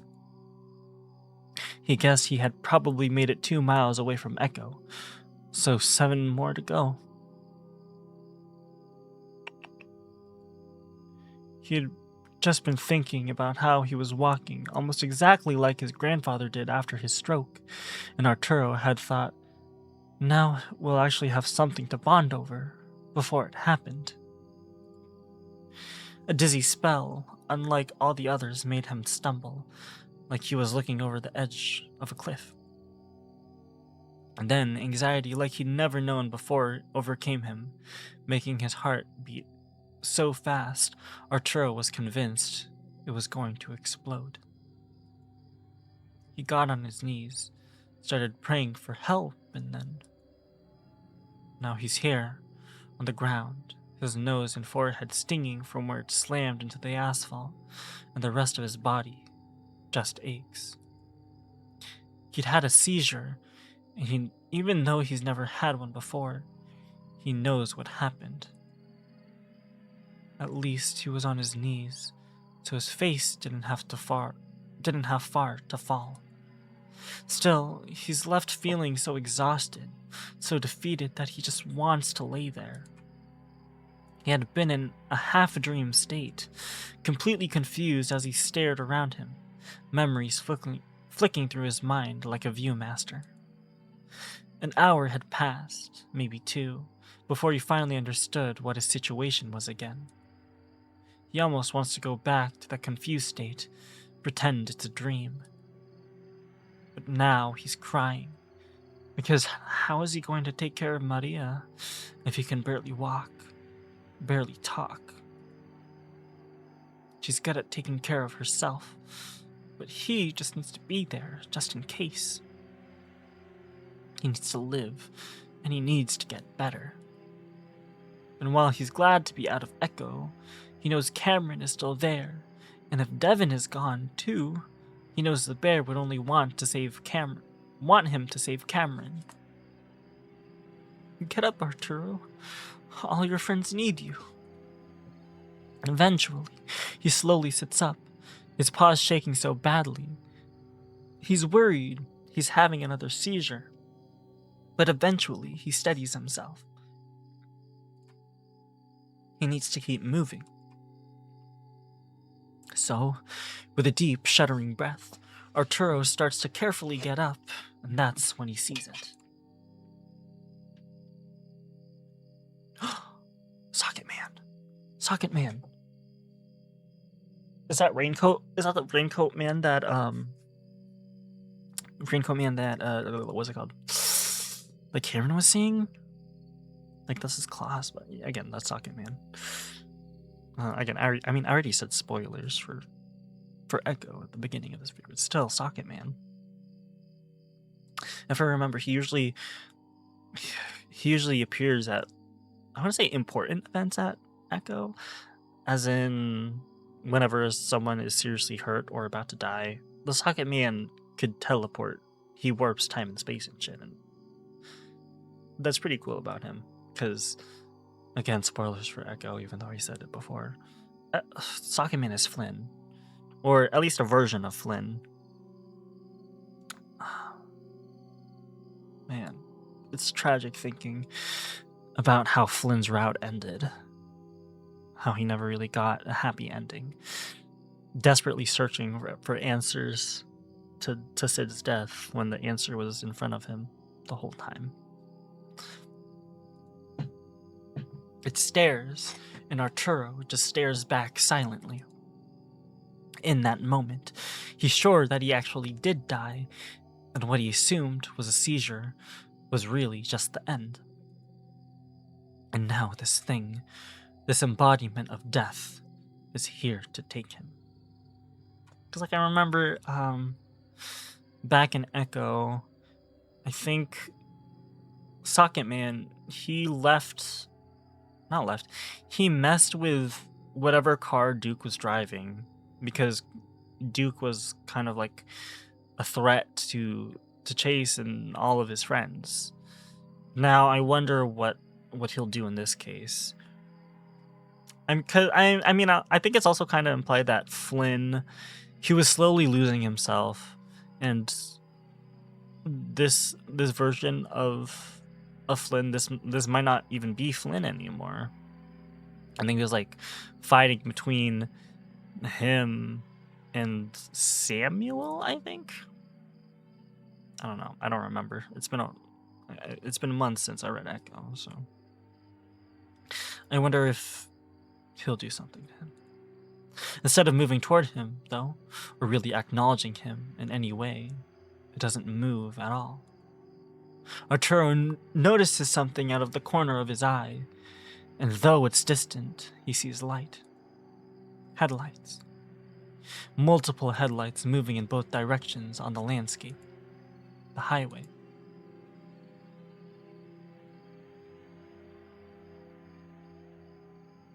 Arturo looks back, but it's gone. With nothing else to do, he starts to get up. He's sure that he didn't see those lights before he collapsed, but a lot of his memory is missing. Several patches between when he was shot and now are unaccounted for. And what he saw was probably just a product of his failing brain. So, wordlessly, He walks in his wide stance, with his arms swinging awkwardly, knowing that nothing will be the same again.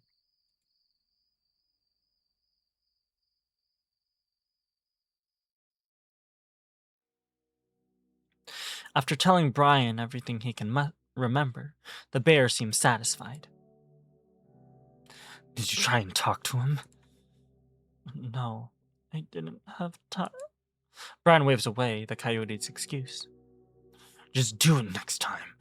I won't interrupt you. Cameron wants to tell the bear that he's not even sure he can talk to them. Because after all this time, he's starting to think that he shouldn't even be able to. He can see what's happened in the past, maybe even what might happen in the future, but that's it. He only sees a record, but if they acknowledge him, communicate with him, then that's something that he doesn't want anything to do with. My bad. Devon had said that he doesn't believe in demons, but that's what Cameron thinks they are. All of these unexplainable forces that haunt and torment the living. It's all demons. Brian disappears again, and because he doesn't grab the coyote, Cameron assumes he isn't meant to follow him. After a minute or two later, Cameron hears a loud snorting sound and he flinches. Then it happens again, and Cameron looks over to see Brian leaning over the counter, head low. Combined with the sound and posture, the coyote knows that the bear is definitely snorting something.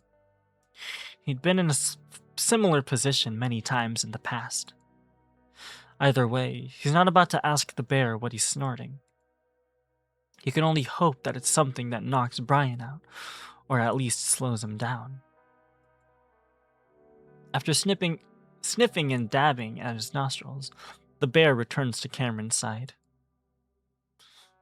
Well, let's go outside to a spot that I think you'll get better reception or whatever. Before Cameron can fully comprehend what Brian just said, he finds himself being forced over the huge bear's shoulder before being lifted in a fireman's carry. Cameron closes his eyes, clutching into the fur of Brian's back as the bear lumbers heavily around, listening to the sounds of a screen door swinging open, then shut. He can sense that they're outside, the warm air from the lingering heat of the day. Then he finds his feet coming into contact with the ground. Sorry, I keep doing that. But I should save. Look at that fucking time difference. Shit. Cameron looks at his surroundings while Brian ambles around 5 feet away, kicking at the dirt and foliage. It's twilight now, at least as far as Cameron can tell. An eerie, ominous red hasn't gone away, even though they're well past sunset. The first time he tried shrooms, colors did change, but in the sense that they became more vibrant and saturated. The forest just looks like it did when he had the vision about the static entity. He was with Dev then. How is this even happening? Who's having these thoughts? Devon? What? Cameron jolts back to the present, even though it's not the present. Because time has stopped existing, and this is just a moment in the never-ending series of moments. Is time always happening at once? Brian is still looking at him with a piercing gaze, and his fur is once again writhing about on his body, as if it's come back to life. Sorry, I'm having a hard time concentrating. He lost himself for a moment, and just blurted the first name that came to his mind, to center himself, and confirm that he still exists. The trip is reaching the same levels he experienced in high school that had sent him running through an unfamiliar public park, his friends having to chase and pin him down. I'll fucking bet. I didn't even measure what I gave you because I thought you'd only take one swallow. Here's a fuck ton, though. Oh. There's nothing he can add to that. It's scary, but the way Brian is acting... But it's the way Brian is acting that's really scaring him. Whatever he took is seriously... Whatever he took is very obviously kicking in, and it's definitely not calming him down. Something wrong. Brian's tone is taunting and cruel, and to Cameron's horror, Brian comes closer, right next to the coyote. Oh no, I'm just feeling off because of the shrooms. Aw, shit. You're on like 3 milligrams of Xannies too. I totally forgot. Fuck! You better not fall asleep or go all delirious on me, understand? Because if you do, I'll probably just kill you. Cameron stays still. He's reached the stage where he feels solidly stuck in a deep dream, one that he'll be in for several more hours. Who's dreaming? Hey, what's the matter? Am I making you feel uncomfortable? Is something wrong with me? Is there something wrong with me? My bad. Cameron shakes his head with tiny jerks, barely moving it. I asked a fucking question! I'm noticing you're on something, that's all. No shit, kid. You think I was blowing my nose in there or something?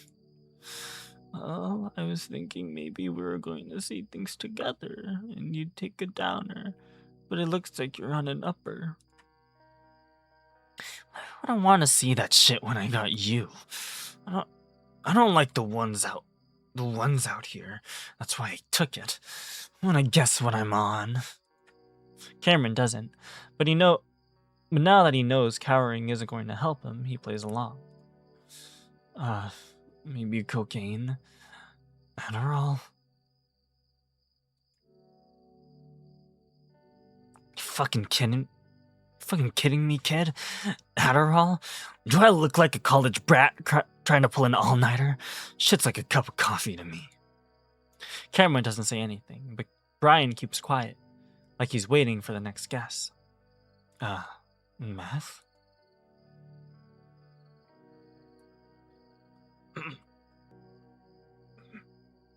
Too expensive, but close enough. It's mephedrone. Okay, sorry. I never really did stims. Not after what happened to his mother. Bath salts. Oh. No. And it feels... fucking amazing! What follows is a sight of a 500-pound bear awkwardly dancing and swinging his massive paws around violently, growling and laughing. It's terrifying. As the crazy bear is shadow boxing about 20 feet away, Cameron begins to realize he might be able to run. No, don't do that.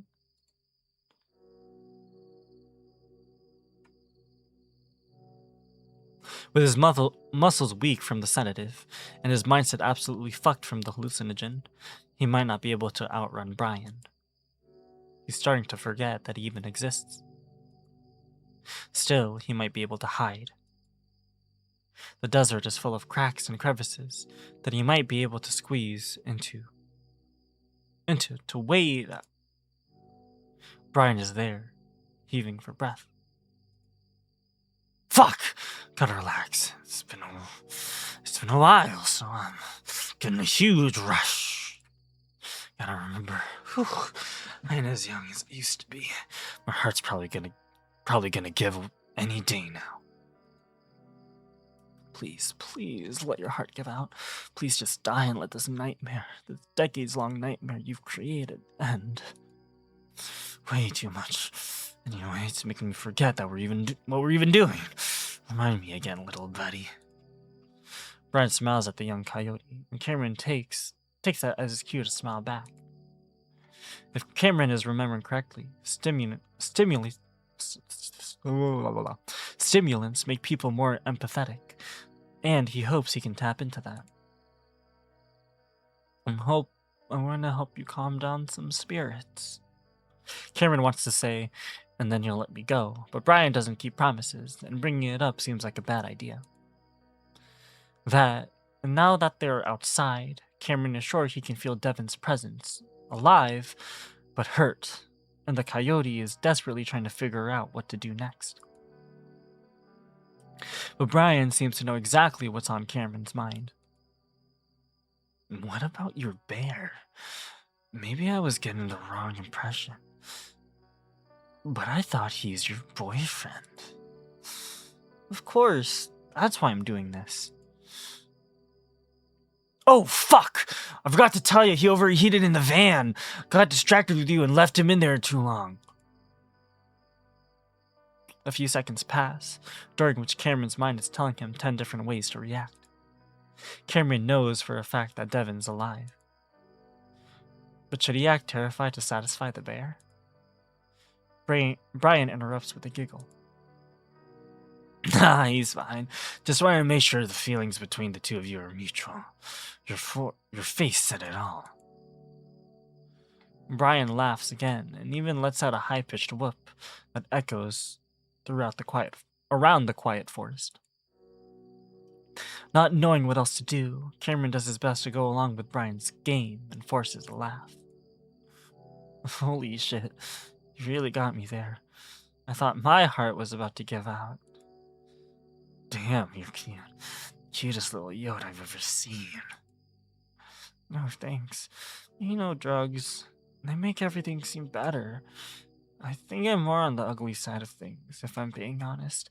I mean, I haven't showered in a while either. Cameron pretends to self-consciously smooth over his head fur.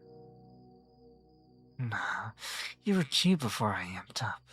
Also, I've had guys shit themselves before I had my fun.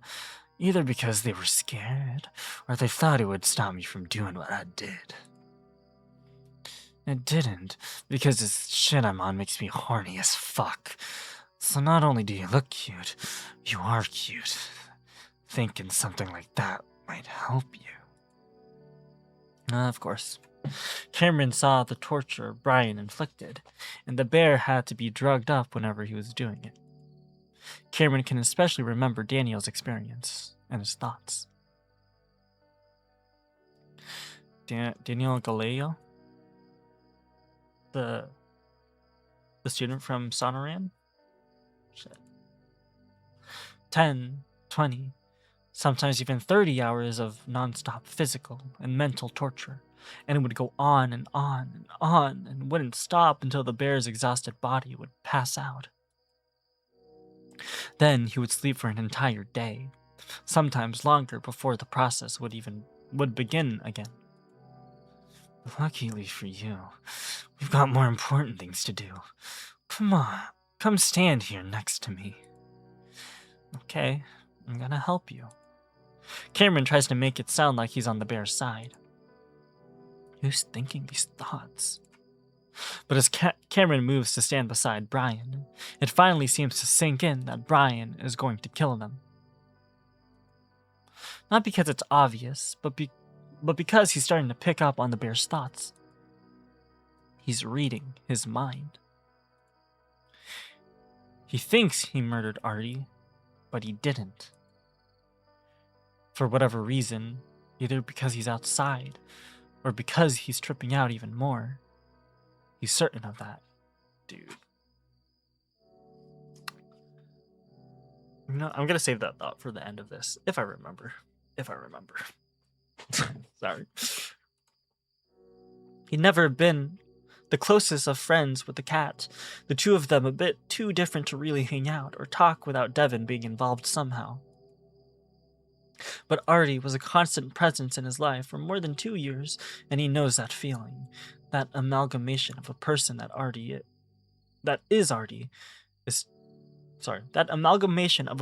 is Artie is still out there. Cameron mentally reaches out to the cat, but he's so far, so distant, and something is wrong with Artie. Mentally reaches out there. His amalgamation is missing some parts, and several pieces seem a bit warped, even broken. Devon's is still full and nearby. It shines like a beacon in the darkness of the barren desert. So, while Brian is telling him to contact people he murdered and buried under the ground, Cameron instead reaches out for Devon.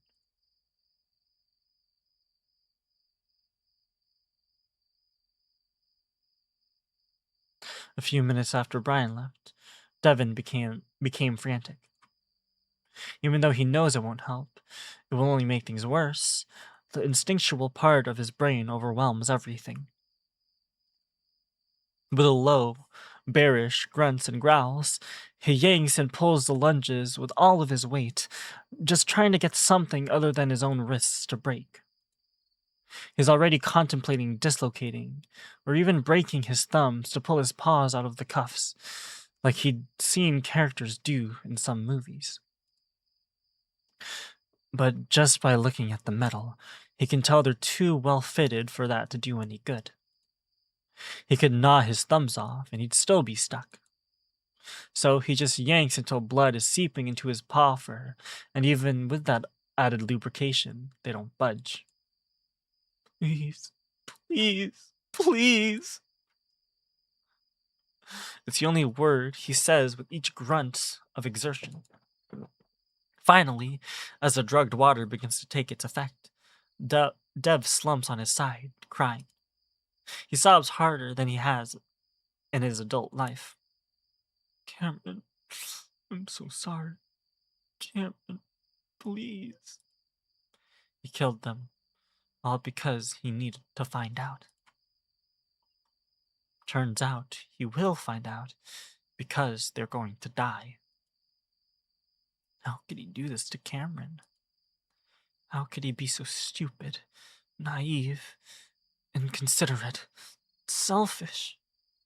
In a flash of rage and desperation, Devon viciously gnaws at his right forearm, snarling. Again, he knows it's senseless, pointless, detrimental, but the self-loathing is all-consuming, and mostly he just wants to punish himself. After several seconds, he stops, and after blinking away the blur of tears, he sees that, while some fur is missing, he barely broke the skin. Devon lets out a hopeless, despairing laugh, even while tears stream down his face.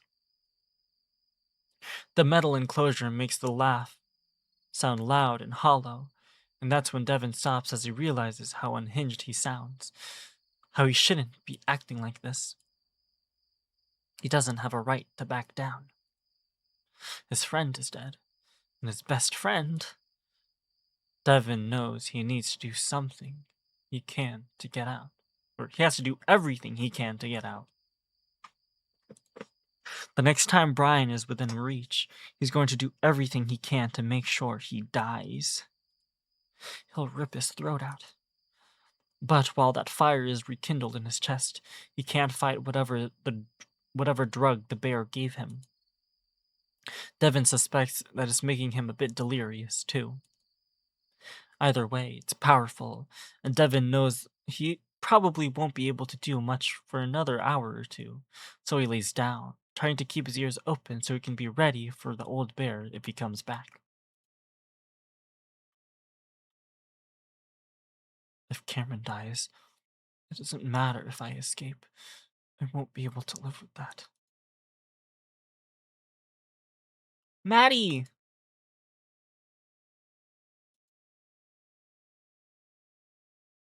Maddie! Mateo! Huh? No one's used his second name since.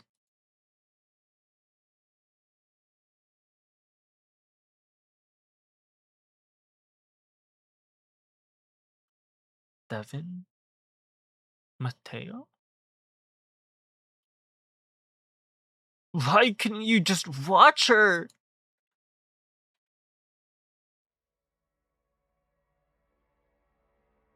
What the fuck?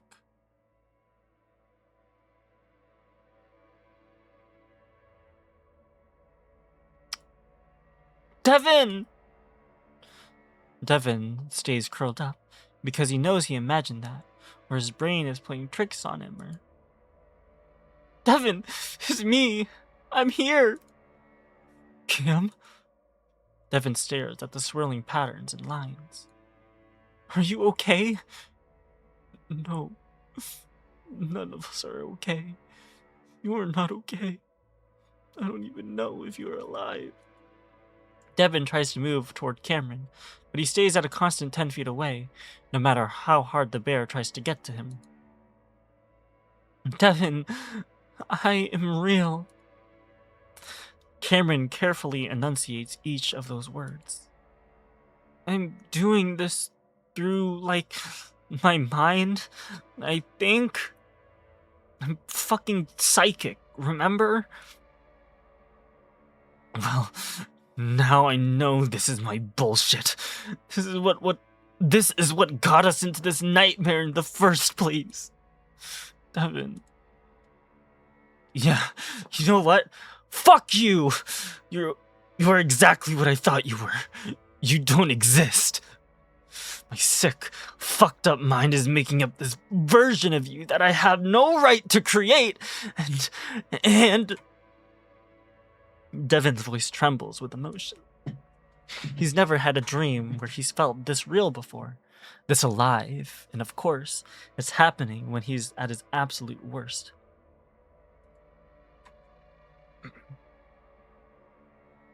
I just wish you were real, so I can actually tell you how sorry I am.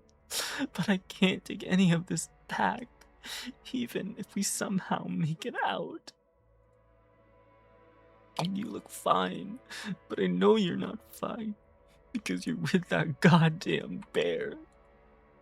It's quiet for a moment, the only sound being Devon sobbing. Devon, I know there isn't much I can do to convince you that I'm real.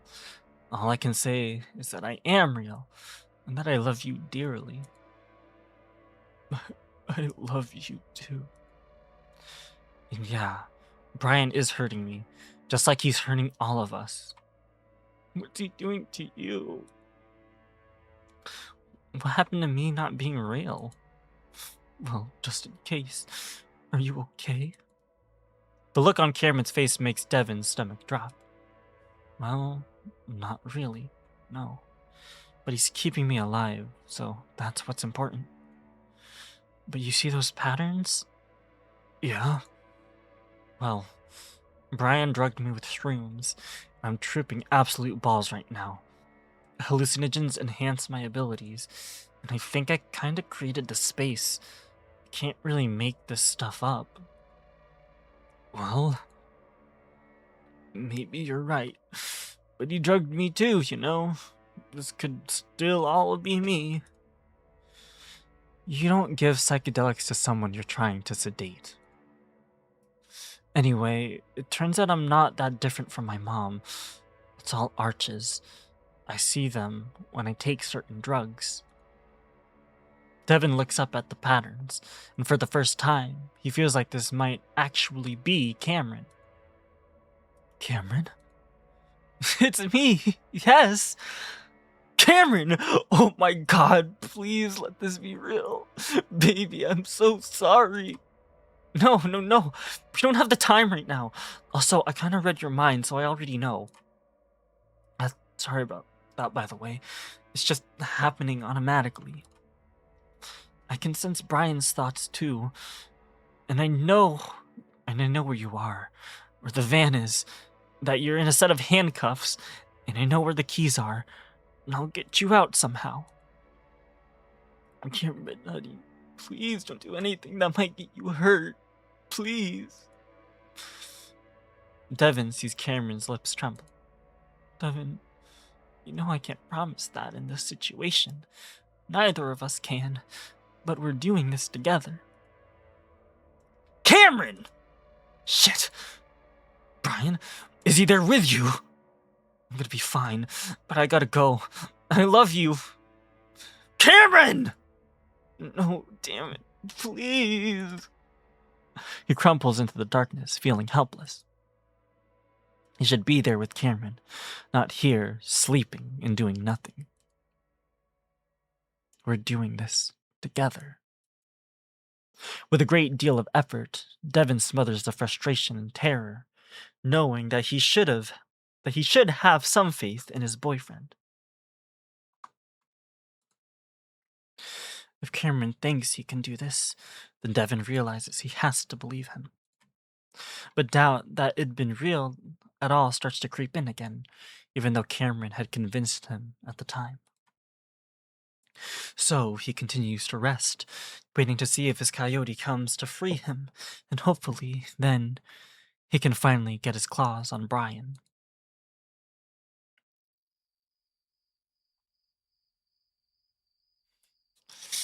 You'd been standing there for a good 10 minutes.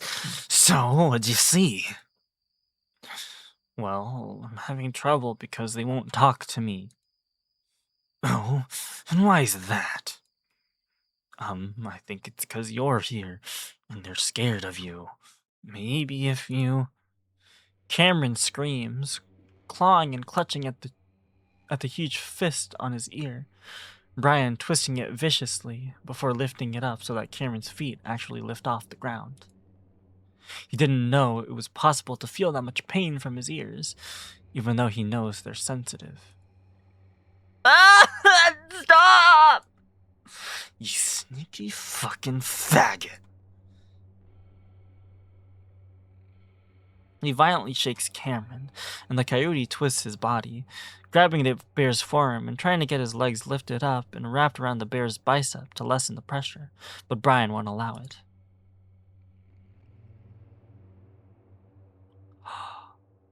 Shut up. Shut up, shut up, shut up, shut up, shut up, shut up, shut up, shut up, shut up, shut up, no. You said anything out. You said everything out loud just now. What? You know exactly what. Cameron is slammed up against the trunk of a tree, the impact resonating through his body.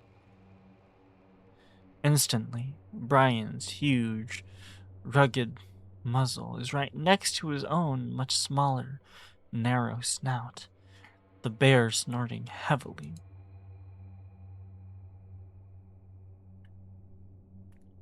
Cameron fights as best he can, but his feet are off the ground again, and he kicks and twists, but the grip is more powerful than anything he's felt before.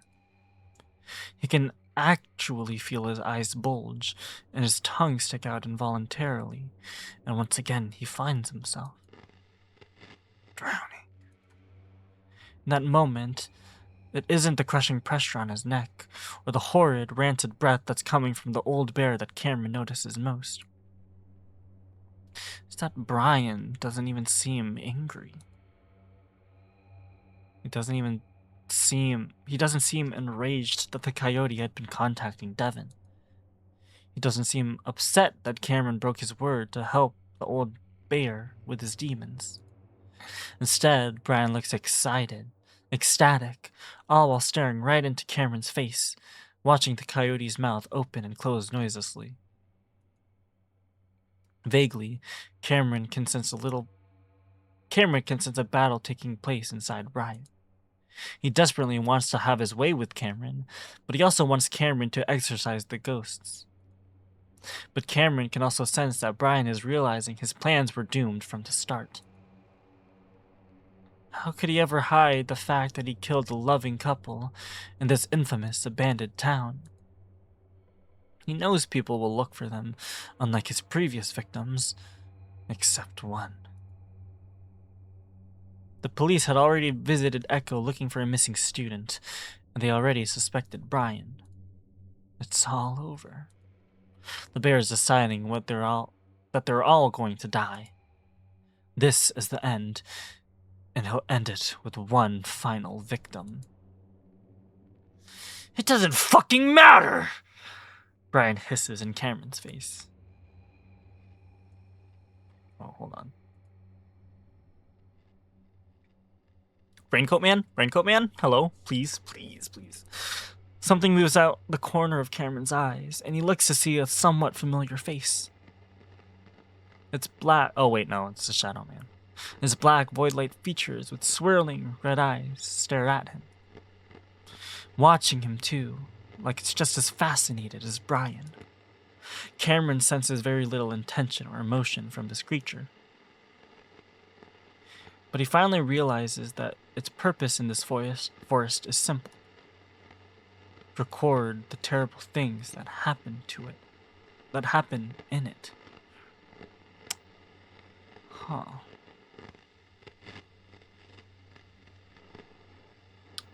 Sorry. Just thinking. This isn't the time and place to be thinking about this. But just before, when Brian was acting normal, he mentioned he noticed the shadow creature. Which, I don't know. Sorry. Devon and Artie weren't able to see this static creature thing. I wonder if Brian can hear the static if Artie notices it. Not Artie, fucking Cameron notices it. Right, that he's right in front of it. And does Brian know the purpose of what Cam realizes what its purpose is? Sorry, that was a little confusing. Cameron is about to become one of its next recordings. The coyote's vision blurs and one paw drops to slip into Brian's pocket, disguising it as him trying to push the bear away. He feels it. He feels and finds a single key that he knew would be there. God damn it. You're a fucking cute one, you know. Brian's voice trembles with cruel, passionate emotion and nuzzles the coyote. He squeezes harder, and Cameron's eyes roll up, all while putting the keys in his own pocket, but he's not sure it matters. Brian already heard his plan. More importantly, though, is that Brian isn't letting up. As he fades into darkness, Cameron feels a part of himself die.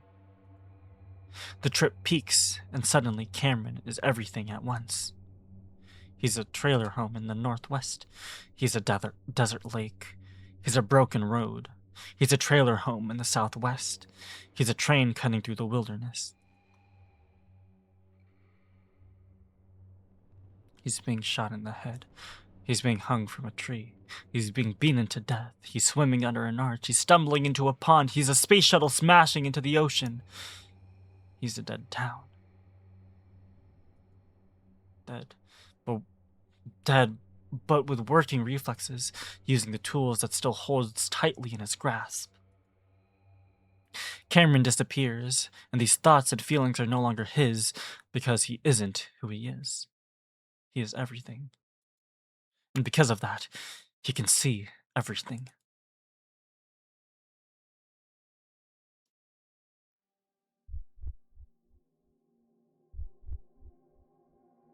Pain pounds rhythmically in their head like a heavy drumbeat, making their ears pin back tightly before they begin to whine. Then they croak as their sore throat protests against making the sound.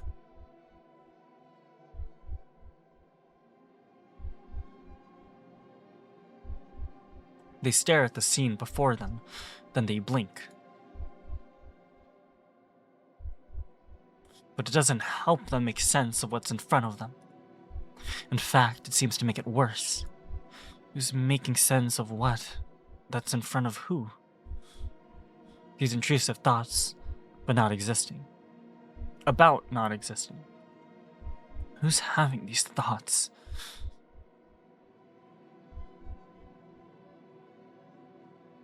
See, you're coming around. Fear rises up into his throat, something deep in his brain telling him to flee that voice, to escape from it. But he's still too confused to figure out who or what he even is right now, because he still feels like nothing. But he's also conscious enough to know that he is, in fact, something.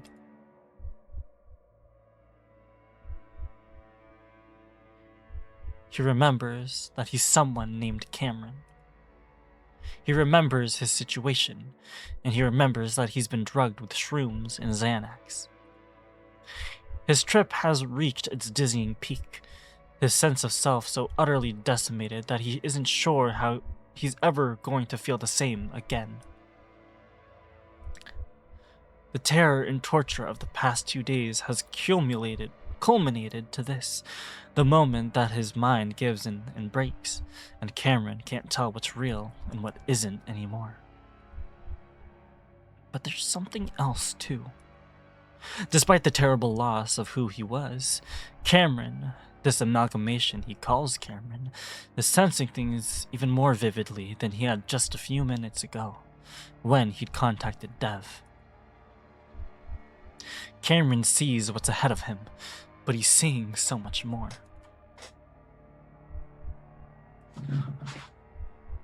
In his mind's eye, he looks forward, and he sees a myriad of people in front of him, though they're all the same people. Devon, Brian, and himself, locked in a vicious, spinning blur of claws and teeth, blood and horrific, unidentifiable viscera. It's confusing seeing so many versions of himself and his boyfriend, and he turns his head to glance away, not wanting to see that violence. Then, noticing something over his shoulder, he looks back, and this time, he sees one version of himself, along with Brian. He sees his unconscious body being pinned against a tree for a while longer before he crumples to the ground.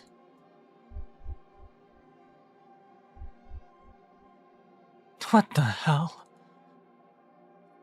His voice is low, husky, and barely audible. Brian laughs, startling the coyote out of his visions of violence. I choked you the fuck out, that's what! Cameron blinks at the bear, then back at the forest. I thought I died. Not yet, kid. We got a few things to do first, and you probably want to see your boyfriend too, eh? Not sure you'll get to talk to him since he's knocked out. Knocked out? Yep. Wait, what? Relax. It's just Rohypnol. He roofied him. Sure, I gave him a good amount, but they're a few decades old because they made them illegal in the States back in the 90s, and you know, when pills get old, they don't work so good anymore. Brian goes on and on about Rohypnol, and how it used to be the premier date rape drug in the country. Cameron watches the bear's mouth move in waves and ripples, yellow teeth poking out from behind his lips as saliva collects and becomes frothy at the corners. Who's watching this? Cameron reassures himself automatically. I'm watching this, and I need to save Devon. He's not convinced. He's not so convinced by the first part, though.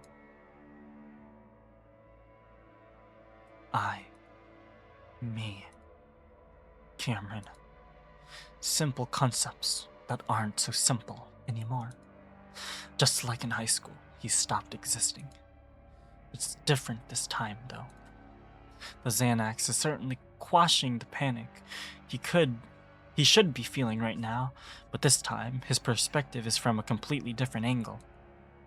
Cameron's amalgamation does still exist, but the borders have dissolved, and he seems to be sleeping into everything. Despite already knowing he's insignificant, he's still awestruck by how small Cameron is compared to the world. Even the bugs crawling beneath the leaves make Cameron feel small, an entire world he knows nothing about. But entangling his identity with the universe means he's also entangled with Brian. The bear is missing parts of himself, kind of like Artie.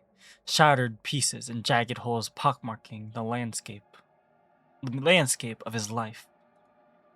Cameron almost feels sorry for him, that maybe if things had been just a little different, the odds just a little more in Brian's favor, he could have been a very different person.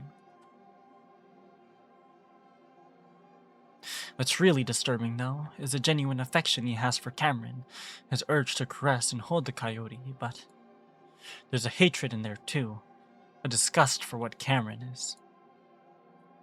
Young, attractive, and a fag. Not just queer like Brian considers himself to be, but a faggot. The kind of queer that acts real cute before fucking over the real men who should be doing all the fucking. So it feels good to punish Cameron, but it's even better to watch him suffer, to watch the way his body writhes, his mouth open for air, his eyes wide and fearful. Cameron feels himself recoil from understanding Brian's thought process, a way of thinking he'd never consider himself. But that thought process isn't what makes Brian the terrible person that he is. Cameron knows that most don't have a say in how their sexual interests and fetishes develop, so the thoughts themselves aren't exactly evil, at least not to Cameron. Cameron knows a few guys from college who had interests similar to Brian. During his first year of dating Devon, the bear had timidly asked him if he could gently close his teeth over the coyote's neck and growl. It was thrilling and intense, and Cameron loved the rush. But then Devon had a nightmare about tearing out Cameron's throat, and that was the end of that. So, to Cameron, Brian isn't all that strange. What makes Brian different is that he has fetishes. He's not crazy. He's not a psychopath. No, the true root of Brian's evil is clear. He's selfish, and he's never satisfied with what he gets. Selfish enough to put dozens of young people through hellish torture until they finally died. All while having the capacity to fully control himself. All while having access to alternatives like roleplay. But it's not enough for Brian. He always needs more. All for his own fleeting, drug-fueled sexual gratification, because at one point, Brian decided that's what makes him feel good. So fuck this world and that makes him feel bad. But he'd found some release in strangling Cameron, and now his focus is turning back to a vague idea on how to use Cameron's abilities. Something to stop him from spending the rest of eternity with his victims torturing him. Cameron could spoil the ending for Brian, let him know that when everyone dies, they just cease to be what they are. That's it. Ghosts, demons, poltergeists, creations of the living, and whatever it is that's an echo. Cameron draws back at this point, getting overwhelmed by all the thoughts coming from the old bear, unable to understand them without more context. He's looking forward at us again, I just noticed. Looking forward, he glimpses the various scenarios again, and the one constant is death. Most involve him dying, and a good amount involve Devon dying as well. Cameron imagines that this is indicative of what's most likely to happen. Just a few, 2 in fact, show Cameron and Devon surviving, with Brian either living or dying. Cameron doesn't care much about the latter, just as long as he can get Devon and himself out of Echo alive. And they can deal with Brian afterwards. I really hope Artie pulls through. I hope Artie survives somehow. I know earlier I said I don't really care for stoner archetype trope characters, but please. And I'm not saying this because I'm being selfish and I want them both to live. But like, again, just Artie having that caretaker role in someone else's life. I really need him alive as well. You know,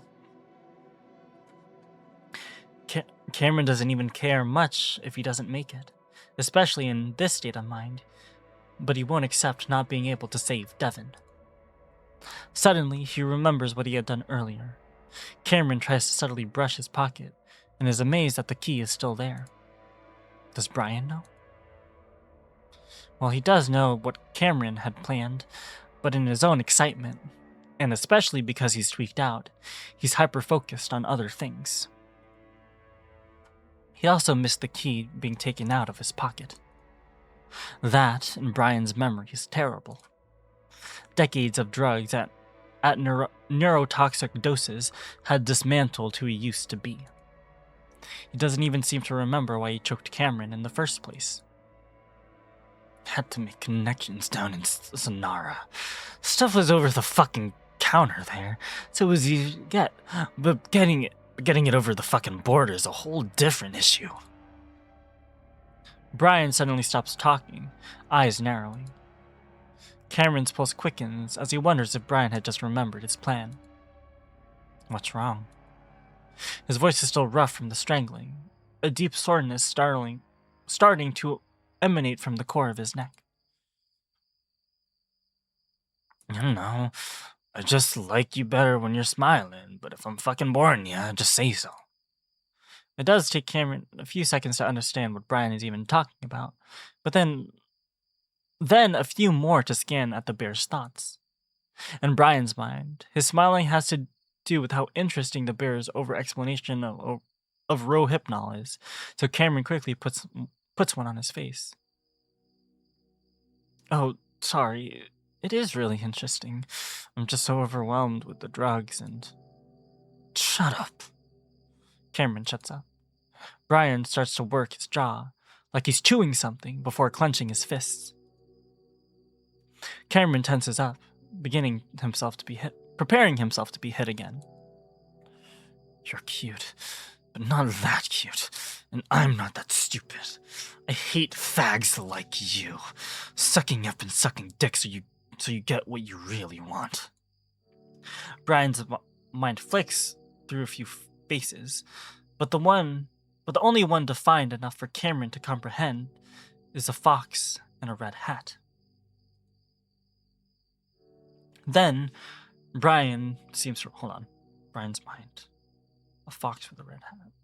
I don't know if we've seen that. Maybe it's a different one. Then, Brian seems to relax, but the anger is still there.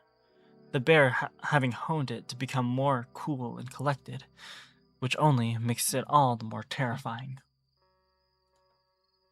Sure, stimulants increase empathy for a normal brain, but if Brian abused them to the point that amphetamines feel like caffeine, then it probably only increases his irritability and rage. That's what his mother was like at the end, and it always confused Cameron as to why someone would want to do a drug that makes them feel worse. I got a better idea. Cameron gasps as Brian grabs him by the ear. No, stop! I can walk with you. I won't try to run. Ow! Cameron senses the bear's amusement at his fear being pulled up by his ear again, and the coyote quickly stifles his begging, realizing it might shift Brian's interest back to using Cameron for torture rather than his abilities. The pain had been blinding, but it's nothing, absolutely nothing compared to what this bear has done to others. Cameron manages to settle into a stumbling walk as Brian pulls him along, bent over and trying to see the ground in the darkness, all while he tries to carefully follow the bear's rough, unpredictable movements. Every minute or so, Cameron looks forward and sees the scenario he's aiming for. Still within reach, he keeps walking. Meanwhile, a van emerges from the trees, parked a ways off the side of the road. Brian freezes, staring. Then he lets out a surprised laugh. Well, I'll be damned. The fucker got away! Who? The coyote winces as Brian continues to hold him by his ear.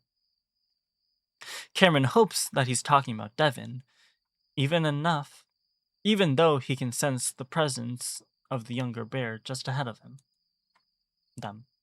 The coyote would be glad to be proven wrong about his abilities, especially if it means Devon gets away. But Cameron knows. That cat! I swear I shot him twice too.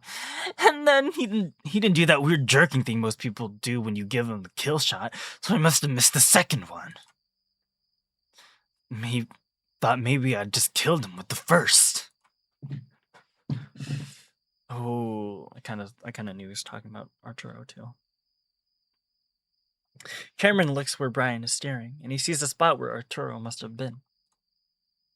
Dark stains cover the leaves, along with what looks like vomit, and Cameron feels his own stomach churn at the sight. It's difficult to connect his outgoing, oblivious friend to the mess, and Cameron feels guilt mingle with his misery as he realizes what's happening to Artie is their fault. Sorry, going back to thought. So my dumbass thought that it was a through and through, and I said like, oh, no, it's not a through and through. He just got shot once.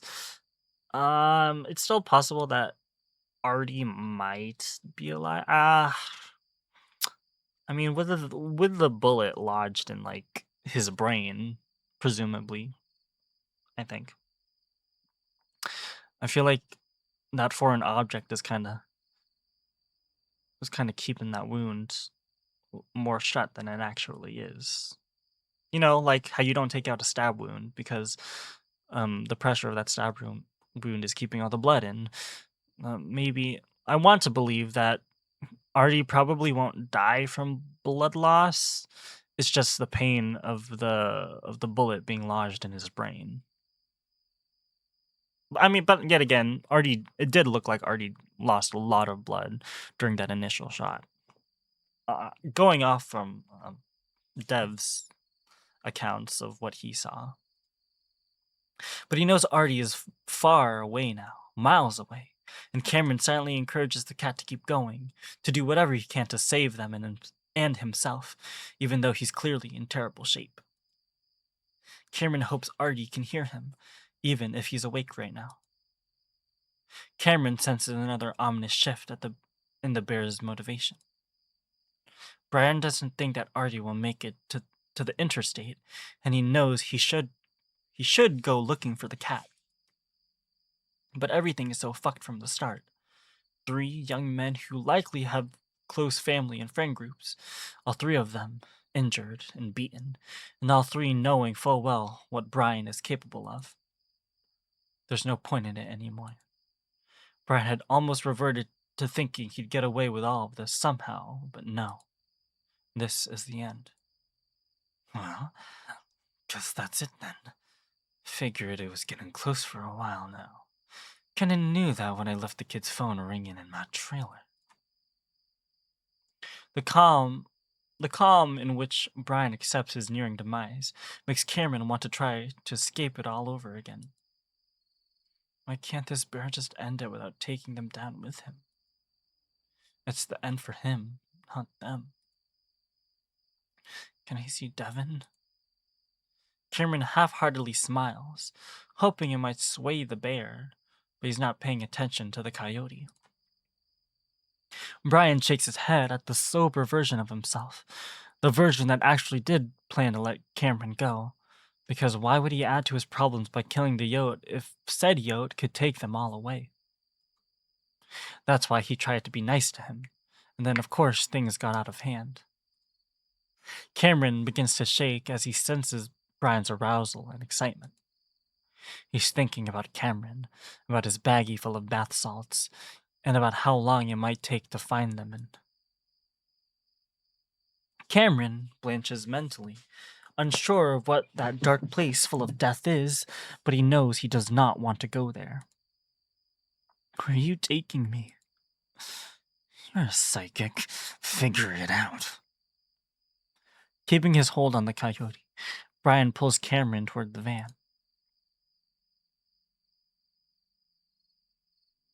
I mean, even if he did get to the van and he was taken to see, if he was taking Cameron to see Dev, he'd be like, "Where the fuck is my keys?" I was like, "Oh, he must have lost it in the fucking woods," and maybe he'd leave Cameron out next to the fucking van alone, and maybe he'd fumble fumble with yeah, you know what? You know what? I should let the story play out. It is 1:38 in the morning for me. I've been recording for almost 4 hours now, by the way.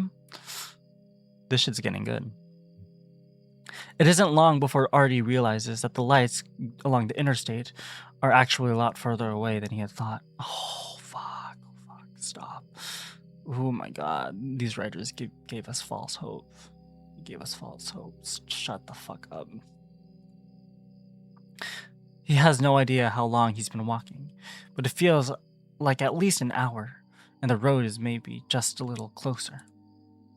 At this point, he's so weak, his movements so uncoordinated, that deep down, he knows his body is about to give up. Every dizzy spell, every wave of anxiety, this terrifies the cat that he might have another seizure, and if he does, he knows he won't be getting back up. Artie, please. Cam? Artie looks around hopefully. He'd probably start crying right now if Cameron showed up, if only because he wouldn't be alone anymore. But then Artie sees a pair of headlights closer than the others, and it gets closer and closer. Artie notes that the lights are coming right toward him, and he doesn't bother getting off the road, feeling this must be a light at the end of the tunnel situation.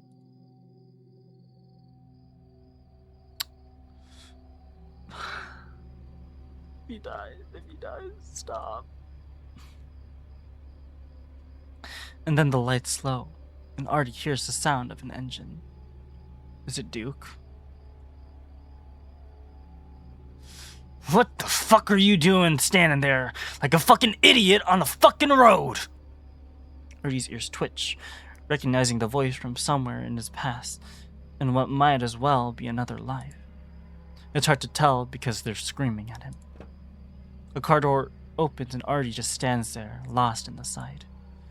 Told you guys to fuck off! First the fucking bar is closed because it's fucking cold, and now you're still here to fuck with me? I just want to fuck... Sorry. I just want to cunting drink to cunting relax. What the fuck? Why would Duke say that shit? Sorry. Arturo furrows his brows, never having heard that particular word used in such a way. A figure starts to materialize in front of Arturo, and finally he recognizes him. Duke. Or Weasel. What happened to you? The Weasel stares at him, then tilts its head to the side, squinting before reaching out, and turning Arturo slightly by the shoulder. Shit, there's no way.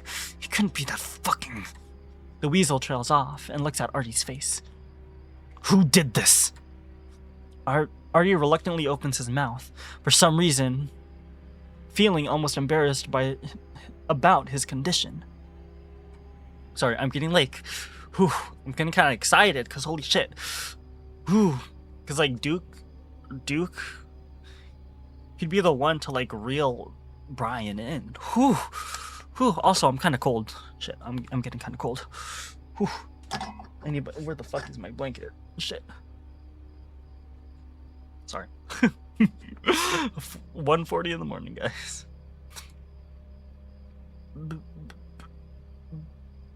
Bar.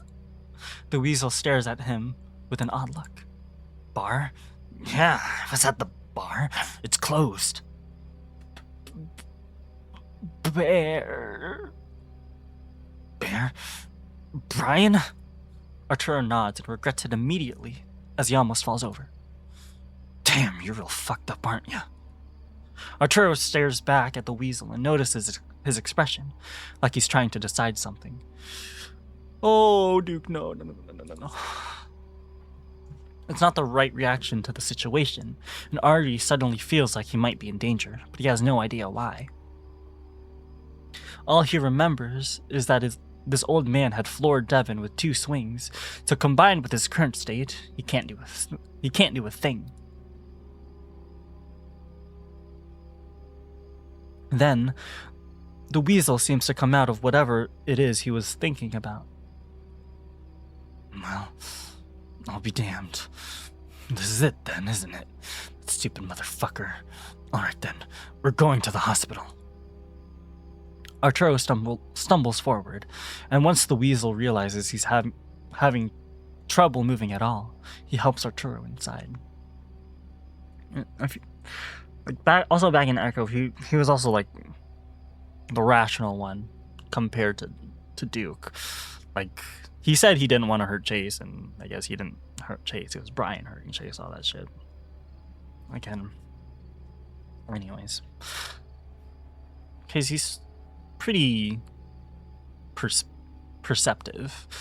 So I think there's a chance Duke might also realize that Devon and Cam are also fucked up with Brian. As he does, the weasel sucks in a breath, grimacing. Jesus Christ, this is really making me not want to do what I'm gonna have to do after this. You know, eventually. But you know, everything's gotta end eventually. Arturo isn't sure what the old weasel is talking about, but if he's taking him to the hospital, at least he's on the right track. Free and friends. Well, yeah. I'll call Peyton PD once I drop you off. Gotta make sure I can beat them back, though. Arturo decides that it's the weasel who's acting strange. But as the strange weasel starts to make a 3-point turn to drive back toward the interstate, Arturo is only grateful. He's done what he can, and now the rest is up to God. He can only pray. So he prays for Devon, Cameron, Maria, and himself, because if he survives, he knows the road in front of them is long, fractured, and broken. Man, just imagine being the caretaker for someone. All this, because chances are, RG's pretty. If he survives, yeah, he's gonna be fucked up permanently. So he'll probably need attention from Maria, or if Maria chooses to stay with him. That's the hard part. I hope so.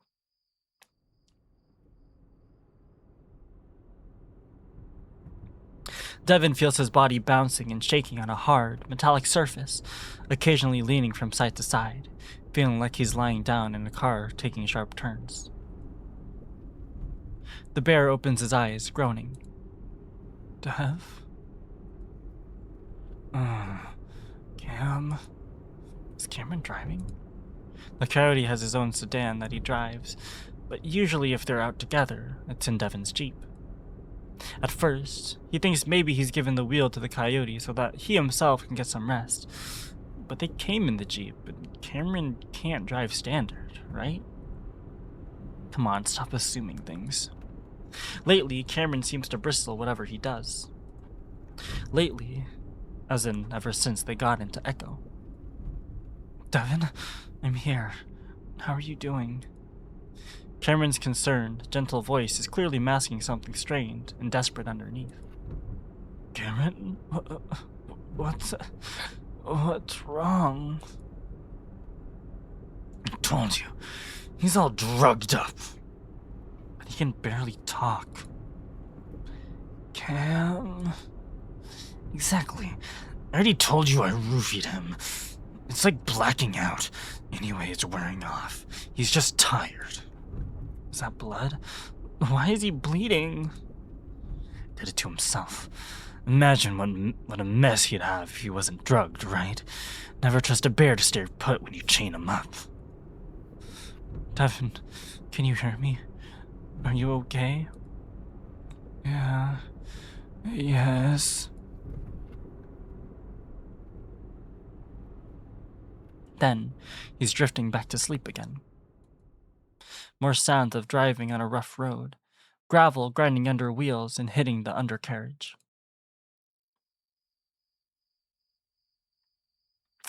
When he comes to again, it's stopped, and Devon realizes the van doors are open. Looks like you did wear off just in time. Can I go to him, please? Devon sees that one of Cameron's ears is twisted in the older bear's grasp, the coyote's head tilted to the side, wincing as he tries to get a better look at Devon. The younger bear becomes very still, seeing his best friend being held by the worst person he's ever met. One of his soft, sensitive ears that Devon had played with countless times in the past is now twisted tightly onto itself. In Brian's other paw, he holds a shotgun. On top of it all, Brian looks angrier than usual. In fact, he is looking at Cameron with an expression of utter contempt, all while Cameron isn't paying attention to him, looking intently at Devon instead. Of course. Fucking typical. I'm glad I saved this. He suddenly grabs a coyote by the shoulders and turns Cameron around to face away from Devon. Even so, there's no confusion as to what happens to Cameron next. Brian turns slightly away from Cameron, then spins and sends the back of his fist across the coyote's muzzle. He saved the hit.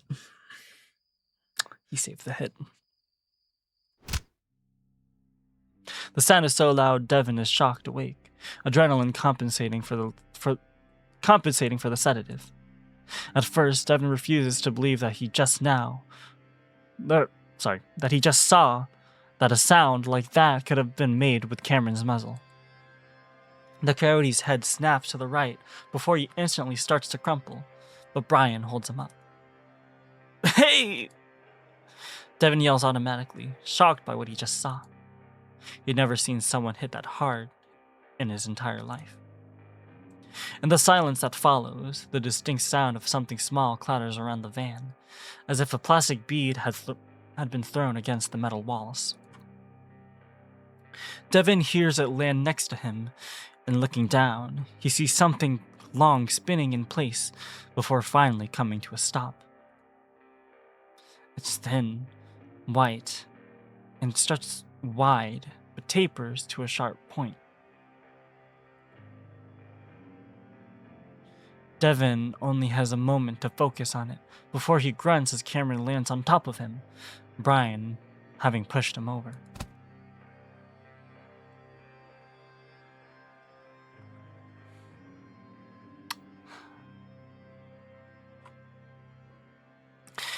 As he's looking down at the coyote and sees the blood beginning to seep from his mouth, Devon realizes the white thing is one of Cameron's teeth, and shocked anger overcomes the fear. Hey!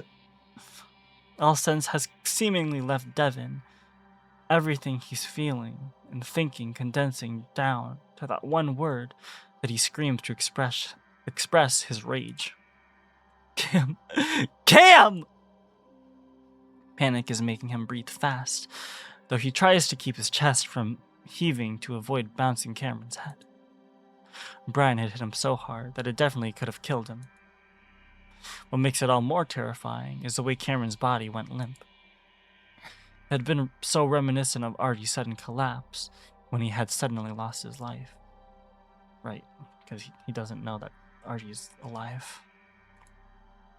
And Cameron is breathing, though it's in a terrible, snorting way. Cammy, baby, can you hear me? The panic in his voice lowers to an almost pitiful whine as he stares at the coyote twitching, his eyes half open and his head turning back and forth slowly. Whoops. Took out a bit more than I meant to. On him than I meant to. Fuck, that hurt. Brian shakes the paw he'd used to hit Cameron, as if bashing Cameron's muzzle made it sting. Devon's rage crescendos once more. Brian! I will fucking kill you! Brian looks surprised for just a second. Then he goes on grinning, enjoying the reaction, as if he's watching a show. This only makes Devon angrier. I'll knock every tooth out of your fucking head. I'll tear your throat out. I'll... Devon's voice weakens, breaks, then trails off under Brian's apparent glee at the younger bear's fury. Realizing that Cameron's ears are twitching at his shouting, Devon returns his attention to Cameron as the coyote lets out a low, rasping groan. Cameron, honey, can you hear me? You can hear me, right? Cameron? Meanwhile, blood oozes out of the coyote's nose and mouth, seeping into the fur on Devon's stomach and side. Devon tries to keep sobbing and gasping to a minimum as Cameron's head continues to rest over his diaphragm.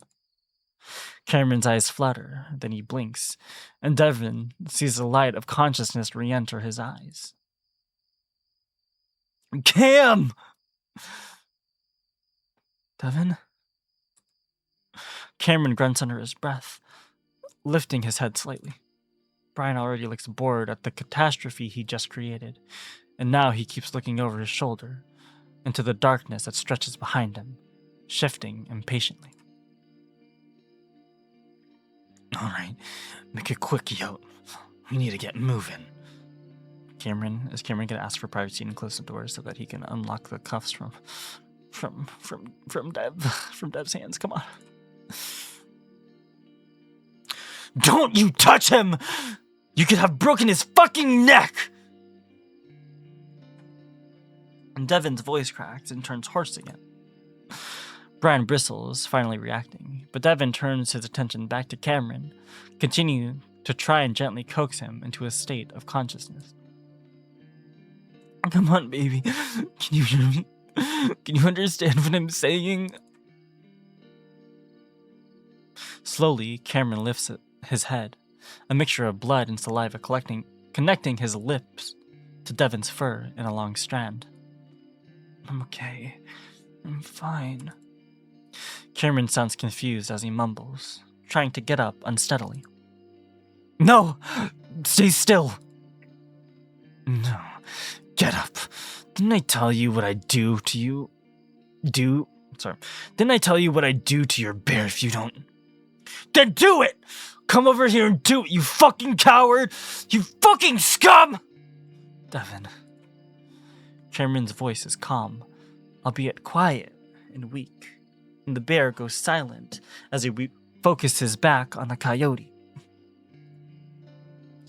He has his head lifted, trying to focus on Devon's face.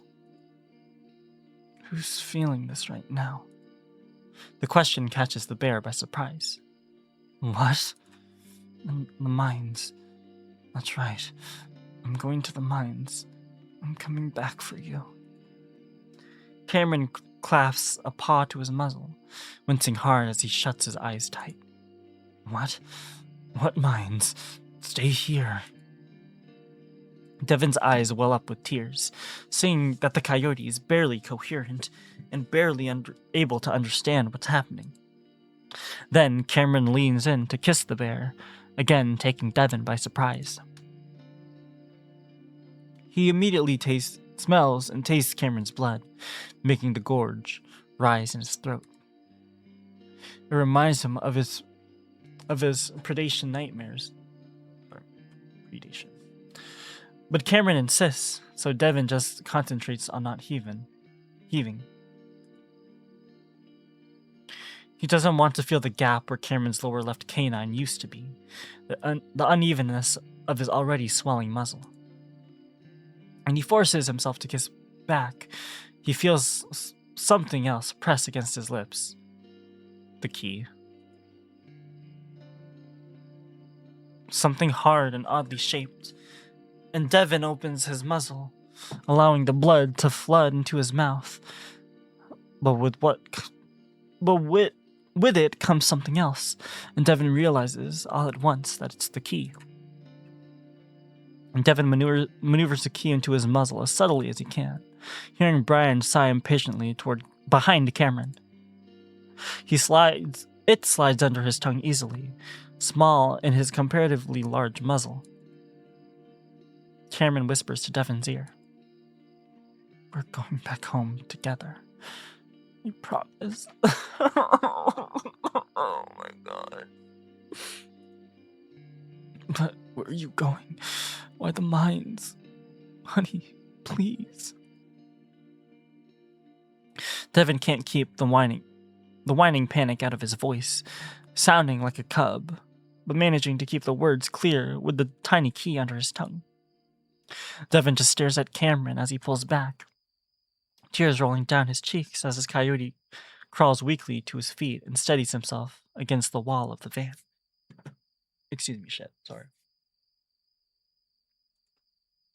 You're fine. He turns his gaze back to the furious, sobbing bear. Excuse me, shit. Sit tight, kid. We'll be back in a little while. I promise.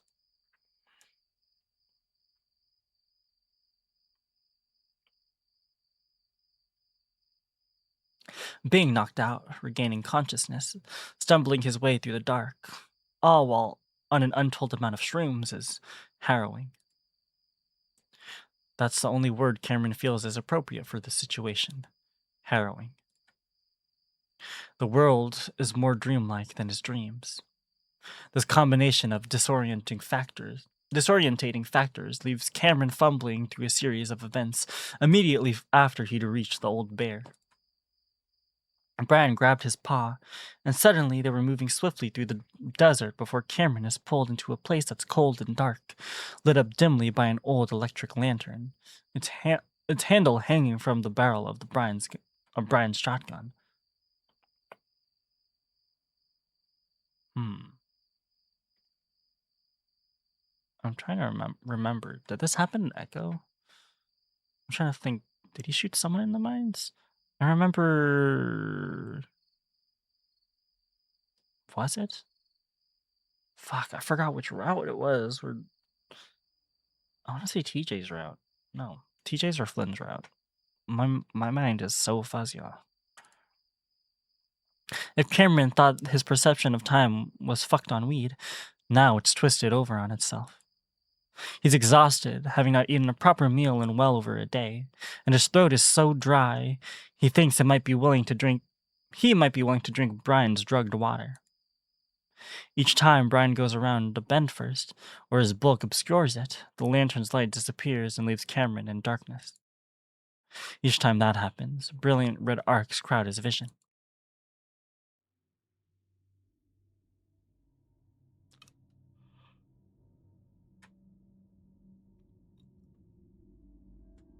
Who's in darkness? I am. I'm in the darkness.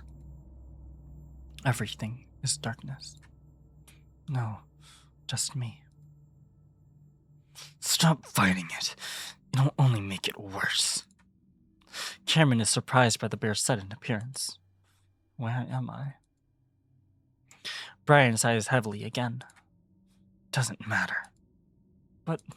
Oh! Shit, sorry, that kind of scared me.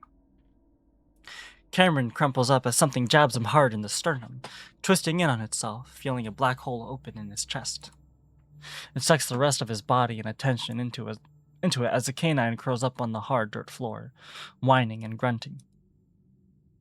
Finally, air returns to his lungs, and as it does, he hears a snorting sound again.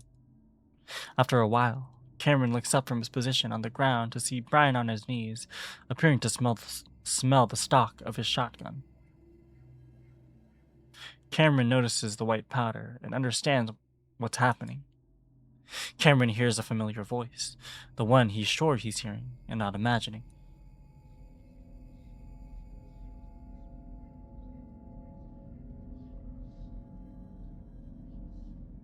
Dylan. His ex. Don't snort it. You're trying to coat your nasal cavity, not your fucking lungs. That's what my friends did it. Then your friends are fucking idiots. Brian looks up from his disappearing line of bath salts. Who you talking to? Cameron quietly tries to shush Dylan, but Brian already heard them. On top of that, Brian doesn't seem angry or upset, but his continued stare demands an answer. Is he gonna lie? Oh. His name's Dylan. He's my ex. Sorry. You don't get along well. Getting some third man syndrome. Whenever I get real fucked up on too many drugs for too long, a person always shows up. I end up having a conversation with him and everything. Brian readjusts the way he's holding his lantern and gun and grabs Cameron's arm with the other. I hear it happens to people in survival situations too. Anyway, I'm always too delirious to remember who the third man is. Yeah. Cameron can't understand how Dylan isn't real, but this nightmare bear apparently is. Is he being tricked? Right. Here's the deal. I'll stop hitting you as long as you're smiling. Got it? Huh? Brian clenches his fists meaningfully. Cameron winces and quickly stretches his mouth into a large smile, even though it hurts to the point that tears well up in his eyes. Oh, I'm sorry, I didn't realize what you were talking about for a second. I remember now. Sure you do, pathetic faggot. Brian continues to inspect Cameron as the coyote remains quiet, keeping a smile plastered on his face. This experience is too much. All of this is too much.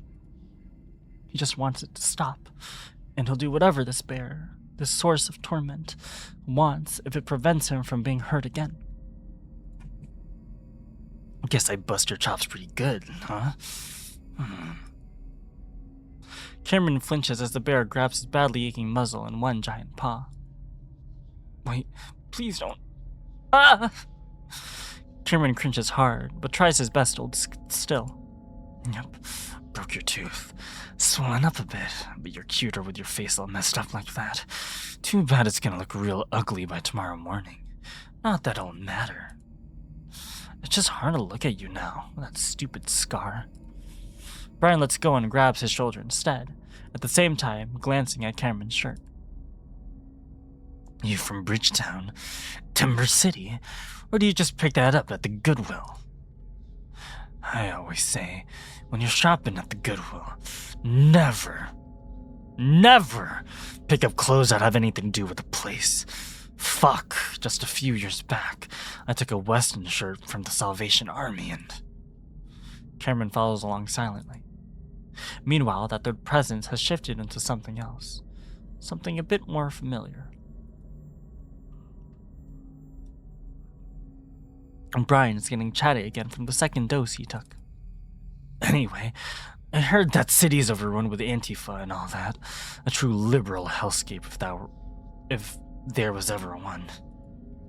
His mother, following behind them, is holding his paw. Looking back, he can't see her clearly, but he knows it's her. It's okay. A lot of the time, it's outside groups coming into the city making trouble. He even sounds like her, defending the city they both grew up in, despite its problems, despite its streets becoming a stage for the country's culture to physically play out.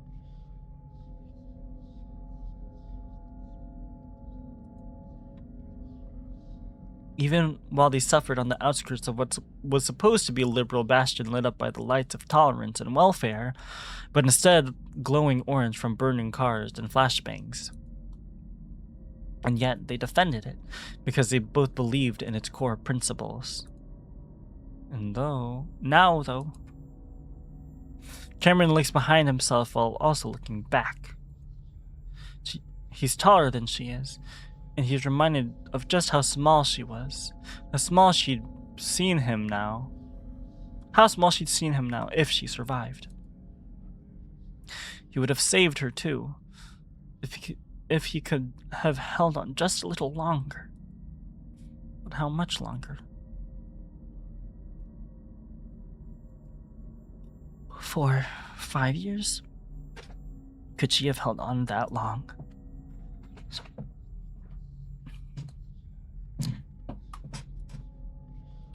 No, not with her habit and the amount she was using. Sorry, I'm readjusting my mic.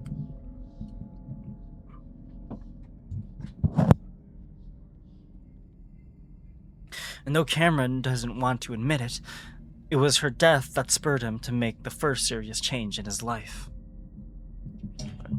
Adjust my mic a little more. His mom wasn't a good mom. All things considered, she shouldn't have ever had children. But how can he judge? He was still a teenager, excited and in love, living out of a 70s Chevy van. But all of that came to an end when he was born in December 1995. The next year, his abusive, probably schizophrenic father left and committed suicide sometime in the mid-2000s. For a few months in 1995, his parents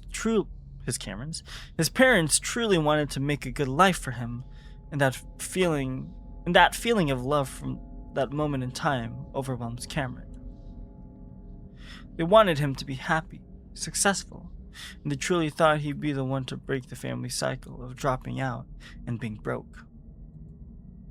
And even though they wanted that for him, they especially wanted him to be happy, to have a life in childhood that both his parents were okay. Both his parents were only able to see what others enjoy. They tried. But it's the most typical love story for people like them. Because eventually, like in all those other stories, things break and then things settle. He'd done the exact same before Devon. She should have taken more precautions. She left him alone in the trailer often, her medications and recreational drugs freely available for him to experiment with while she was at work.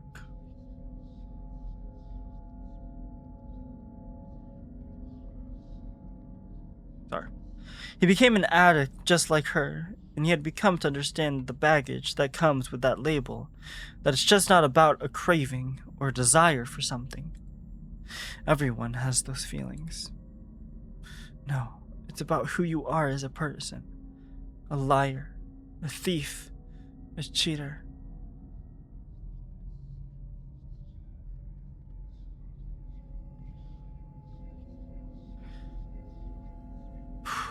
Sorry, I need to reread this. No, it's about who you are as a person. A liar, a thief, a cheater. Someone willing to do anything to get whatever it is their addiction demands, something to feel good. Whatever it's pathetically checking all the coin dispensers in a casino once you've spent your life savings, or pathetically combing through the carpet for whatever drug it is that you're starting to come down from. The only thing that had saved him from that life and death was his mother's insistence he keeps his grades up. Of course, Devon saved him, too, but he would never met the bear without getting good grades and a decent ACT score.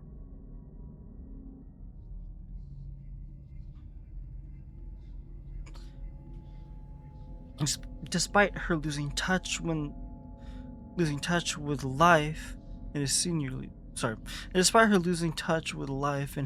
year, that habit, academic discipline she drilled into him stuck. That's what got him a particular scholarship into the University of Puebla. That's what got him out of the trailer parks around Bridgetown and into his state's flagship university. A few seconds in this town, states had better offers. Puebla was the most prestigious of the schools he got accepted to.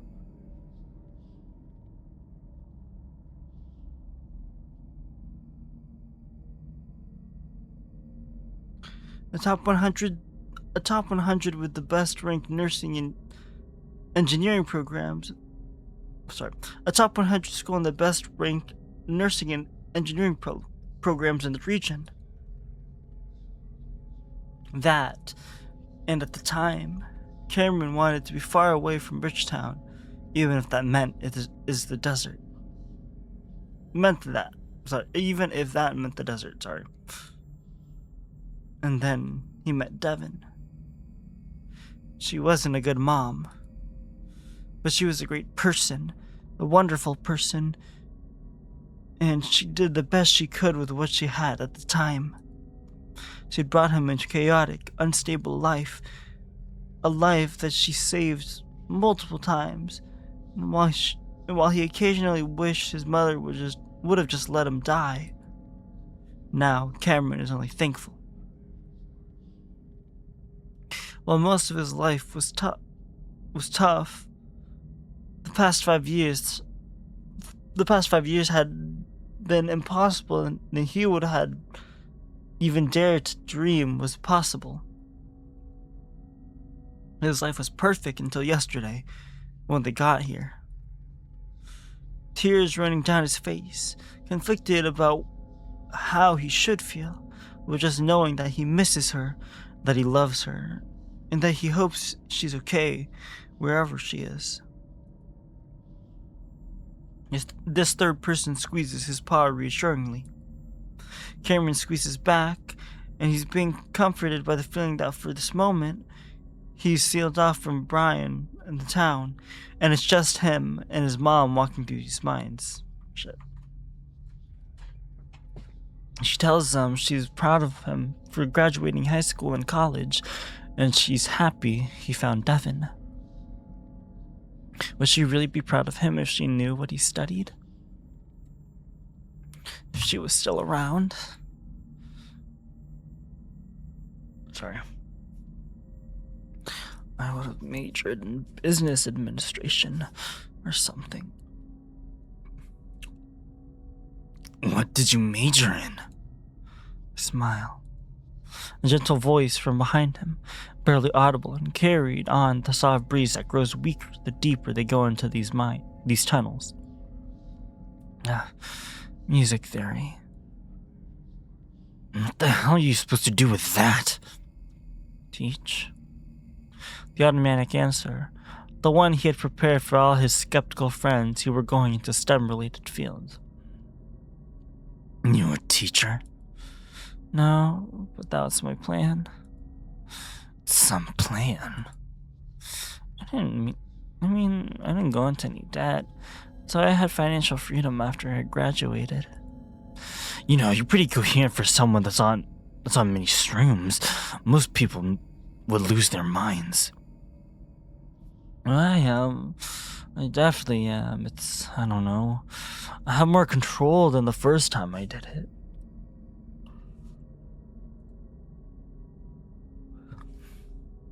In fact, Cameron feels like he's losing his mind right now, laughing even though it makes every part of his body ache.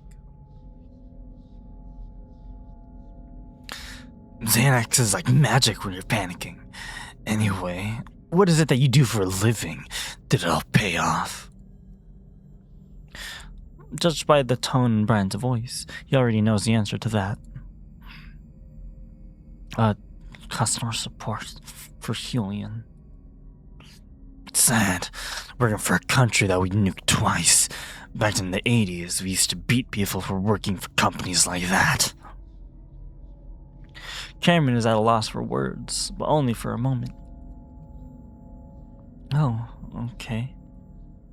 Julian, the current market leader in smartphone manufacturing, is Teovanes,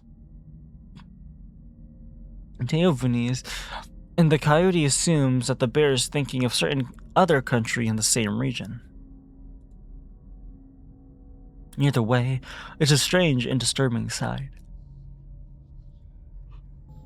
But that's just Brian, and sometimes with Brian, it's best for Cameron to just keep his mouth shut and also keep on smiling. So, why music? You sing? Cameron wishes the bear would stop asking him questions, making small talk like any of this routine part of their lives. But the coyote assumes both bath salts will make anyone talkative. Kind of. What do you mean, kinda? Either you sing or you don't. Oh man, yeah, I mean, I sing, but I'm not very good. I mean, you better fucking decide if you've spent 4 years learning. How about you sing and I'll decide? It's getting harder to keep up the cheerful charade as Cameron senses a cruel, malicious arousal rising up inside the bear again. The second dose making him do more than just talk too much. Sure, just gotta think of one to sing. Anything you want to hear? I know a lot of 90s grudge and alternative rock.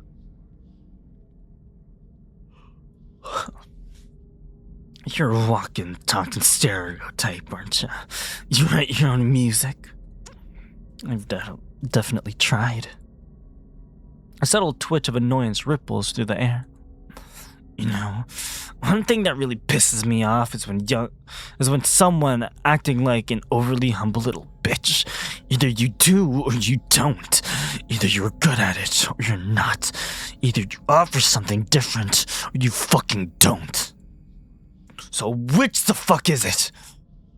I can. I do. I can. Just give me a second. The corners of Cameron's muzzle turned down slightly, his composure almost crumbling.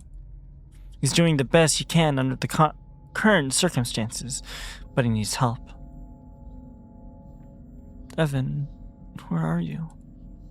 Brent's attitude shifts from one extreme to the next, making Cameron feel a sort of emotional whiplash, but as long as it keeps him from getting hit, or more importantly killed, then he's fine with it. Ah, shit. Fuck. I'm gonna fucking once and for all end my fucking session. Holy shit, I've been recording for a long fucking time. And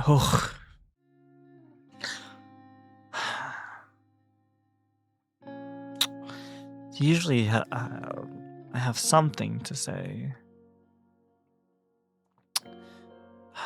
after reading. But I've been reading for so fucking long. Like,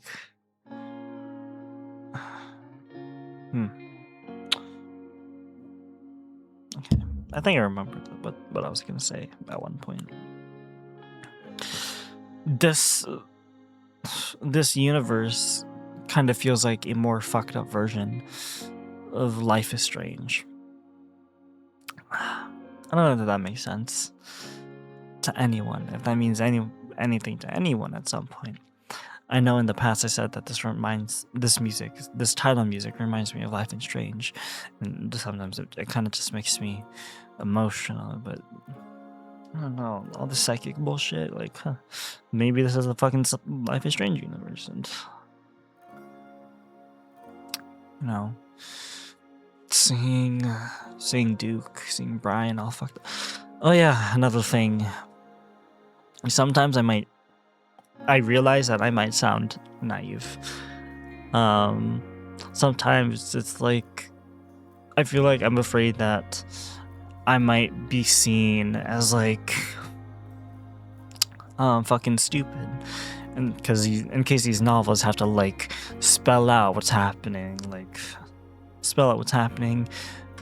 and to an extent, yeah, it's just something that I've kind of grew up dealing with, not being able to like properly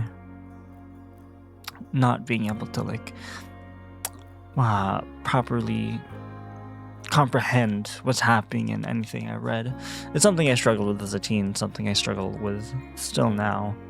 Again, I still like reading just because, you know. Excuse me, shit.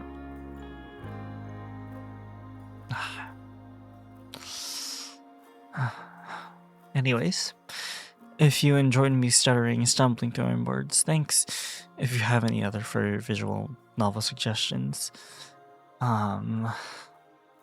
be sure to recommend them. I always keep a list on whatever novels to start whenever I finish reading with some other novel. And I'm so exhausted. Like, you guys rarely heard me like stuttering and stumbling. Holy shit. Especially today. Especially towards the end of this recording. If you listen through all my stuttering and stumbling stutterings and stumbling throughout this entire video. Thanks. And good night. Because it's night. It's actually morning it's early morning for me. But good night anyway.